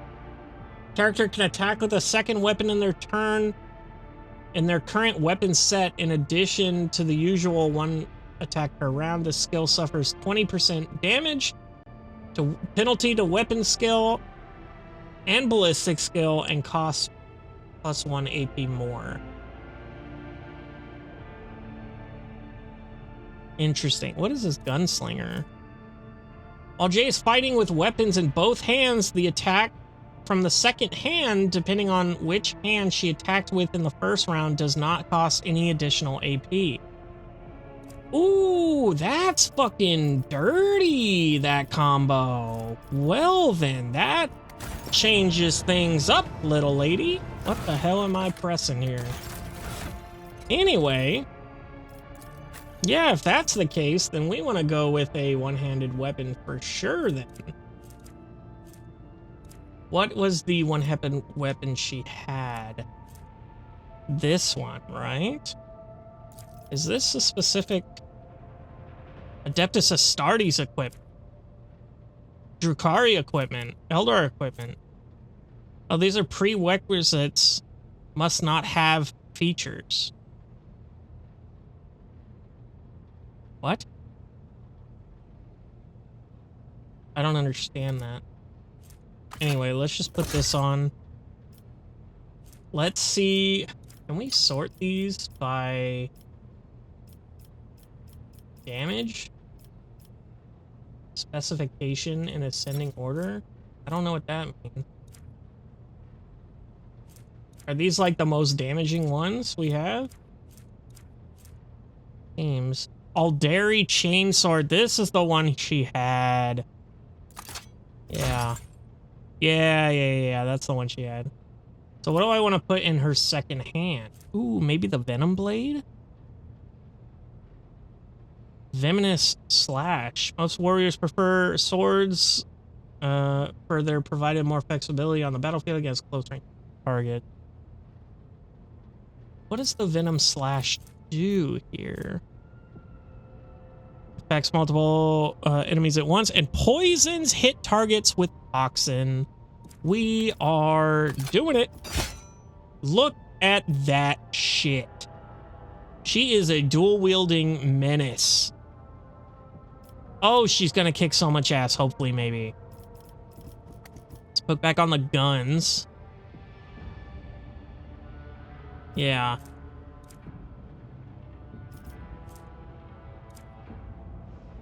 Yeah, that, I just wonder how that's gonna work. Because this is gonna cost 2 AP. She has 5 AP total, correct? Am I crazy? Anyway.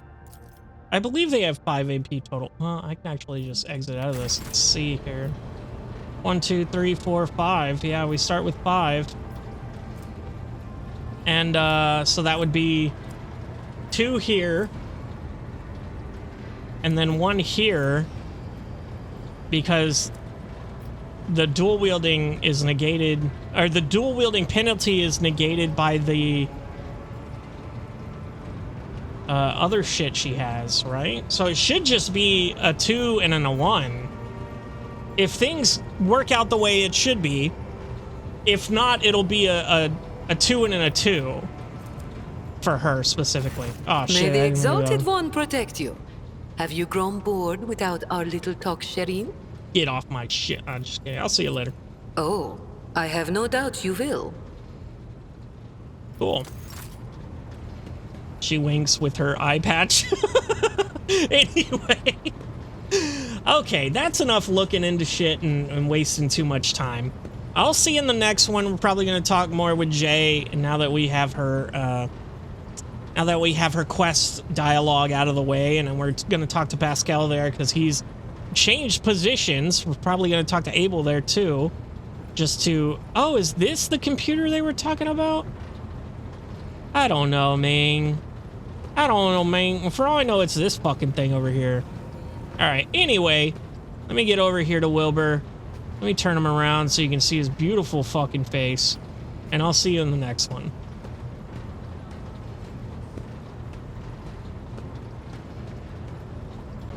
Hello, everybody.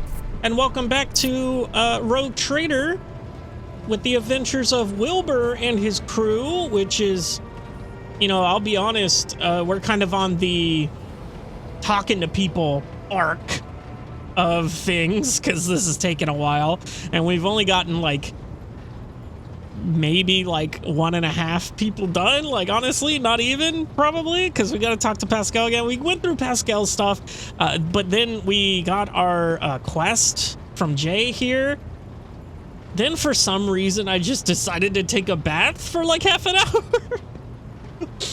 And yeah, just hang out with the boys and bring Argenta in to have a little workout sesh, and it was very awkward and weird, and I loved the hell out of it. I loved every second of it. But right now we're gonna be getting back to Jay here to talk to her more and kind of finish off her thing, like her whole get caught up with everything she has to say. And then we have oh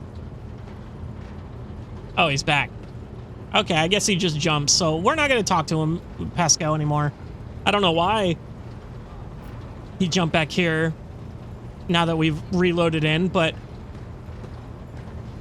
Okay, I guess I can count that as a full character done there, so. May the Exalted One protect you. Have you grown bored without our little talk, Shireen?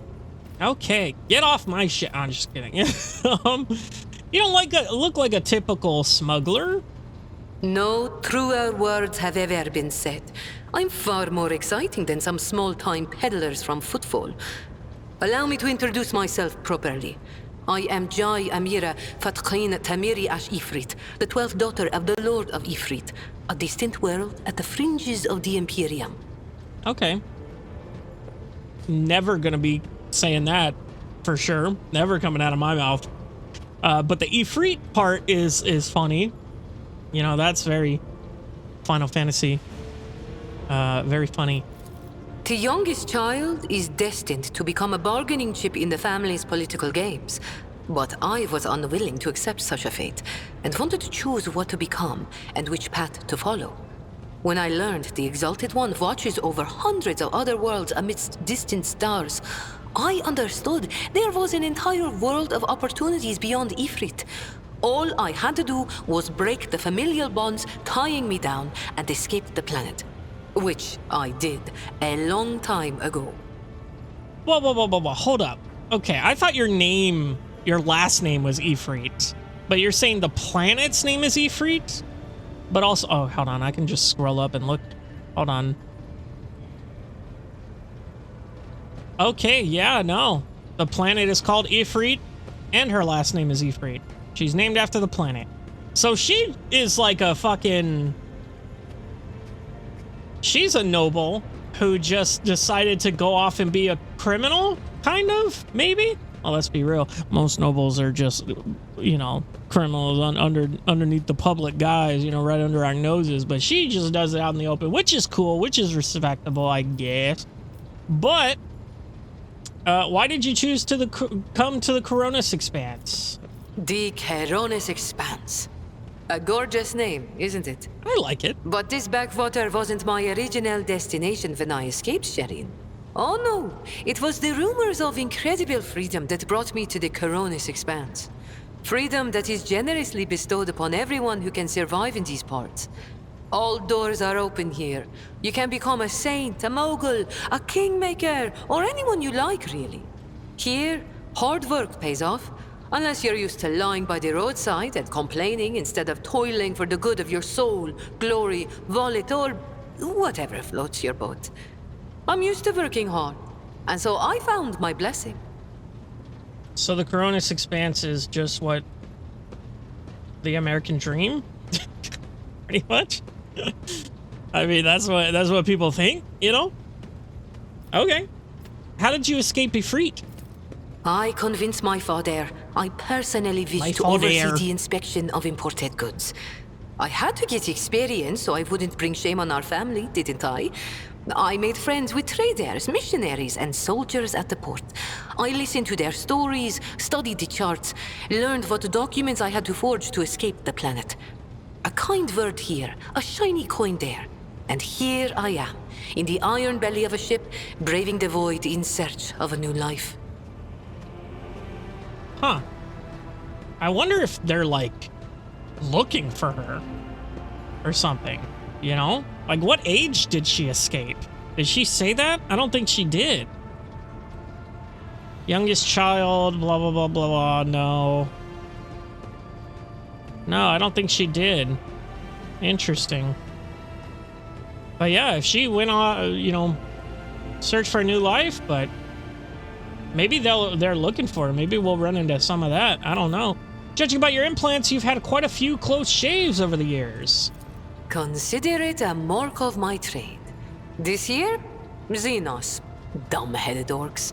Who knew that we weren't the only ones to get tempted by the wreck of that raider? As for this treasure, I received it as a reward for a life that had been just a little too good. I was in a hurry to get to the Adeptus Amasacus after the Exalted One blessed me with immense wealth. I was 2 backstreets away from the den when a pathetic ashmag attacked me, envious of somebody else's fortune. Okay, so she got mugged. She got mugged and they slit her throat. but she survived. Fucking rad. Tech use test succeeded. You're familiar with the implants like the one that has replaced Jay's neck. It is merely one part of a massive augmentation replacing the internal organs. A slit throat could not have been the cause for installing such a sophisticated device. Interesting. So either she's lying or she's omitting, I would say. Thank you for sharing. All relationships are based on mutual trust. That goes for business too. Okay. Get off my ship. I'm just kidding. That's every time. Tell me about your background again. The youngest child. No, thank you for sharing. Oh, shit. I didn't mean to hit that. My trade means knowing the right people and non-people. Having the right connections and making sure the precious goods find their way into the hands of my no less precious customers. My wisdom includes the knowledge of the enemies of humankind, be they Xenos or the lowest scum in the Imperium, as well as the latest knowledge about how much they charge for any particular curio at the footfall market. Not even the most cunning Aji will deceive you as long as I am with you, Shireen. I promise you that. Whatever I have can be yours too, if your unfathomable wealth isn't enough for you already, I mean. Okay, what did I... Tell me about your business in the Chronos Expanse. Okay, so that's just saying that. So she's gonna make sure I don't buy any $3 million fake Pokemon cards, which is cool. I like that a lot. Do you do business with the enemies of humanity? She said she does. You know, with the Xenos. I don't know what that entails, though. It has been known to happen. After years of dealing with Xenos, I've learned their customs, and even got a grasp of their language. Except they cringe whenever I start speaking. Arrogant sods. They dislike even our voices, but they never turn away our valuables. Then again, I'm used to seeing sour faces. In this trade, the easily offended go out of business. Ah, true. Very good. Some thick skin, especially around her neck. Perhaps your knowledge will serve the Von Valencius Protectorate. If you say what you want, but consorting with Xenos is a betrayal of the Imperium, the things we do for profit and gain, right? No, your knowledge will serve my Protectorate. Thank you. I have no doubt you will have to deal with Xenos sooner or later. When that time comes, Shireen, you will thank the Exalted One for sending me to stand at your side. Okay, is she actually, like... I don't know if I can hit it here. No, I can't. But I wonder if she actually has, like, really high, like, xenotech kind of shit. You have many talents. Are you really that rich? Dude, coming from me? Are you serious right now? She's nothing compared to the planets I own. Anyway. You could be sitting back reaping the fruits of your own work, so why have you chosen to embrace that word of life aboard a void ship? Vicissitudes? I don't even know. Tell me more about Xenos of the Chrono Expanse. Let's talk about something else. You have many talents. Thank you, Shireen. Being able to read and write is chief among them. You may not be aware, but this science is beyond the abilities of billions of the Imperium subjects. And yet they happily keep drudging along in their factories, fundi, and assembly lines. Me? I didn't escape Ifrit to consign myself to such misery. It was literacy that paved my path to copied orders, forged signatures, counterfeited papers. The wonderful things that make the wheels of bureaucracy turn in the right direction. That's very sad. Like, yeah, I can read and write, and that's why I got to where I am today. Very cool. Very fun. Are you really that rich? Compared to the rabble on footfall, perhaps. Compared to you. Be it power or money, I still have a long way to go. I could purchase one of Footfall's asteroids, but not a planet. I could subjugate a few gangs from the shady districts, but not Vladium. And so the answer to your question is no. I do not consider myself rich. I am not rich enough. Very aspirational. Also, his name is Vladium? I'll probably never remember that. I'll just say damn again. But damn! You know. Anyway, you could be sitting back reaping the fruits of your own work, so why choose to be on my ship? You're fun to talk. Yeah, fair. I grew tired of scribing endless contracts and agreements neatly tucked away on Footfall. Well, I did that for how many years? But here, among the stars, you are always balanced on a knife edge. Nothing thrills me more than the tension of a warp jump, or the danger that lurks around every corner on a planet. Footfall was beginning to make me fat and stupid, Shireen. I do not want that. Bitch, you talking to me about being fat? Are you for real right now? Anyway, yeah, she's a thrill seeker. That's fair. I am counting on life in your retinue being more exciting than sitting behind a desk in my office. Yeah, very, you know, not a noble goal for sure, but also, is that? Oh, I didn't know I could hover over that and see a cool picture. That's cool. I just thought it looked like the Yu-Gi-Oh eye, the Millennium Puzzle, or Pegasus's eye, or whatever. Anyway, what are the gangs? What about your gang that stayed back on Footfall? Do you trust them? Do I trust the Trickster twins? By the Exalted One, no. The underhanded rogues of Footfall came up with that name for a reason. The tricks of those frenzied ashmags are all about things far more intriguing than the honest and law-abiding subjects of the Imperium can imagine. The mention of her fellow cold traders makes Jay's eyes shine a bit brighter than usual.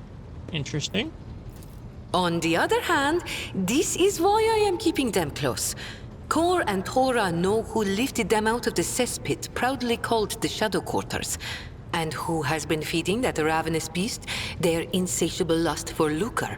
No, they are not going to betray me if only because they know I am now a part of your entourage, Shireen. They're not going to let the biggest pie in the Imperium pass them by without trying to get a slice for themselves. Definitely, definitely apt. Let's talk about the Xenos. Vicious, cruel, dangerous beasts. Humans hold little interest for Xenos. We are entertainment for them, a means to keep boredom at bay, a commodity. But some of them contact us once in a while using their own people. Do not deceive yourself by thinking you are safe because there are no Xenos in sight. Those Agi are as cunning as they are ruthless. They cleverly pull at the strings of spies and traitors, subjugate those who do not fall for the promised reward, transform the ones who resist their promises into soulless puppets. The Emperor watches over me, and that is why I still haven't succumbed to the fate of many of my associates who have lost their lives to the stringy scoundrels. I love the way she says some words, dude. The Emperor. That's very sexy. No, I'm just kidding. Let's talk about something else. I think we've said all there is to say on this topic. I believe so too. I've seen enough of the shiny wrapping of the Coronix Expanse. Tell me about its dark side. Ooh. The dark side is the real Coronix Expanse, if you ask me. But what do you want to know about it, Shireen? Okay, now she's my connection to the seedy underbelly underworld of the Coronix Expanse. How do they do things on Footfall? Dynasties drink with criminals. Rogue traders strike deals with the Casbalica. And dozens of ships stop off for a welcome break from a long voyage. Is there a more beautiful place in the entire Imperium? The Emperor is merciful to the meek and the powerful alike. There's a job for everyone as long as they have a head on their shoulders. And if you feel like talking to him in person, the statue of the Exalted One can be seen from any asteroid. You can pray to your heart's content.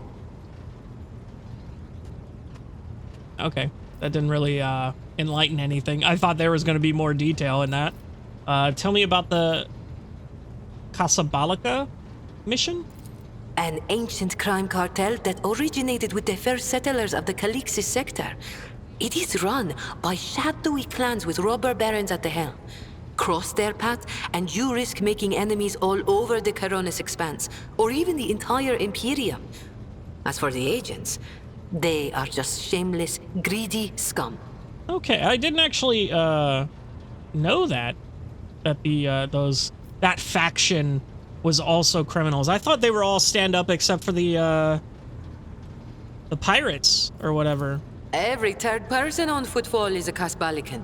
But that doesn't mean all that rotten filth is acting together. I've been set up more than once just so some Casbalican can get one over on his rivals. And yet, the Casbalica is generous to its customers, if you can afford it. Anything can be obtained, organized, and transported for the right price. The customer is always right, unless they happen to be a rat. In which case...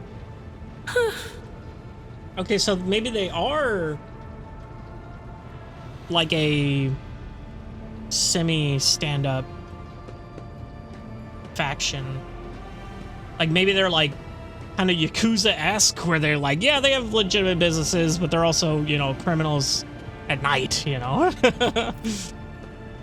Persuasion test succeeded. Excellent. Always do, hopefully. Yes, 115. Okay, at 145% success rate. Scum, rotten filth, rats. It's almost as if Jay's mask briefly slipped and she started using words that have no place in the vocabulary of someone from the upper strata of the Imperium. Yeah, she does seem very down to get dirty, you know? Are one of the Casabellicans robber barons? Are you one of the Casabellicans robber barons? What gave you such an outrageous idea? Was it my immaculate garment? My gorgeous jewelry? Do not worry, Shireen. I will let you know once I become a baroness, should the Exalted One will it. Just imagine the strong and fruitful alliance that could be forged between a rogue trader and a mastermind of the Casbalica. Cool. So how did you become a Casbalican agent? It's not hard to do on Footfall. I spent a year working for good old Christo. He was a brave soldier who gave up the ghost in a scuffle with orcs, and then took over his business. Having a good head on your shoulders and keeping the Exalted One in your heart helps to establish new contacts quickly. Eventually, I gathered together a group of honest and loyal people, and it only took a few successful contracts for the Casbalica to take notice. I quickly settled on Footfall and started dispensing my wisdom to my protégés and subordinates. I lost the taste for getting my hands dirty.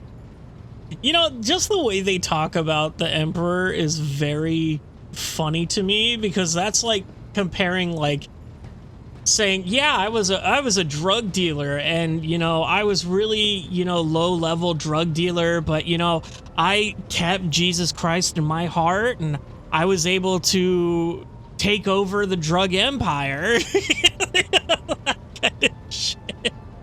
Which is just hilarious to me. But yeah, that's very funny, and I love it. Okay, tell me about the cold trade. It really is simple, Shireen. The Casbalica runs the Imperium's black market, offering special goods to those who can afford their services. Yes, I am talking about Xeno artifacts too. Alien weapons, technology, sometimes even certain kinds of living creatures. Ooh. Party members? I'm just kidding. Imagine. Unlike the rogue traders whose sacred warrants make them immune even from the laws of the Exalted One, Casbalican agents are used to hiding and covering their tracks. Nobody wants to draw unwanted attention, no matter who might take an interest. Especially now that the Coronis Expanse has a warrior of the Golden Throne as its watchman. Is that me? A warrior of the Golden Throne as his watchman? I don't know if that's referring to me. Let's change the subject. Why not? The decision is yours, Shireen. You're telling me tales about your colorful past, Jay, but I feel not all these stories are true. Did you know Theodora von Valentius, my predecessor? It is difficult not to be aware of the powers that be, especially ones like Lord Captain Theodora. But we never met personally, as the difference between our positions was far too great. Theodora was a mighty ruler, the center of her own universe, and I, a pathetic commoner, was nothing next to her. But you were kind to me, Shireen. And in my eyes, that puts you above your esteemed aunt. Or whoever she was to you. Well, thank you. You seem to forgive my... You must forgive my prying. But has this esteemed princess's heart been claimed by some lucky fellow? Oh, shit. That's a pickup line, I guess. You keep using words I don't understand, like calling me Shireen. Actually, that is interesting. I'd like to ask about that. The language on Ifrit, my home world, is quite different from the one spoken in the Coronis Expanse. We bestow more than one meaning upon each word, allowing our wise men to fully express their sagacious thoughts, and us lowly commoners our base passions and desires. Passions and desires, eh? Tell me more. Take Agi, for example. That is what I call every piece of scum and villain, because Agi means evil and foe and pathetic worm unworthy of consideration. Or take Ashmag. It means fool and little brother and blind man who stumbled and would fall into a pit without guidance. Shireen means friend and comrade and roommate in a battle formation, like we are. Okay. Fair. Are you lying to me? Listen, Shireen, the giver of happiness and the dearest of my friends. I am who I am. A cold trader, a Casbalican agent, and your partner. We each have a past, and that past is sealed. I'm not prying into your soul, am I? Well, have pity on mine. It has already been gnawed at by the Agi. And if you don't like the sound of that, we'll just go our separate ways. Deal? Okay, calm down. You know that I wasn't... okay, I shouldn't have said nothing. Cold trade, the illegal trade of commodities, and the artifacts of Xeno origin. Okay, thank you for sharing. All relationships are based on mutual trust. That goes for business too. Damn, should I ask her? Hey, you fucking? Or lucky lady, you mean? Ooh! My heart has been coveted by proud men with hard eyes, gentle maidens with sensual voices, imperious lords and fierce leaders of void brigands. Only rogue traders have not yet featured among Jai Hedari's intimate friends. Why do you ask, Shireen? Oh, I don't know. I was just asking, you know, for a friend. Hidari, she says her last name is Hidari. I thought it was Ifrit, but maybe that's her new name, like to stay away from her old place. I don't know. Fuck. Perhaps I shall grant you the high honor of serving as my nightly delight. Jesus Christ, my guy. Just curious, I like to know every last detail about the members of my entourage. Why are you avoiding answering, Mistress Hadari? I need to know who I must kill to rid myself of a rival, man or woman. I enjoy being with you. I would like us to spend more time together. Doesn't matter, forget it. No, I'm just curious. I'm asking. Oh, Shireen. Then what reason do I have to tell you the truth? Every mystery once solved ceases to excite the interest of an inquiring mind. Oh, you teasing bitch. I love it. Why are you avoiding answer? You are prying at the treasures of my soul, my little secrets. How else can I keep them safe from such a powerful robber as the rogue trader? I dare not refuse you.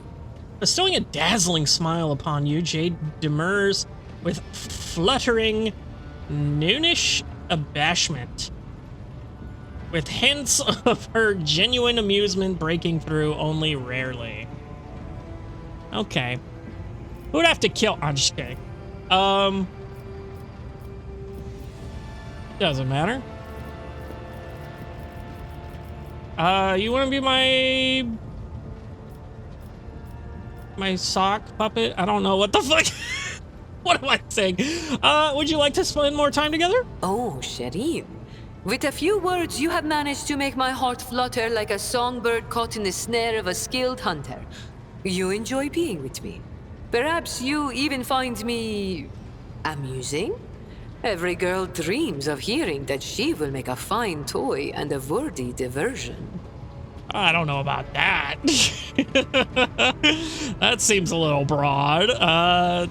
Well, broad, get it? Lamau.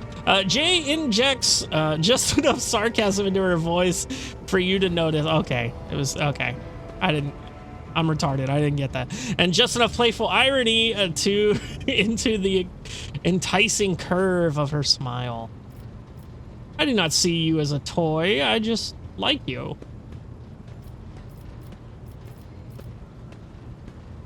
Sure. I understand. I'm just having a little fun, Sherin. I can't possibly just say, oh, I like you too. Words as dry and dull as a voidsman's dinner. They are unworthy of us. Okay, fair. Continue. If you are not simply amusing yourself by toying with my feelings, then why not give it a try? Go on. Or, wait. You haven't yet asked how I feel about being your romantic partner. Ask soon, Sherin. Am I committing to this? I don't think I want to. I'll be real with you. I don't know if I'm gonna commit. Drop to one me, my dazzling one. Can I trust you to hold... Can I trust that you hold in your heart at least the smallest drops of regard for me? Ask meekly. Jay, Dory, will you be my prom date? Look, I'm a simple man, and these flirtatious overtures. It is very early days for me to be giving orders. Do not push your luck, Mistress Hedari.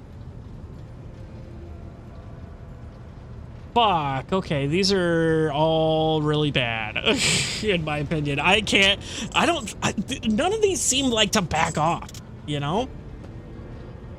I can tell her, calm down, bitch. Or I can tell her, you know, I'm not here to play games, motherfucker.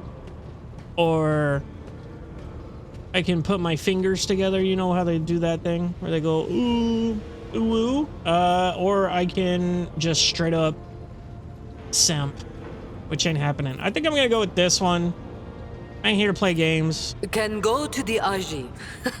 Say no more, Sherin. Okay. I'm inviting you to dinner. Some decent wine. Over some decent wine, I'm sure we'll... I can't talk today. I'm sure we shall find a fertile topic of conversation. I shall wait for you to treat me to a token of your infection, my dazzling one. What would you say to going to my chambers right now? I have a pool for absolution. Ablution? Ah, fuck. I forgot that word. Incidentally. Take her to the bath. Make her give me something. Or just have dinner. Dinner sounds nice. I have no doubt that you are a wonderful conversationalist, Sherin. I will make a note of your invitation and make sure to take you up on it when I next get hungry. Ho ho ho, okay. She's like, you're doing it on my time, motherfucker. All but right, if cool. the feelings in your soul have become a fire that is burning you up from within, then you may express them by bestowing a gift upon your humble servant. Okay, calm down, bitch.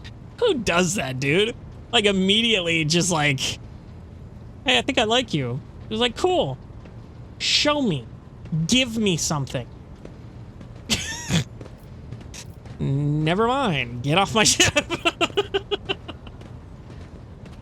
I'll see you later. Oh, I have no doubt you will. Oh, a little farewell wink. Very cool. Okay. So that's 2 down. Pascal, we learned about his dark past. And in her, we just got to flirt with. So very different dynamic there. Very cool. I think next on the list is over here with Adira. Which, I'll be honest, Adira is always a fun time. Like, for real. She's always fun to talk to and just try to parse out what the fuck she's talking about. So that'll be a fun one for next time, but I'm going to call it there. It has been the, 30 minutes. That's a typical time. I know these episodes kind of go a little longer, but if I can cut them off at a good point, I will. And, yeah, I feel like that's a good point today. Definitely, Jay learned a hell of a lot more about her. Learned a hell more about Pascal. Hopefully we can learn more about Adira and everyone else associated with our retinue here. Definitely Heinrich's on the list of people I want to get to know, because I really haven't had the opportunity to do so. But yeah, next time we're going to be checking out Adira and having some fun conversations, I'm sure. I'll see you in the next one.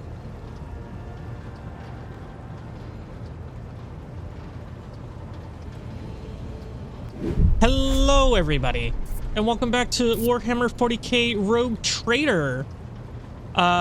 Typical starting off here of Wilbur just standing there menacingly, looking at Adira, wanting to talk, but not having the courage to do so. Cute. Not creepy, cute. Anyway, yeah, last time we talked to Jay, we finally found out her whole deal. Very interested to see what she can bring to the table going forward. The time after that, or by the time before that, I don't know where he is, but Pascal's over here somewhere. We talked to him. We found out all about his backstory and bullshit. And now it's time for Adira. Let's see what Adira has to say to us, When Adira sees you, her lips curve into a smile and she nods at you. Nods at something over your shoulder.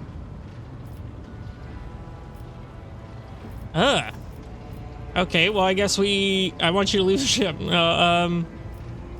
What kind of gift could I give Jay, do you think? Well, it would have to be something that screams, "Look how much the rogue trader loves me," in the faces of everyone she meets. Like a fabulous gown beyond anything that even the noble women of Dargonus can acquire. A princess of smugglers would love the opportunity to rub the nobility's noses in her newfound privileges. Okay. Little catty there. I like it. Didn't realize that they had such a hostile relationship, but that makes sense. And I guess you have nothing to tell me. Of course. Always at your service. Whenever you need me. Very cool. Okay, moving on. Thank you. Zero. You saucy minx. Anything over here? I don't think so. Should we talk to Abel? The person you saved from the Electro Priest Monastery, the servant of the Omnissiah who calls himself Abel, is staring intently at a cogitator, I remember that one, vid screen. Wires connect the sacred computer machine to augments inside the prayerfully bowed head of murmuring servitor. Oh, these guys. Okay. Abel looks up at you after a lengthy silence. He looks away and says stiffly, "The Omnissiah knows all, comprehends all." What you working on? Now, how are you feeling? Tech Priest stares intently at his feet. Sorry, goddamn, something in my throat. Some cock. So at his feet for a while and then says in a halting voice, "The running of the binaric protocols was bogged down and dissolved in false commands. The filter has separated the correct signals from the incorrect. The running has been restored to its swiftness." Don't know what any of that fucking means. Thank you, have a good day. Pascal speaks softly as though trying to match the inflections of Abel's voice. Tech Brother Abel has passed the diagnostics. Jesus. The pernicious influence of sacrilegious procedures has been completely eliminated. Statistically, most survivors of the schismaticals infestation are left with severe cognitive impairments. However, Tech Brother Abel's mind, being as a less typical nature, has not been damaged to a great degree. Interesting. Gaze into Abel's eyes lovingly. Tech Brother Abel, are you free from possession, are you not? I can trust you pose no threat to my ship. Abel's voice quivers and his eyes dart around, desperately avoiding eye contact. What was flawed has since been purged, but the shadows of the hunt linger. The cog is dismounted, and no judgment has been made. In the absence of judgment, threat remains. Who will make the judgment? I will. Pascal places his Mandarite. Macandarite? I don't know. On Abel's shoulder and repeats, his voice heavy like a wheel tread, crushing the dirt underneath. I will make the judgment that will avert the threat. His gaze falls on you. There is no need to frighten him. Fair enough. What troubles him so? What judgment do you two speak of? Why are you so concerned about him? He is not... he is not the one you were hoping to find. You care for him as if truly he were your younger brother. I will not try to give Abel any undue cause for dread. You're like a brother to him. Pascal's voice rasps a tired laugh. Tech Brother Abel is harmonious, and harmony is beauty. It is so strange an urge to protect beauty from the horrors of the grotesque. What troubles him? I assumed at first that this was caused by the shock inflicted upon his systems by the schematical attack. But my tech brother's words are a sign of a deeper reason for his unease. He foresees something that threatens both him and all those around him, and thus I stand ready to face the threat. Okay, what judgment do you guys talk about? Only he knows, but if my tech brother fears that he might not make the right decision at a critical moment, then I will do it for him. Why are you so concerned about him? He's not even the one you were looking for. Answer unknown. I am registering a kinship both between our identifiers and one that is more profound. Archmagus Amaranth left an imprint on all his students. It may be then that I see some of my mentor in the tech brother Abel, and so my spirit rejoices and strives to keep him from harm. I won't do anything to cause him any more trouble. Thank you. Why do you and Pascal have the same name? Abel freezes. From his voice, vox synth, barely audible through static, comes the words, the naming of the names is not an index to the text. The naming of the names is the text. I have no fucking clue what he's talking about, brother. Nah, Abel's answers can be enigmatic. His mind works differently from ours. He thinks in harmonic imagery. What the fuck? And notices the symmetries and proportional relationships in the world around him. Poetry would be the closest analog to how he perceives and interacts with reality. I never imagined there could be poets among the text priests. Pascal, do you understand what Abel is referring to? Soften your tone. Abel, could you please explain what that means? Are we overthinking it? It doesn't matter why your names are the same. What matters is that they are the same. Is that what you mean? Let's move on from this. Didn't know there could be poets among the tech priests. Pascal will look surprised. Why not? Techna Laguna is rhythmically and possesses a broad semantic scope. And some of its more sonorous dialects lend themselves well to individual and symphonic declamation. Fucking speak English, dude. Jesus Christ. I'm gonna soften my tone and ask him to explain. He relaxes a little, his gaze drifts side by side, but there is silence. Are we overthinking it? Is that what you're saying? Abel looks sideways at you, and once he's transfixed stupor, he is gone. At this point in time, the cycle has been broken and reshaped into a rising spiral, as Amarin envisioned. Hearing his old mentor's name, Pascal, lets out a raspy, static-filled sigh. They are connected. My hypothesis regarding Abel's connection to the Blessed Amaranth has been confirmed. And what are you working on? We catch the soul of the light in the solar wind. We look for the footsteps of the Omnissiah left when he walked the desert. This is the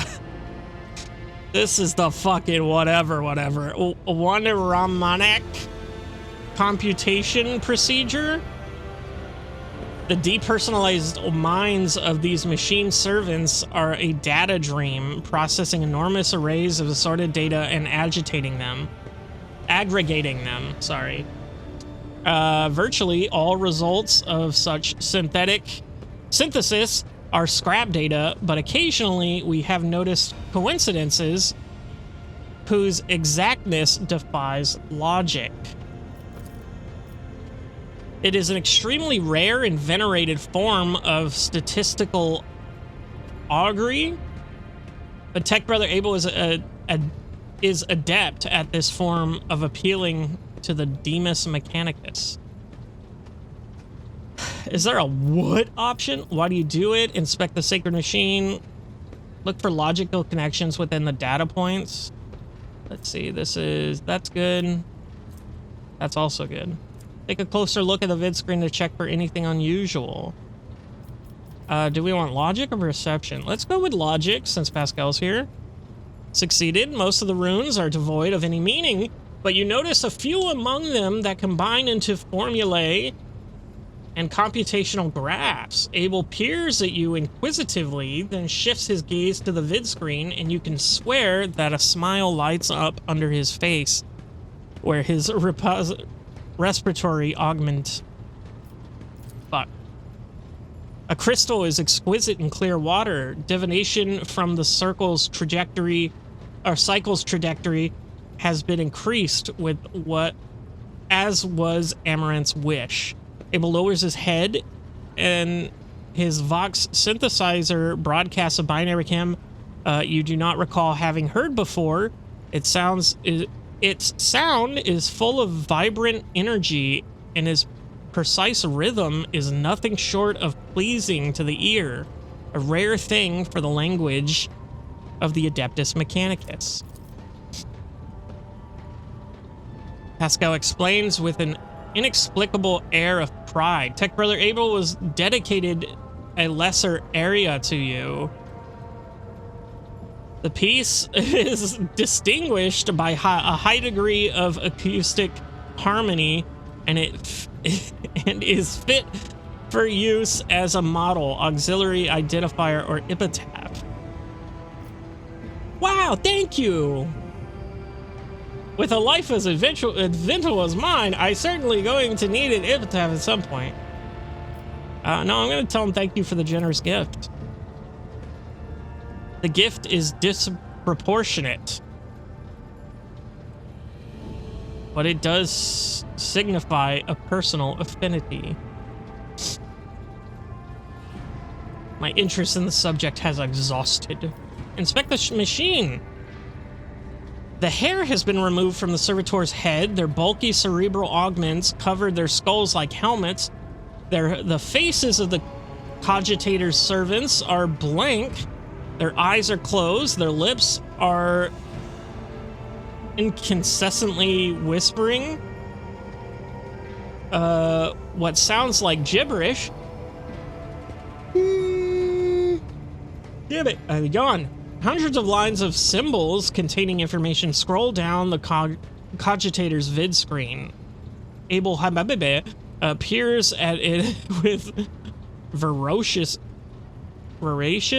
interest, in sharp contrast to his usual placidity. Why do you do it? It is how we execute the quest for knowledge in hope that the machine god grants us an epiphany so that we may discern a logical connection in a mass of absurd data, which will propel our comprehension forward. Well, I'm bored of this. Abel goes back to intently watching the calculations, his eyes alight with curiosity. Turn to Pascal. Did you hear what Abel said? It seems we have contributed to Amaran's design and deviated from the cycle. What does this mean for you? A low guttural sound rises from the depths of Pascal's vox scent, as though the planet's tectonic plates are shifting or crushing each other. The mighty rumble brings forth words imbued with power. We follow a path charted by a great mind, but that path leads to dark places. Holy shit. Okay. The cycle has the advantage of predictability. Abandoning it will plunge the collective into a perilous space of uncertainty, which will inevitably lead to disasters and the risk of universal annihilation. The doctrine of discontinuing the cycle may herald good things to come, or it may be a death sentence. Only the Omniscient knows all and comprehends all. Others are mere prophets who interpret his wisdom as far as their own comprehension permits. Okay, let's see here. Is that not the promise of every heresy? Let's renounce our path, distort our doctrine, and head out towards what looks to be a better future, but actually only has danger and grief in store for us. As flawed as the status quo is, it has helped us survive past 10 millennia. Therefore, it is effective. It is better to meet the challenge of change and perish in failure than to rot alive. Disaster is just another word for opportunity, not missing it is what it's all about. I am no prophet. I will not presume to make pronouncements on the future. I'm no prophet. I'm not gonna... no one knows the future. Every analysis has its margin of error, and horrors lurk in these margins. The tone of thundering profundity drains from Pascal's vox, giving way to his familiar sibilance. I must take my leave. Abel immediately looks away as he is lost all interest in you, but then his voice crackles, barely audible. I am glad to see you. Aww, very cute. Thank you, Abel. Okay, let's see what else is on our objective here. Just idiots. Thank you. Thank you. Let's see here. None of these guys. Voidsman in arms. Who are you? Bridge officer, bridge officer. Got the map there. Who is this? Jocasta Sourback? I do not recognize you. But you have a portrait. Jocasta Sourback is the very picture of discipline. Her uniform is exquisitely pressed, her armor is polished, and her posture is imposing and rigid. The only flaw in her immaculate appearance is the heavy enforcer's maw, which is worn and battered from frequent use. She salutes you with a practiced motion. Greetings, Lord Captain. Okay. How did you come to serve on my flagship? I come from the noble Sourback house family of the capital world of Dargonis. I dare say that our house is renowned for its loyalty and strict adherence to the law, and the members of my family have been your faithful enforcers for centuries. I am honored to be the 6th Master-at-Arms named Sourback to serve on this ship. Jocasta speaks the words with unmistakable pride. Why are you here instead of basking in the luxuries on because of my cousin, Macharius. A furious crease appears between her brows. I cannot stand him, but the feeling is mutual. We can hardly be in the same room together, so I jumped the opportunity to become your enforcer. I should thank my obnoxious cousin for nudging me towards the best decision of my life. I serve you with all my heart and wish for no other fate than this one. You are wearing an Imperial Navy armor. How did you come by it?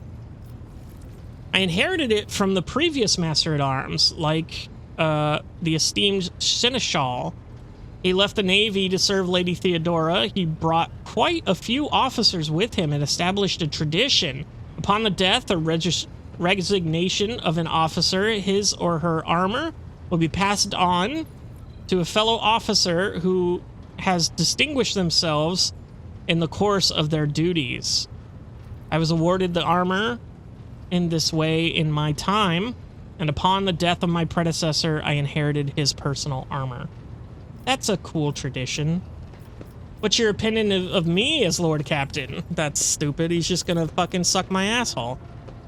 I would not dare form opinions about you, your lordship. That would be an unforgivably brazen of me. My duty is to serve, not to evaluate.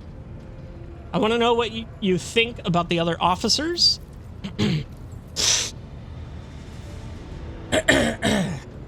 Excuse me. I do not trust them, but I do not trust anyone. Mistress Toliman has too much power. Is that Adira? Has too much power and will surely be tempted to start deciding for herself what information to share with the crew on your behalf and what to withhold. Raver is closely intertwined with the ship's systems, which opens up plenty of opportunities for sabotage. She must be watched. Is that Pascal? He's using everybody's last names. I don't know last names, bro. Or she. She's using everybody's last names. As for Danrock, forgive me, but a man of his size and habits cannot help but steal. The hell does that mean? Can you tell me more about Abelard? The Seneschal is a model of competence and fidelity, and all the officers and enforcers look up to him with gratitude. A grimace of fierce devotion takes hold of Sourback's face before she abruptly grits her teeth and continues.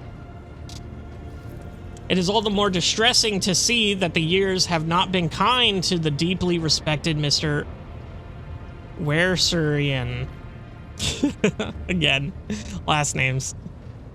Soon, there will be no rejuvenated treatment that can save him from the mistakes inherited in such an advanced age.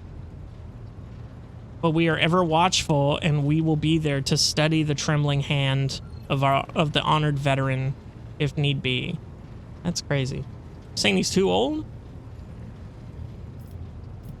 Thanks for dispatching such attentive guards to my bath chambers. Taking a bath with them was entertaining. Oh, that's gonna get him in trouble. I ain't doing that. That is a stupid move.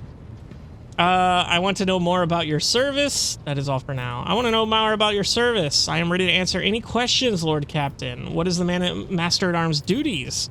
I am responsible for upholding safety and order aboard the ship. Guard duties, patrols, finding and punishing troublemakers. In addition, my enforcers ensure that the crew follow all directives and carry out their tasks properly. As they say in my family, a servant who shows disobedience today prepares a riot tomorrow. There are thousands of people aboard this vessel. How do you maintain order? 2 words, Lord Captain: suppression and fear. The base nature of the rabble cries for an iron grip, lest they give in to their animal urges. We have many well-tested measures to prevent it: random night searches, preventative interrogations, corporal punishment, and executions. Of course, the laws of the ship equally apply to the officers. We eradicate the canker of insubordination wherever we find it without mercy. I hope you will not repeat the mistakes of the previous Master-at-Arms. You can be sure of that. I was a fine enforcer, but suffered from the fatal flaw of trusting his associates. Oh, he was a fine enforcer, but trusted his associates. I myself lack the weakness and trust no one except you, Lord Captain.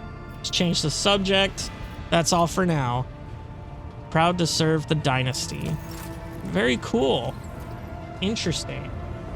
Oh, IH 630. Do you have anything to say? No, you're just chilling? Turn on? Ah, there we go. Now I can talk to him. The reflections of the bridge lights are playing on an unlit vid screen of the cogitator.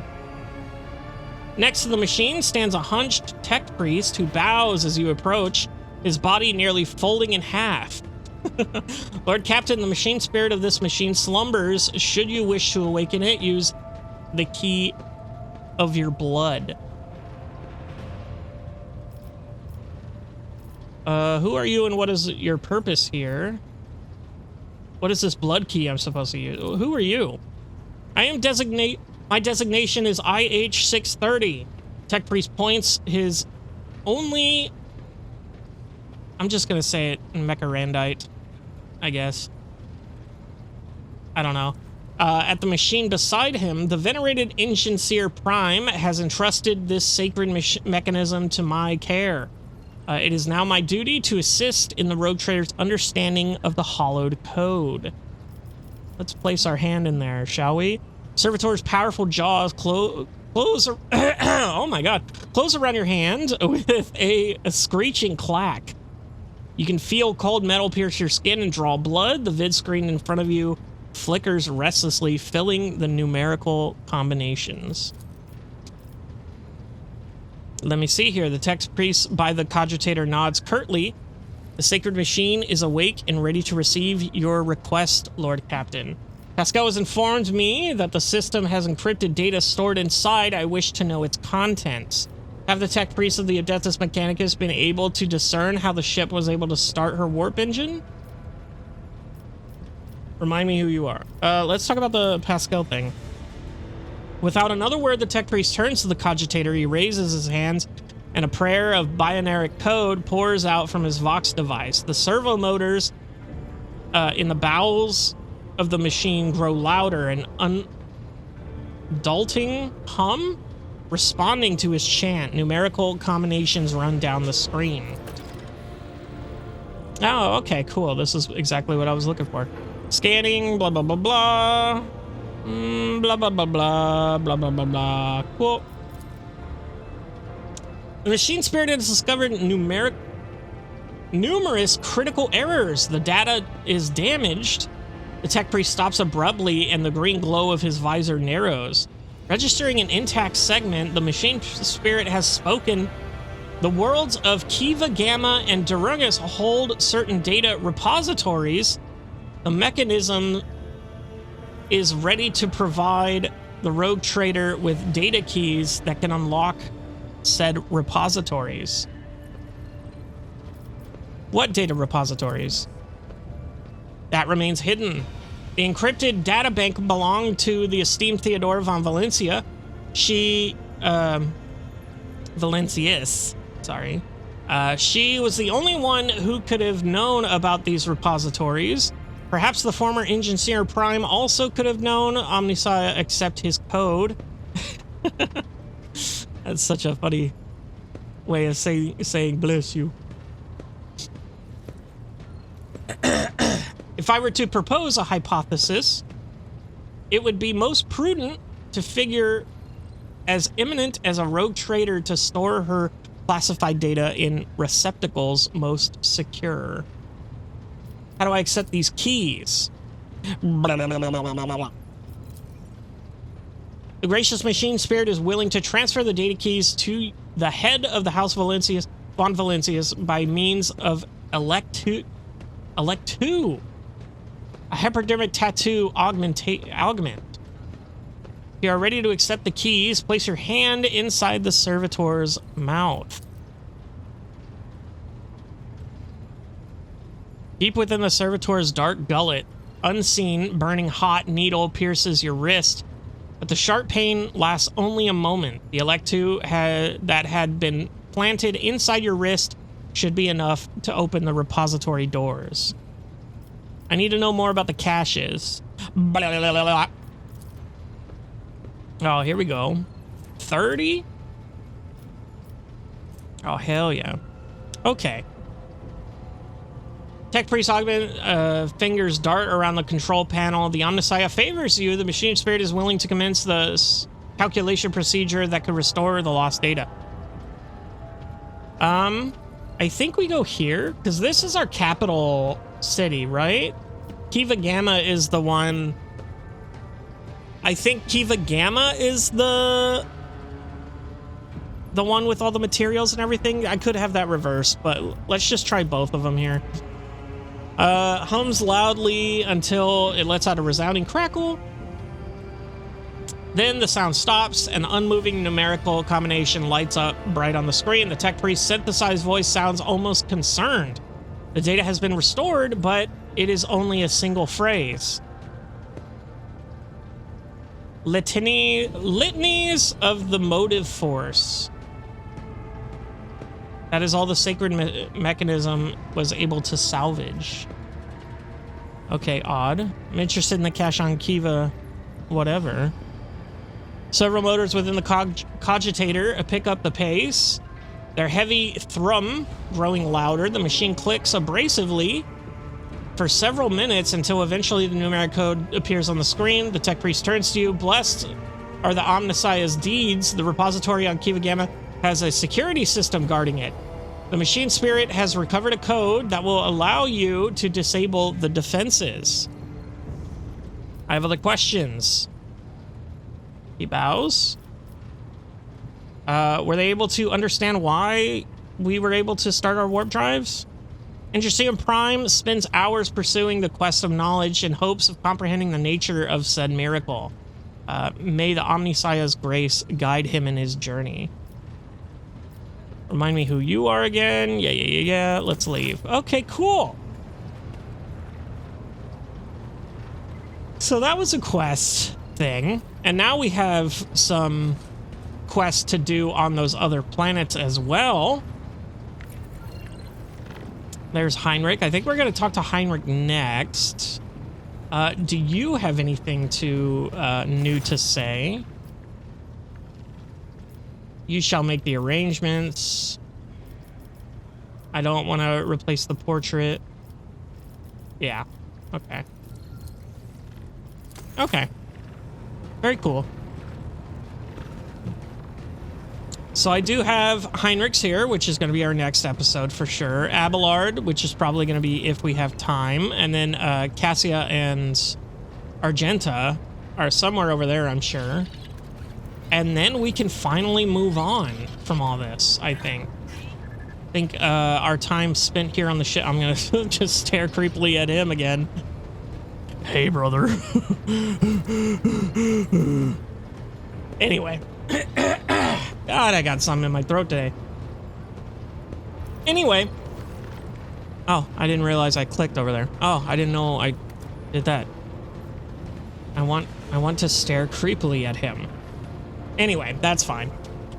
So yeah, some interesting stuff. We did talk to Adira a little bit, but she didn't have much to say, unfortunately. We talked to Abel, who had a ton to say, with Pascal interjecting his thoughts there. And then we talked to the computer and got some quests that we now have on these other planets, two of the three planets.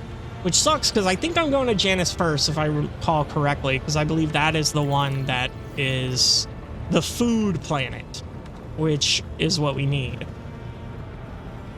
So, yeah. Next time we're going to be talking to Heinrich, probably see what he has to say about all this, and then everyone else, and then we're gone. I'll see you in the next one.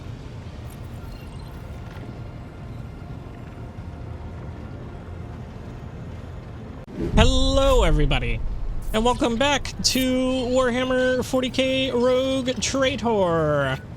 Last time we did a bit of talking, a lot more talking. We've been doing a lot of talking. We've been doing a lot of talking with a lot of people, and that's okay. You know, sometimes there's some downtime in this game, and I really want to learn about these characters and where they come from and how they're doing and everything. We also talked to the new Master at Arms. Pretty cool. I forgot to mention that in my ending last time, I believe. But now we're going to be jumping into Heinrich's. We're going to be finding out what he's all about. You know, he's an Inquisitor. He should have some cool stories. So let's jump right in. Looks intently, his head tilted. Oh yeah, he's got plenty to say. You want to discuss the nature of your mission? Yes, but not here. I wouldn't want our conversation to be gossip fodder on the bridge and in the officer's mess. Yeah, fair enough. Let's head to my bathroom. My desk. Thank you for finding the opportunity to talk. I trust now would be a good time to explain the reason for my return on board your ship. I welcome the chance to assist the Inquisition with my inquiries, Von Kallax. Is that what that word is? I do not object to you personally, but I find the continuous presence of the Inquisition agent at my side to be slightly unnerving. You wouldn't be on my ship if I had an answer to say in the matter. No, we're willing to help. Lord Captain, your enthusiasm is commendable. The interrogator smiles, sorry, but his eyes remain cold. Okay. To business, then. The cult of the final dawn. The madmen preached their heretical doctrine among the denizens of the Coronis Expanse and instigated crimes against the throne and humanity. One such crime took place in your protectorate. The Lord Inquisitor considered it necessary to have one of his acolytes accompany the rogue trader on his voyage into the corrupted region. I also need to meet with one of my observers in the capital world of your domain. Ooh, okay, so he's got... Why would Ordo Xenos agents investigate a cult? Chaos cult. That's a good... That's good. Yeah, why? Excuse me. You're well-versed in how the Inquisition is organized, Wilbur. Yes, initially our arrival in the Coronis Expanse was dictated by the need to fight Xenos, but there's more. The cult is tangentially related to the main specialization. Perhaps I will be able to reveal the full truth someday, but right now I ask you to display humility and patience. Look at this dude. Does this look humility and patience to you? Does that scream humility and patience? Why would I? A cult in my protectorate. Heinrichs, are you laying an accusation against my dynasty? The Lord Inquisitor mentioned in his letter that you would be willing to show leniency towards my actions that would otherwise be interpreted as radical. You have spies the Von Valentius worlds. I want to know more about the cult of the Final Dawn. I've already agreed to give you a place aboard my ship. What else? He said he would be pretty lenient. That is correct. I should show greater tolerance for the mistakes of a newly appointed road trader. To be frank, I am surprised the Lord Inquisitor is not the type to indulge the weaknesses of soul and mind, even in someone who only recently accepted the burden of a lofty title. A chaos cult in my protectorate. Are you laying accusations against my dynasty? Chaos treads softly, Wilbur. The main danger of secret cults and sects is that they are like seeds. They can remain in the ground for decades, safe from all scrutiny, until an opportunity to sprout, grow, and bear monstrous fruit presents itself. The emergence of the cult on one of the rogue traders' planets does not mean the dynasty head himself is a chaos worshipper. Having said that, it should be noted that Theodora von Valentius was famous for her loose interpretation of the freedoms granted by the warrant. Heinrich regards you with a probing look. A bloodline can be stained by ancestral transgressions. If it is indeed so, it is in your best interest to do whatever necessary to redeem yourself, and then perhaps you will get a chance to salvage your dynasty's reputation. I don't care about the spies on my world. That's pretty obvious that they would have agents everywhere. Like, that's kind of their fucking job. I want to know more about the Cult of the Final Dawn. Chaos worshippers. Most often, agents of the throne run into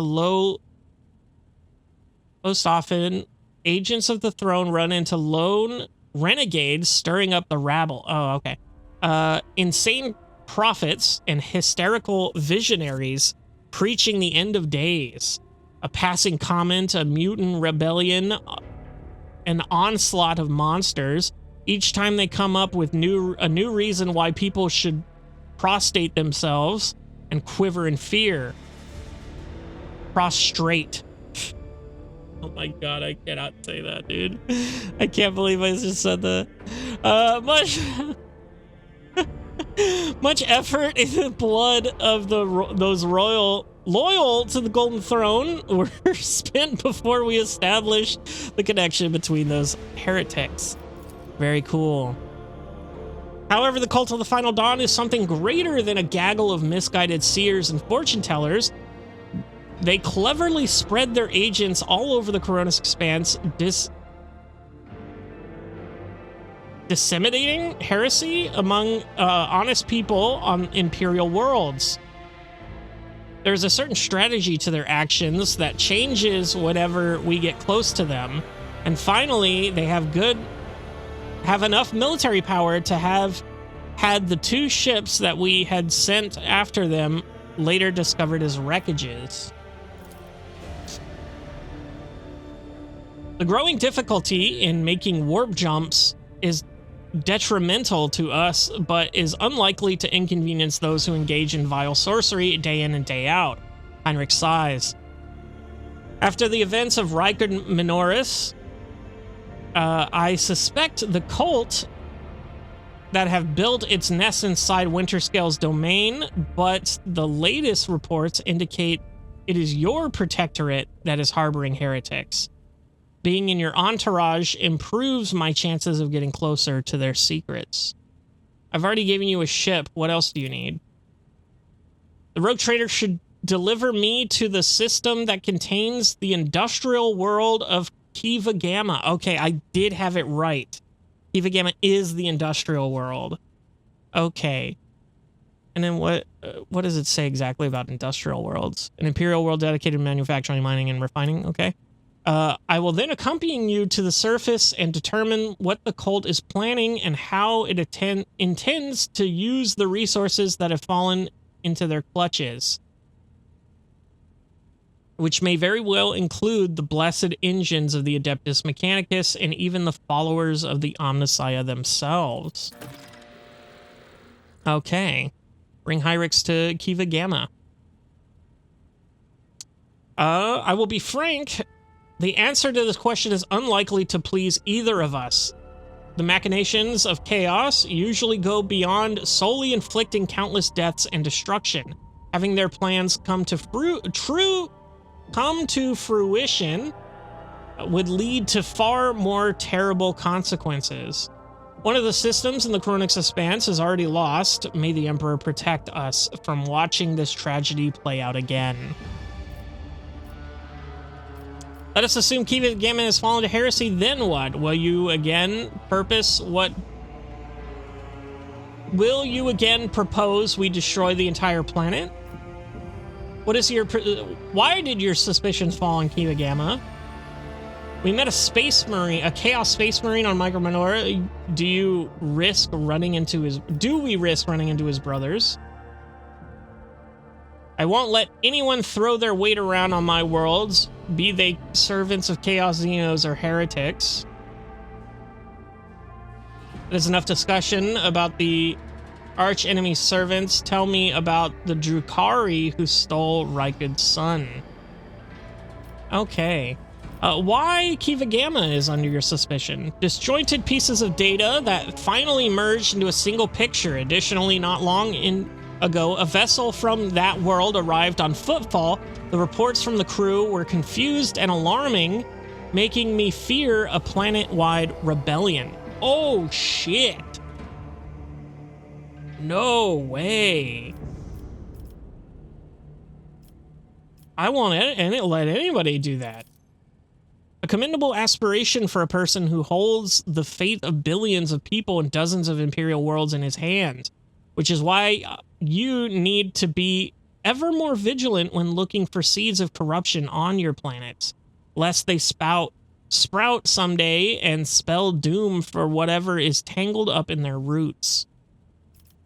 We met a space marine. Do we risk running into his brothers? I have no doubt it will happen sooner or later, Wilbur. Chaos Marines siding with the cult is very, very bad news. Most likely, they kept away until recently, pulling their puppet strings from a respectable distance.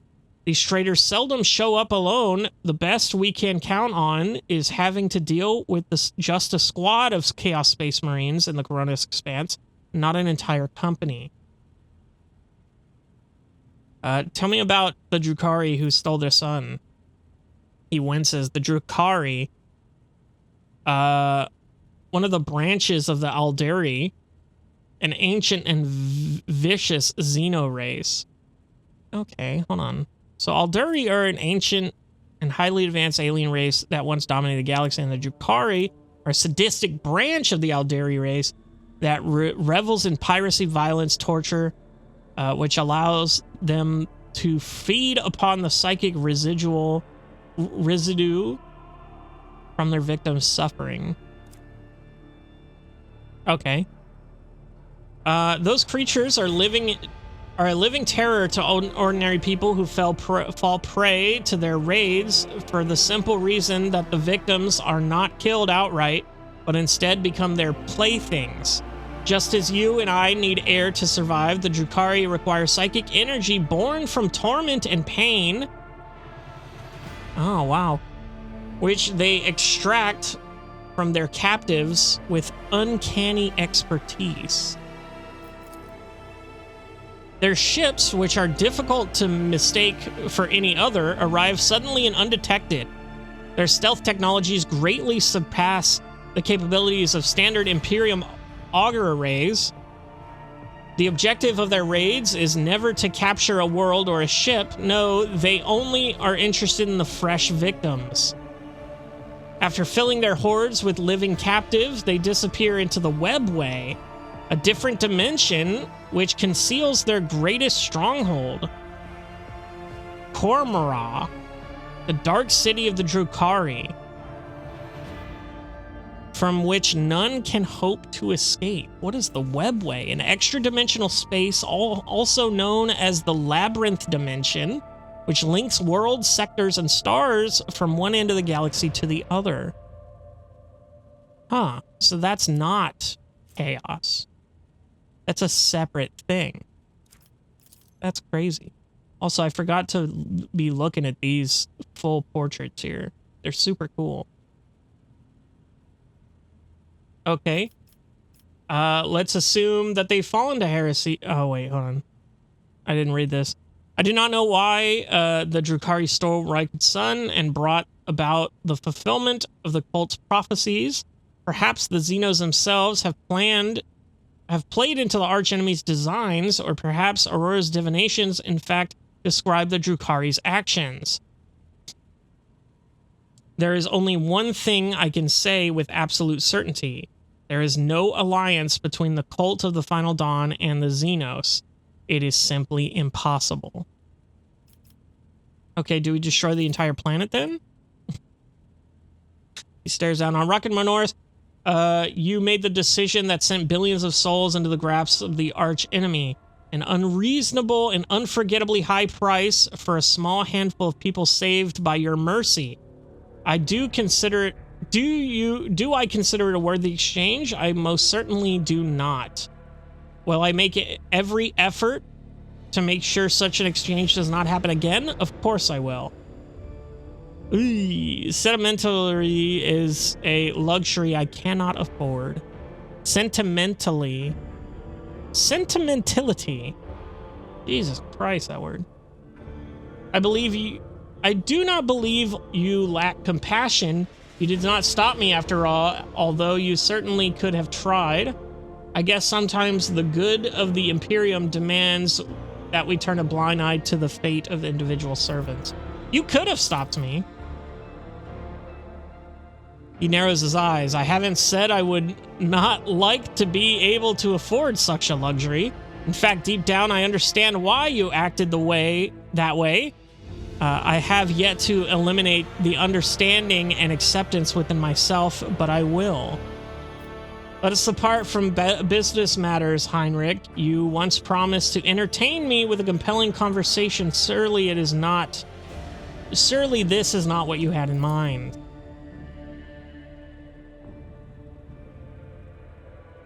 I do remember our exchange. For the time being, however, I prefer to focus on my direct responsibilities. You hear a note of regret in Heinrich's voice as he shakes his head. Perhaps later, after Kiva Gamma. Thank you for sparing me the time, Lord Captain. Cool. Okay. And then we go back and talk to him anyway. Right? like I get that's, you know, where that ends, but I mean, we still have other questions for him. To what do I owe this visit? What kind of gift should I give Jay? Mistress Adari is a dangerous person, and dangerous people like dangerous things. Jai is probably partial to good weapons. She even has a small but enviable collection. Such a gift would not only be practical given her perilous trade, but it would also show that you have taken an interest in her as a person and her tastes. Such demonstrations are very important when dealing with people with whom you would like to curry favor. I know nothing about you, Heinrich. Could you tell me a little bit more about yourself? I'm usually the one interested in the pasts of those around me, not the reverse. I come from a night world, Guizorn 3. I belonged to a branch of one of the noble houses until my exceptional abilities were discovered. After that, I was sent on a black ship to Holy Terra, where I was trained, and I began my service for the glory of the Imperium. Can you say that planet again? Guizorn 3? A night world. Feudal worlds that are home to ancient noble dynasties trained to pilot the engines of war called Imperial Knights. I was sent on a black ship, the dreadful Imperial void ships that transport psychers given up by numerous worlds as part of their their tithe to the Empire. Okay. Do you remember your home planet? I do, but I have no ties to my homeworld now. Oh, he's gonna say none except my first name. I left Guizorn 3 when I was still a child. My family disowned me, stripping me of my family name.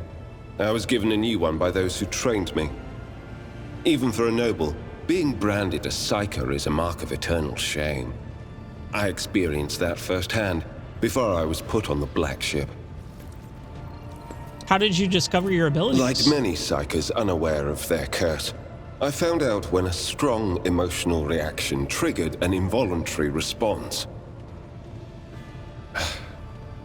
My great aunt had a pet grink.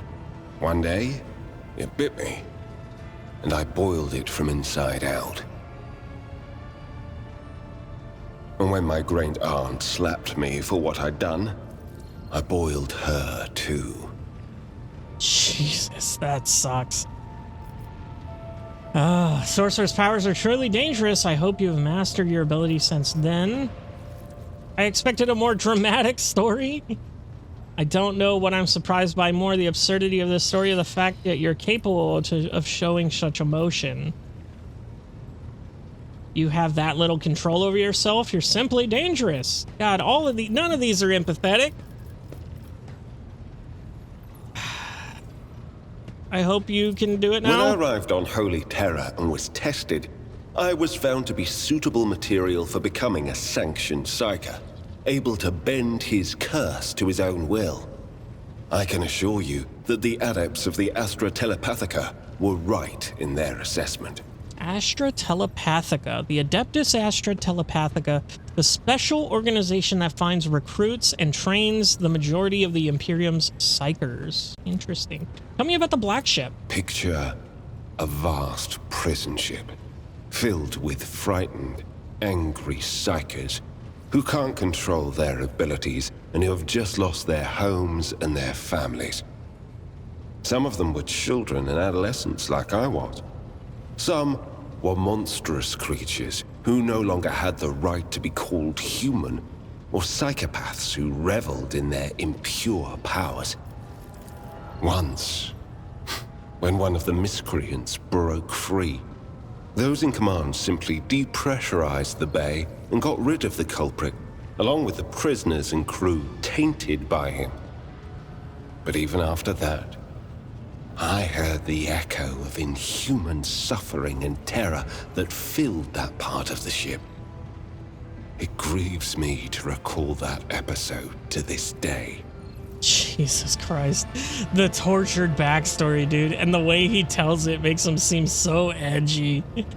You were sent to the Inquisition straight after training? No. First, I was accorded the status of a psyker fit for service in the Imperial Guard, where I then spent several years. It was only afterward that I became an agent of the Golden Throne. Heinrich stops there, clearly not intending to elaborate further. Let's talk about something else. How long have you served in the Inquisition? Since the day of my initiation as an acolyte. So, decades. How many real years it's been, it's hard to say.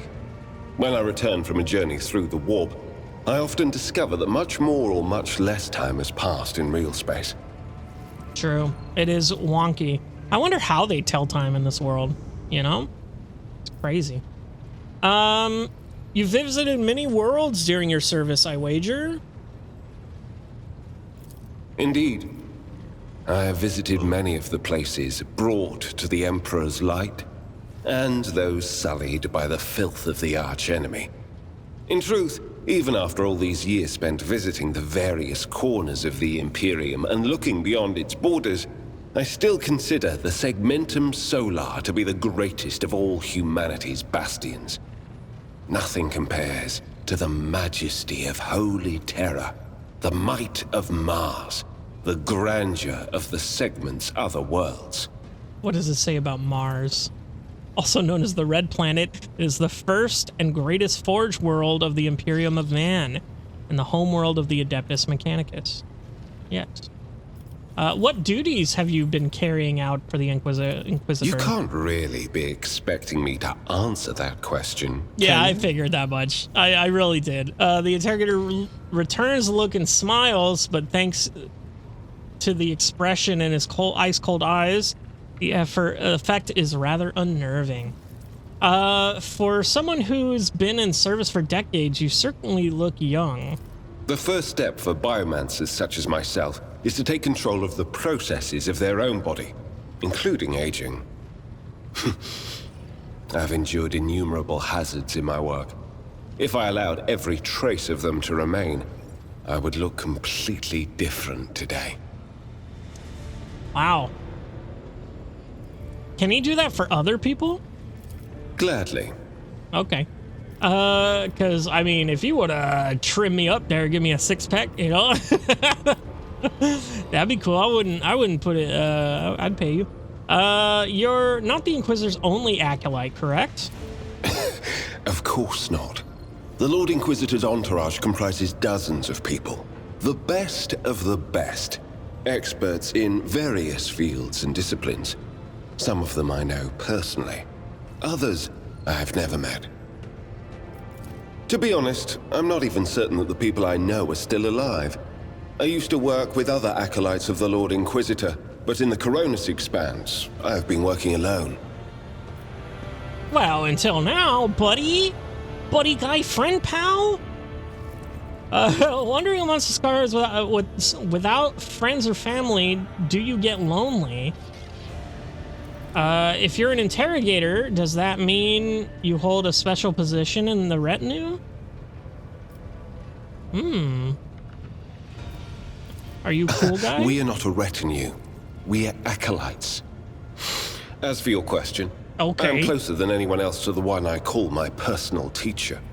The Lord Inquisitor deemed me worthy of undertaking the most important and sensitive tasks requiring the attention of agents of the Golden Throne. Oh, so he's like high up there, dude. I didn't realize how high up there he was. Are there other acolytes in the Coronis Expanse? I'm pretty sure he just said that there weren't, because he was working alone. Do you get lonely? I rarely have the time or the opportunity to think about it. Fair enough. Narrows his eyes at you and releases a disappointed sigh. After several seconds of silence, you realize that you will not be getting an answer. Talk about something else. As? I want to discuss the Cult of the Final Dawn. What can you tell me about them? The cult's ordinary members are humans who have been corrupted by the archenemy, traitors to the Imperium, and accomplices of chaos. Participation in the cult's rituals always entails brainwashing, literally and figuratively. The longer cult members spend among other cultists, the less critically they think, and the more closely they resemble obedient livestock, stripped of their fear and instinct for self-preservation. The worst of them go to their deaths without an inkling of doubt, ready to take hundreds and thousands of souls with them.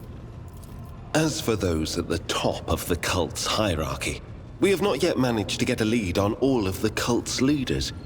I imagine that some of them are hiding in the depths of the Coronis Expanse, but those who are orchestrating the fanatics on nearby worlds are hiding very well indeed, or receiving protection from above. Remind me, what is your mission regarding the cult? I need to confirm the reports from my agents. According to them, one of the cult's leaders is in the Kiava Gamma segment, an industrial world within the dominion of the Von Phalancius dynasty. I hope you won't impede my investigation.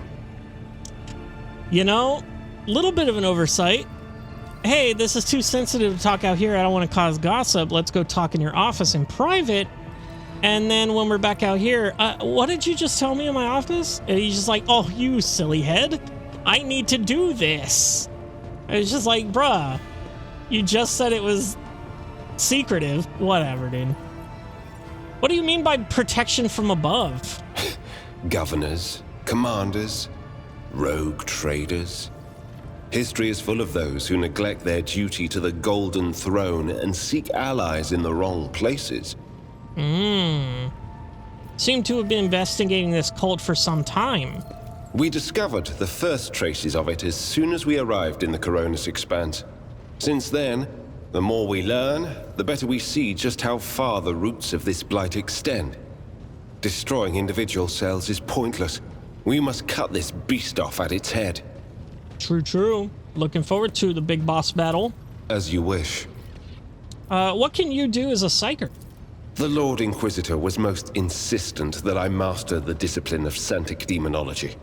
I use my faith and my power to crush the enemies of the Imperium. Servants of Chaos tremble at the sound of the Emperor's name, uttered by my lips. I am also a skilled biomancer. I can manipulate bodily processes. Sometimes I resort to those skills in the course of my work, when it is necessary to make the subject of an interrogation more cooperative. Fun stuff.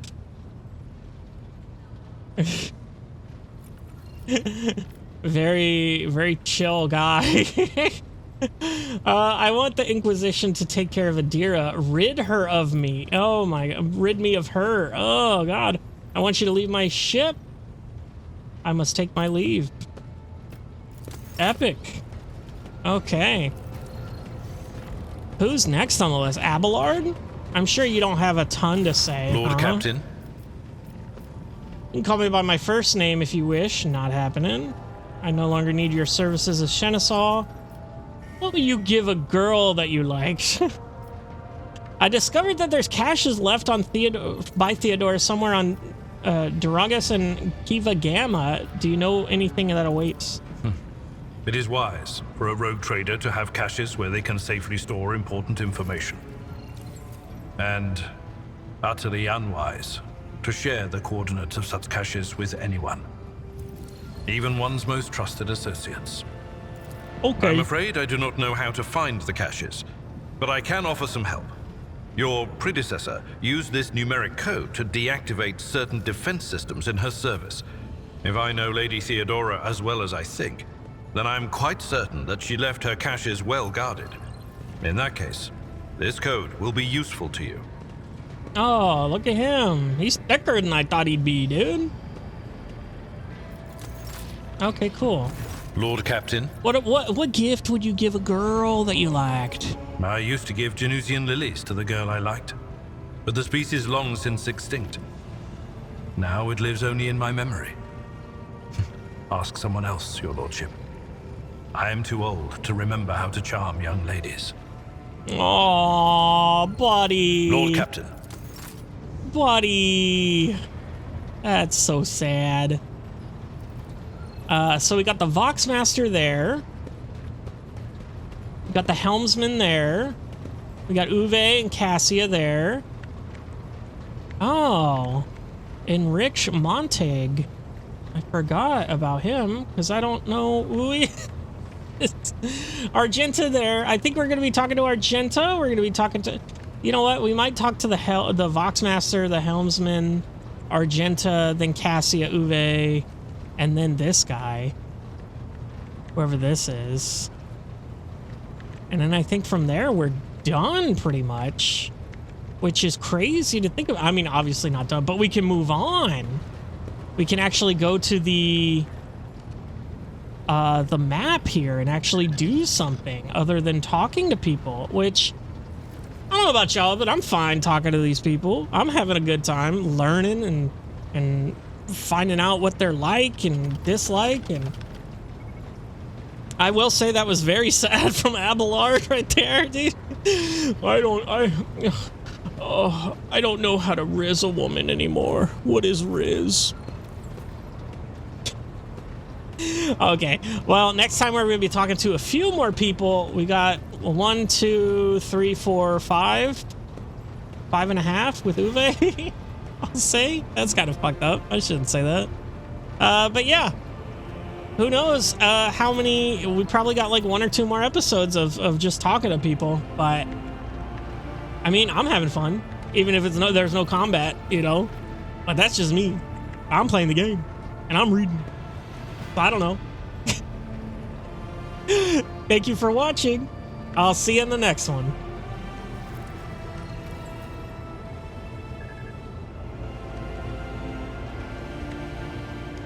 Hello, everybody, and welcome back to Warhammer 40K, a rogue trader. Last time we talked to Heinrichs, who had quite a bit to say because we hadn't talked to him before, you know. And then before that, we were just talking to miscellaneous crew and everyone. So we're going to be continuing that pattern really here. And we're going to be talking to the Voxmaster here. We're going to be talking to the Helmsman. And then I think from there, we're going to be talking to just a couple other people, 2 of our party members here. And then I think that's it, and we'll be done for the most part, and then we can finally move on with the actual game, which will be cool. So hopefully these guys don't have a lot to say, and we can just go right into it. But let's check it out here. Hello. A thin, pale woman stands out among the rest of the crew. There is a thick bundle of cables coming out of the back of her skull and disappearing under her ceremonial garment. And you see the gate of a grate of a quietly humming vox where her mouth should be. The woman sees you and bows her head in a respectful greeting. How may I serve you, Lord Captain? Oh, look at that. I got a fellowship thing. Connect me with the vessel's main channel. I wish to bolster the morale of my crew. Oh, hell yes. Let's fucking do that. The Voxmaster nods obediently and presses several switches on the device she is holding. It is done, Lord Captain. Continue.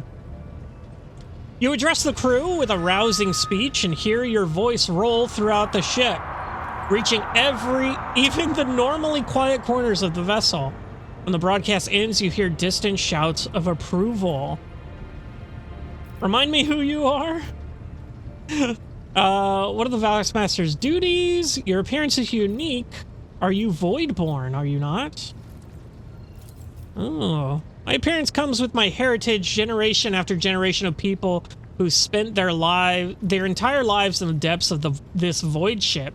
Neither we nor our ancestors have ever left our home, but the same can be said about many denizens of the Imperium's million worlds. We are used to the silence of the cosmos and the voices of the ship. There are thousands of us, but we dwell far from the Lord Captain's upper decks and remain unseen. We are the Voidborn. Very cool. Where does the word Voidborn come from? That's kind of a little obvious. Tell me about the lives of the Voidborn and my crew. How do others on the ship treat you? Have you ever left the ship? Tell me about the other Voidborn on my crew. To us, the groans, creaks, and murmurs of the ship sound the way babbling brooks and singing birds do to world dwellers. We hear the ship breathe, know what it is feeling and thinking. We are a part of the ship just like it is a part of us. We perform numerous functions, and there are many officers among our number. Some maintain order and prevent mutiny, while others serve as shepherds and support the crew. And some devote themselves to mending the body and spirit of the vessel. Most of the Voidborn are members of large void ship dynasties that bear responsibility for a certain aspect of the ship's life. For 300 years, the main branch of the Ptolemon dynasty has produced the ship's Voxmasters. And most of our subordinates come from the cadet houses of that dynasty, How do you find life on the ship? Life has been quite generous to me, Lord Captain. I am the Voxmaster, and only the best of the dynasty can become one. By virtue of my skills and position, no one has ever denied me anything. Our family claims a spacious section for its demesne? I don't even know. I also enjoy long walks through the narrow and dimly lit corridors of the ship, listening to the sounds of her activity, falling asleep, and waking up to the chanting of hymns. And admire the stars beyond, of course. Very cool. How do the others treat you on the ship? We look, speak, and move differently from the inhabitants of the planetary worlds. Our way of life, traditions, and quirks frighten these people, just like the darkness of the cosmos. Many believe us to be bringers of ill fortune, and alas, it is the Voidborn who get the blame for terrible warp phenomena during longer voyages. Ripperoonie.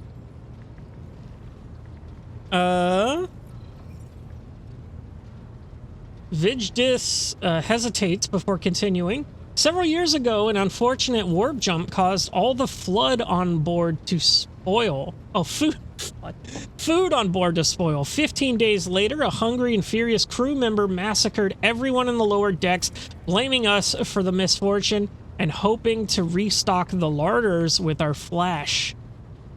I would have killed during the mutiny had Adira Talas not shown up in the right place at the right time.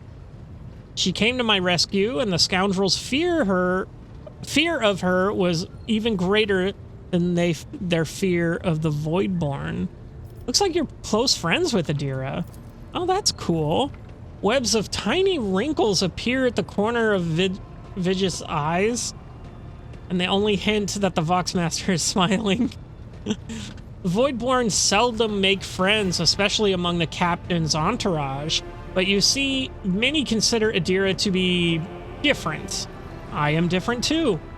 We have spent plenty of time in each other's company discussing regicide over a glass of anisette. Oh, that's the game. A human tabletop game played across the Imperium of Man, similar to the ancient Terra game of chess. That's cool. Except Adira changed after one incident, and we started to drift apart. The death of the Lord Captain Theodora made her withdraw even more. I do not know if Adira considers me her friend now, but we used to be very, very close. It is good that I can still look after her in my own way. Aw, that's so nice. Perception check. Interpreting the Voxmaster's emotion based on half of a face and a Vox-modulated voice is not an easy task, but you managed to catch the undercurrent of Vigis? Oh my god. Her words. The Voxmaster is not merely saddened by her rift with Adira, she is devastated by it. Damn, that sucks. Maybe if I go back to Adira now, I can talk to her about it. Have you ever left the ship? Oh, I did once, and it was dreadful. It felt like the massive blue dome overhead could shatter at any moment and fall, and my bones would be crushed by the gravity. She twitches her shoulders, trying to ward off the flood of memories. The ship is my home, Lord Captain, and I would not trade it even for the bounty of 100 worlds. I guess we can ask about where the word came from, because we are children born in the void between the stars. Be it the womb of a traveling vessel, an orbiting satellite, or a forgotten asteroid station. Low gravity, voyages through the warp, and countless dangers of space travel. Everything others hate and dread is second nature to us. I see. I have other business to attend to. As you wish, Lord Captain. What are your duties specifically? I am the ears and the voice of the Void Ship. I supervise several dozen officers and 3 times that number of support personnel. We receive, send, encrypt, and decode all incoming and outgoing messages through the ship's internal and external channels. And we also ensure clean communication and the optimal efficiency of the crew's Voxcasters. If you ever want to know what worries and concerns your crew are harboring, what your subjects are whispering about in local networks after their watches, and what their leaders are clamoring about over shortwave Vox transmissions, just come and see me. I will satisfy your curiosity. Have the Vox spirits brought you anything interesting lately? Oh, so she's going to be our little eyes and ears on the crew, it seems. You may be interested to know that a group of officers was discussing a grim rumor over lunch. Word has it the apparition of Lord Captain Theodora has been sighted on board lately? Yes, you heard that right. They say she's haunting the decks, dragging wayward crew members off into oblivion.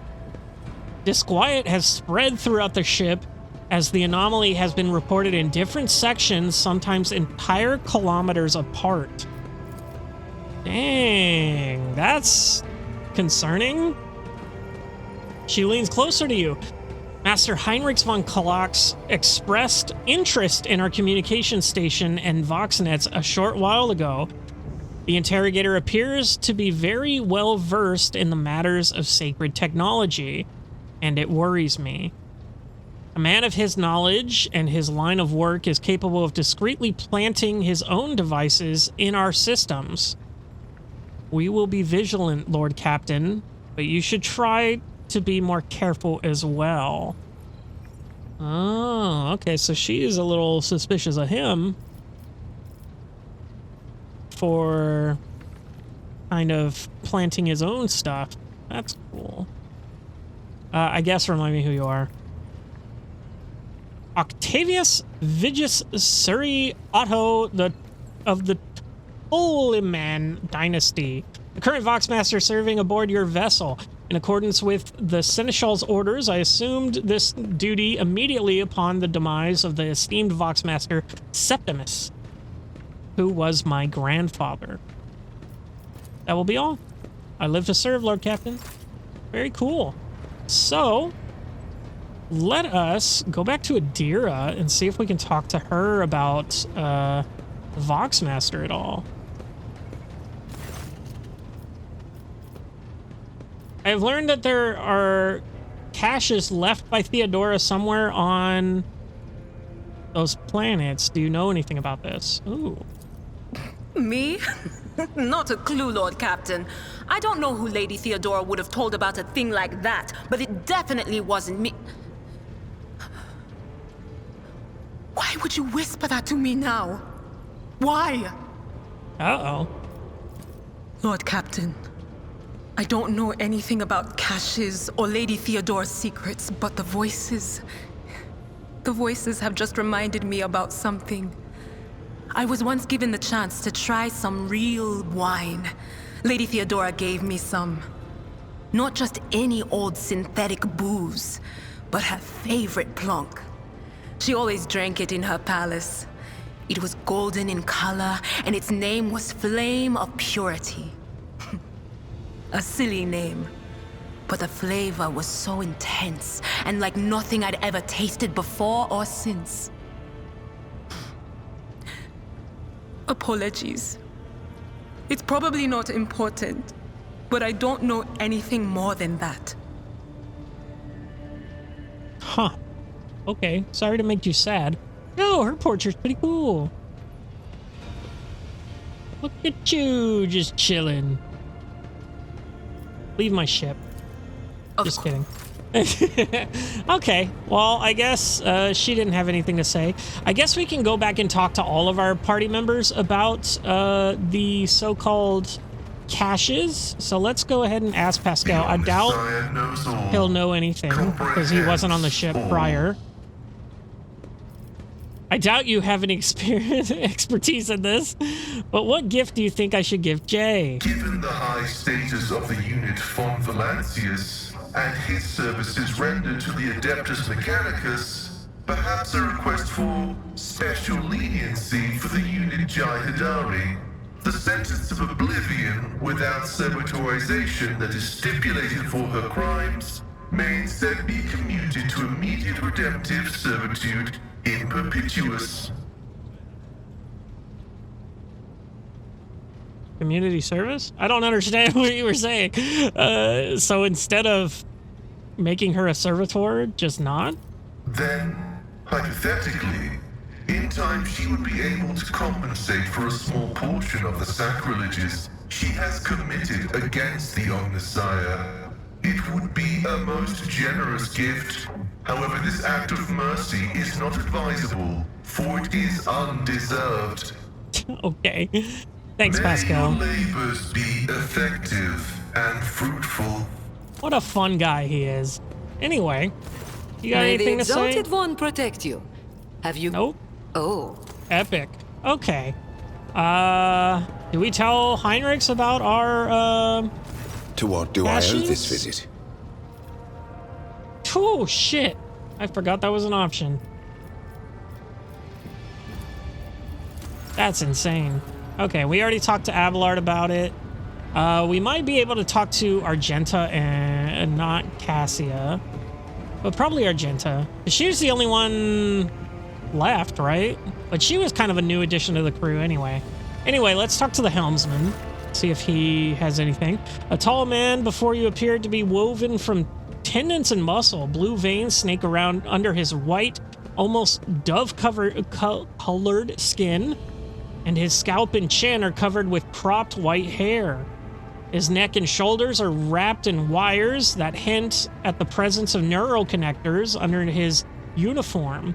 The officer's face seems to be twisted in a perpetual grimace of annoyance and anger, but he greets you with a respectful nod.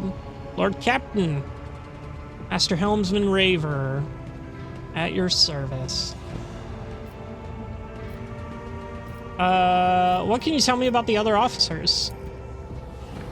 Good for nothing wasters. That's what they are. Each one of them. Take Janice Dankron Rock. That highborn weasel. He fawns over... Oh, is that the guy that gets us things? The traitor dude? I don't know. He fawns over the officers, but some of the deals he makes would get him burned alive.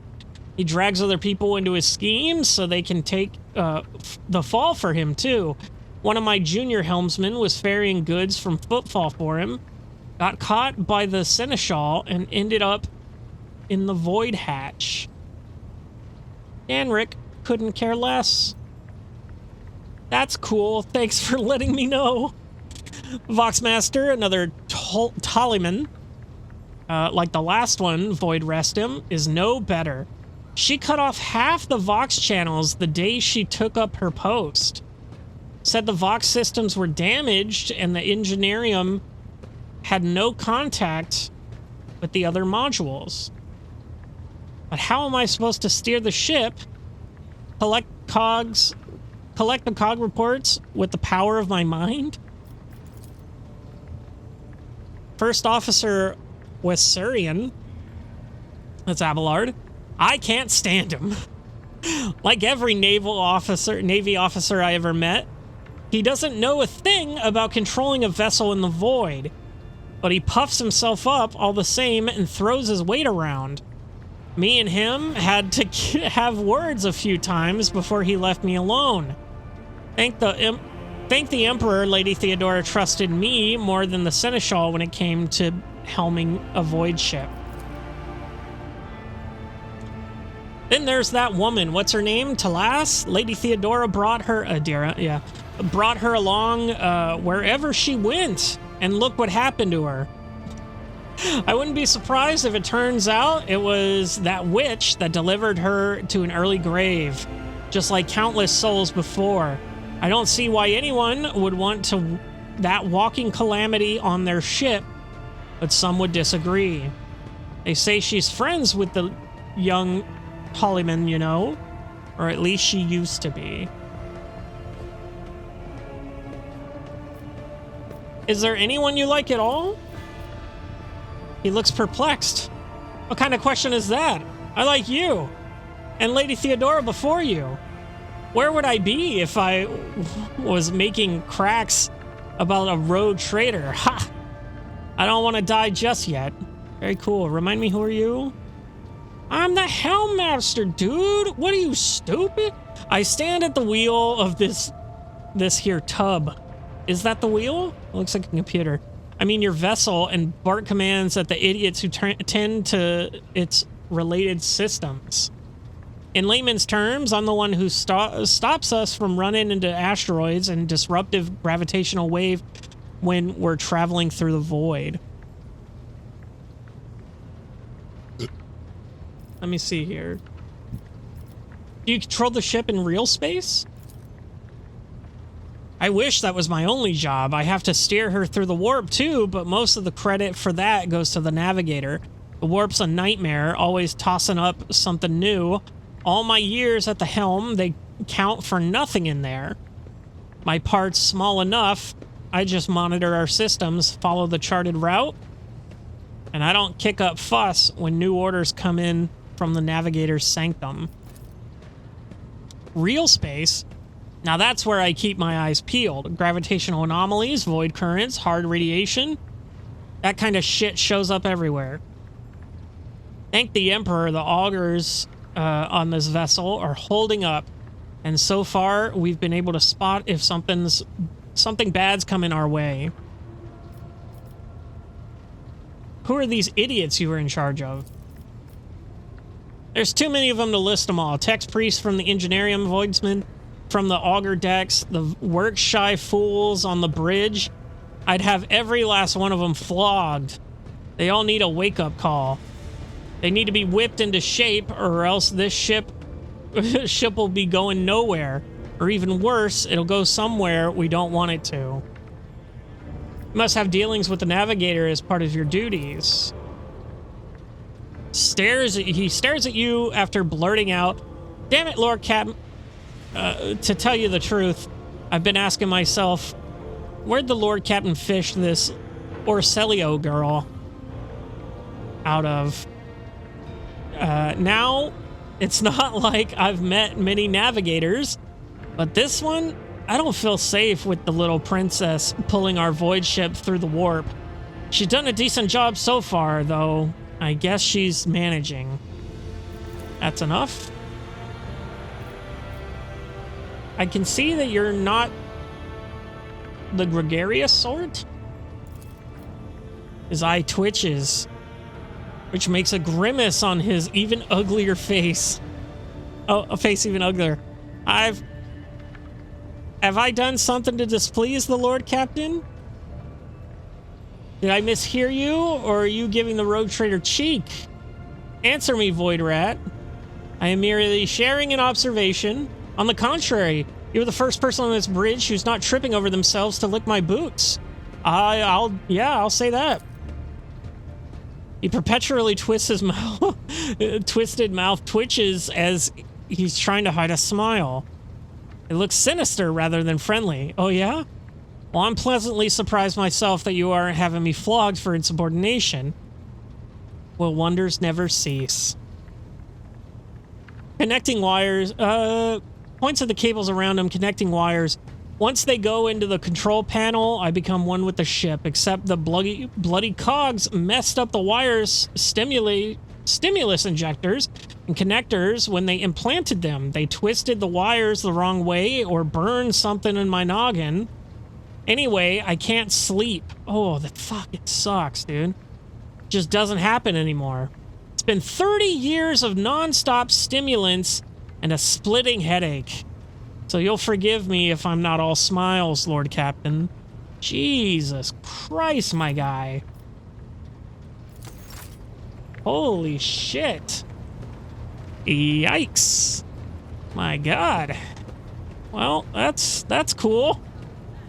I guess that's something good to have when you gotta fly the ship all the time. Let's talk to Argenta here. Greetings. Okay. What kind of gift should I give Jay? I'm still waiting for you to tell me about your past and explain the strange words of the cultists on the footfall. Yes, I'm ready. Request the mission to pray before the great relic in the word of trade. Only one thing of you, rogue trader. If I may, I would like to see the chamber of the sacred warrant and kneel before the relic touched by the Emperor himself. A difficult conversation lies ahead of us, and I wish to pray by the relic before I lay my soul bare. Okay, let's go there right now. Well, this ought to be good. If she wants to pray before talking to me, it's probably not a good sign, if I'm real.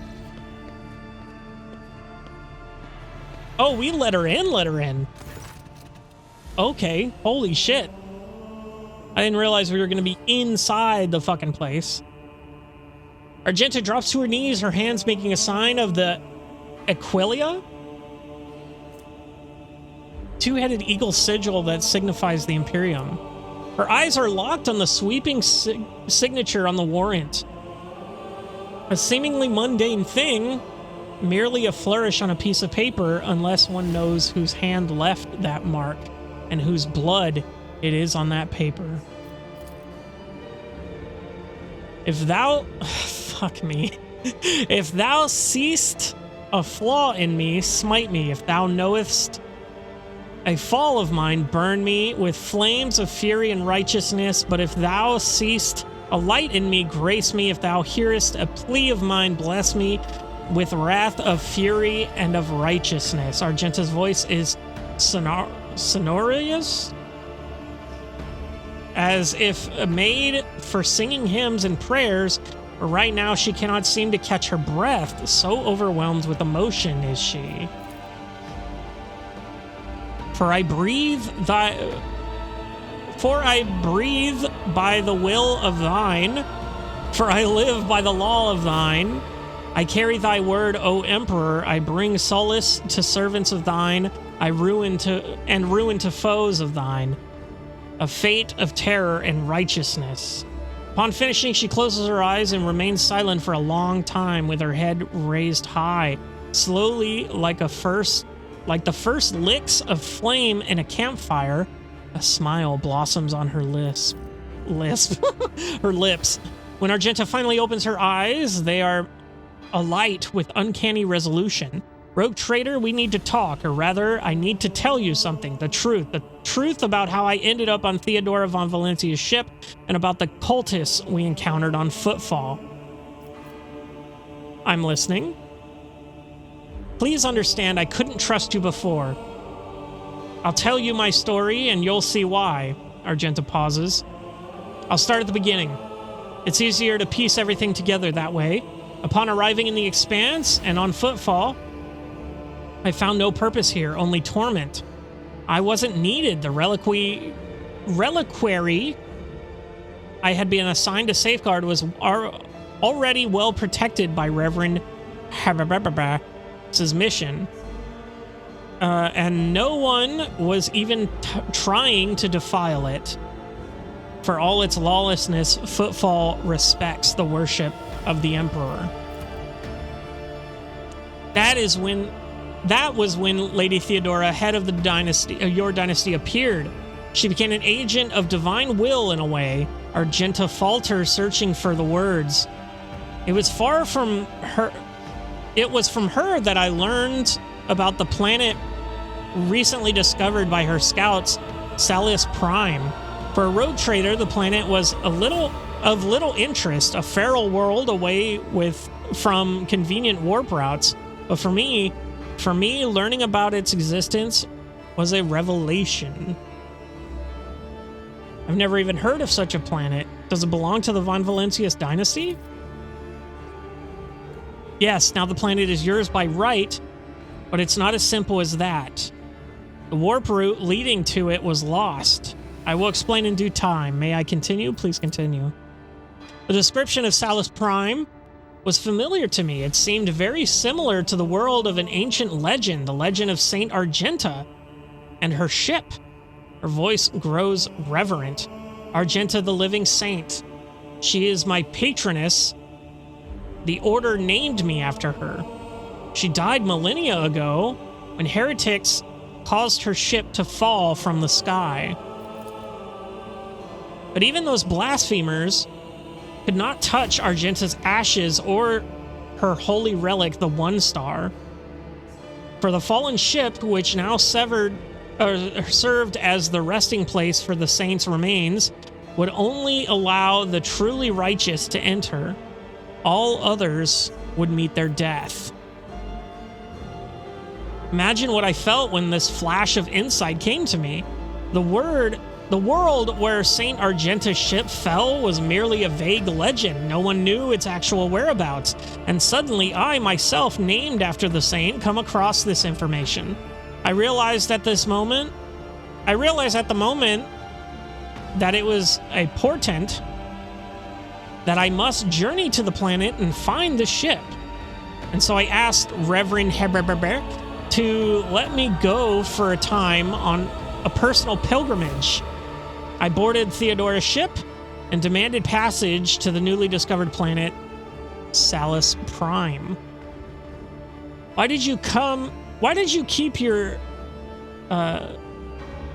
superstition from the Reverend? No, that's not the word. Anyway, surely he could have helped you with the search for the ship and the saint's remains. I imagine Theodora was thrilled with this prospect. You mentioned something called the 1-star. What is it? Why didn't you tell him? I couldn't just come out and tell him. It was a portent revealed to me personally. Can't you see? I told Reverend the honest truth. I was going on a personal pilgrimage to embolden my spirit. It really was a pilgrimage. It was if Saint Argenta herself had shown me the way, commanding me to undertake this trial. If I had found the ship and set foot on its decks, if I had laid my hand on her remains and the relic, it would have been a sign that I truly had been blessed with the saint's favor. Your actions were driven by hubris, Argenta. It's as if you wanted to keep the discovery all to yourself. That's understandable. Searching for your destiny for a place in this world is a special matter, a personal one. You either succeed at it or you don't. That was irresponsible of you. If you had gotten yourself killed on the planet, no one would have learned about its existence, and the holy relic would have been lost. If you were the only one who realized that what you were dealing with once on the planet had been described to you, then this secret of yours was yours and no one else's. As it's we're gonna go. Understandable. Have a good day. Somewhat surprised, she looks at you. I thought that I had been called, that finding the ship was my destiny, my place in the world. Perhaps there's something to that. You mentioned something called the 1-star. What is it? Apologies, I got so carried away I forgot to explain. The 1-star is the relic kept by Saint Argenta. I belong to the Order Pronatus, and we attach particular significance to holy relics. The 1-star is one of the lost relics of the past, so mysterious that no one even knows what exactly it is. Argenta's hagiograph? I don't know. Hagiography? At times calls it a banner or a set of armor or a blessed chainsword. One thing is certain. It was a beacon of righteousness, and it was lost with Argenta's death. So what happened next? Defeat, she says bitterly. The ship's augurs failed to detect anything of note during orbital scanning. I was expecting this, though. According to the legend, the ship can conceal itself from the naked eye, and only pilgrim guided by the pure of heart can find it. What I didn't expect was an ambush waiting for us on the planet. I landed there with a small unit provided by Theodora. I know Saint Argenta's... Fuck me. That's gonna come up over and over again, ain't it? Hagiography? I don't know. By heart. I know all the legends about her. I followed their obscure clues, the description of mountains and rivers from millennia-old tales. And I was certain that I had found a way to the ship. And that's when we were attacked. I also forgot to look at hers. Very cool. Anyway. The words we heard the heretic shrine on footfall. Something about ways, doors, please, addressed to some lord, the edge of daybreak. Argenta is shaking with disgust. They were the same words as those spoken by the cultists who attacked me on Salus Prime. My whole unit perished. All those honest, brave people I had let to search for the relic. It was only by a miracle that I didn't perish along with them. I didn't connect these events at first. The cultists on Footfall, the cultists on Salus Prime, the cultists attacking the ship, and Conrad's betrayal. What if all these links are in the same chain? What if they've long since infiltrated the ranks of the Von Valencia servant? What if I led those heretics to the sacred planet with my search? Sadly, the one who might have all the answers, Conrad, escaped. No need to blame yourself if the heretics really had wormed their way into the Von Valencia's ranks by then. They would have found the planet even without you going there. So how did you manage to escape the cultists? And that's why you didn't trust me before, correct? Don't blame yourself. I doubt it. No one except me was particularly interested in the planet. Conrad, on the other hand, he sympathized with me when I first came aboard. He helped arrange an audience with Theodora, then supported me in my efforts to visit the planet. I never told him plainly why I wanted to go there, but I imagine the Vulture must have figured out that it was something important, something related to the holy faith of the Imperium. And what could delight a heretic more than defiling a relic? So you managed to escape the cultists? She hangs her head. Theodora's people received the distress call, came to my rescue, and brought me aboard the ship. I barely remember what happened. When they arrived, I was already severely wounded, fighting back with whatever remained of my strength. I think I shouted that we had to go after them, but they didn't listen. They took me to the shuttle and pulled out. After that, it's all blackness. When I came to, we were already in the middle of a warp jump. Theodora had urgent matters to take care of, and she decided that she could clear out the planet at a later time. And that's why you didn't trust me before? Yes, Rogue Trader. Looks you in the eyes. I saw with my own eyes how a member of your family showed his true colors as a servant of the archenemy. I already suffered a humiliating defeat at the hands of the cultists and was afraid of another betrayal. I couldn't be forthright with you, and so I studied you, looking for seeds of corruption or the light of righteousness. So just to clarify, you were wounded, so you never found St. Argenta's ship, is that right? And what did you find? A man who stood shoulder to shoulder with me and helped eradicate the cultists on footfall. Argenta smiles, as if reminiscing about a pleasant evening spent with the company of friends rather than a bloody battle. Although my opinion of you started to change even before then, back when you agreed to talk to the orphans at my request. A leader who's willing to honor those who laid down their lives for them and take care of their children is a leader who inspires trust. And the way you acted in that moment, do you remember? There was a young man whose grief and confusion had driven him to insolence. You didn't turn a blind eye to his misdeed, but you chose the right words to show him the path to redemption. It was harsh, but necessary, like the Emperor's truth, like bitter medicine that helps the sick. I learned much about you in that moment, Rogue Trader, and I want to believe that I wasn't mistaken in my judgment. So you didn't find it? Yes. I rushed to Theodora the moment I could walk again and insisted on going back to Salus Prime to defend the relic from the heretics, but I was told that the warp had destroyed the old route to the planet and that plotting a new one would take a great deal of time and effort, as if there could be anything more important than protecting the faith and hunting down servants of the archenemy. Oh, holy shit. Okay. In any event, the route was lost and all knowledge of it died in the attack on the ship along with the old navigator. But now we have a new lead, the data we collected in the cultist shrine on Footfall. I don't care what that reprobate we executed said. There must be a way to track them down. Tell me, Rogue Trader, will you help me in this undertaking? Will you help me find this great relic and return it to the people of the Imperium? There's nothing I wouldn't do to reclaim a sacred object for the people of the Imperium. If it's important to you, I will help.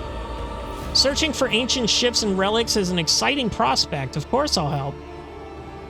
If the accursed Final Dawn is involved, again, it is my duty to help you. That cult must be reduced to ashes throughout the entire Coronis expanse. I don't think I want to do that. If it's important to you, I will help you. Argenta walks up and places her hand on your shoulder. So be it, Rogue Trader. As I stand here before the warrant, the embodiment of the Emperor's will marked by his own hand, I vow that I will not relent until the holy relic has been returned and the heretics punished. And may the light be with us both on this path. Okay. Got another mission on an unknown planet this time. Salus Prime. Very cool. That's probably going to be a whole fucking thing, I'm sure. Okay, Lord Captain is back. Let's just go finish our discussion with Argenta, see what else she has to say. Lord Captain, your presence is welcome. And I wish to apologize for my prior coldness. After our first meeting, I was concerned that you would turn out to be another faithless offshoot of the von Valancius dynasty, like the traitor Conrad. But now I see before me a worthy leader and servant of the Imperium. I am glad to accompany you in your endeavors. Hell yeah, girl. Let's get it. Okay. Well, she still has some stuff to say, but I think we're going to leave that conversation for next time. I think we got probably just one more episode of stuff here. We're going to talk to Enric? Anyway, we're going to talk to Cassia, Uwe, and Argenta. And yeah. And then we'll probably actually move on with the fucking game. Look at that. I'm sorry if people are just skipping this or they're bored or something, but this is the shit I love. All this like little, I love exhausting the dialogue and looking at everything that they have to say and all the world building and shit, and especially in 40K where the universe is so vast and expansive and there's so much to learn. Because I'm very surface level Warhammer 40K fan. But yeah, next time we're gonna be finally wrapping up the conversations and then probably heading to the next objective. I'll see you in the next one.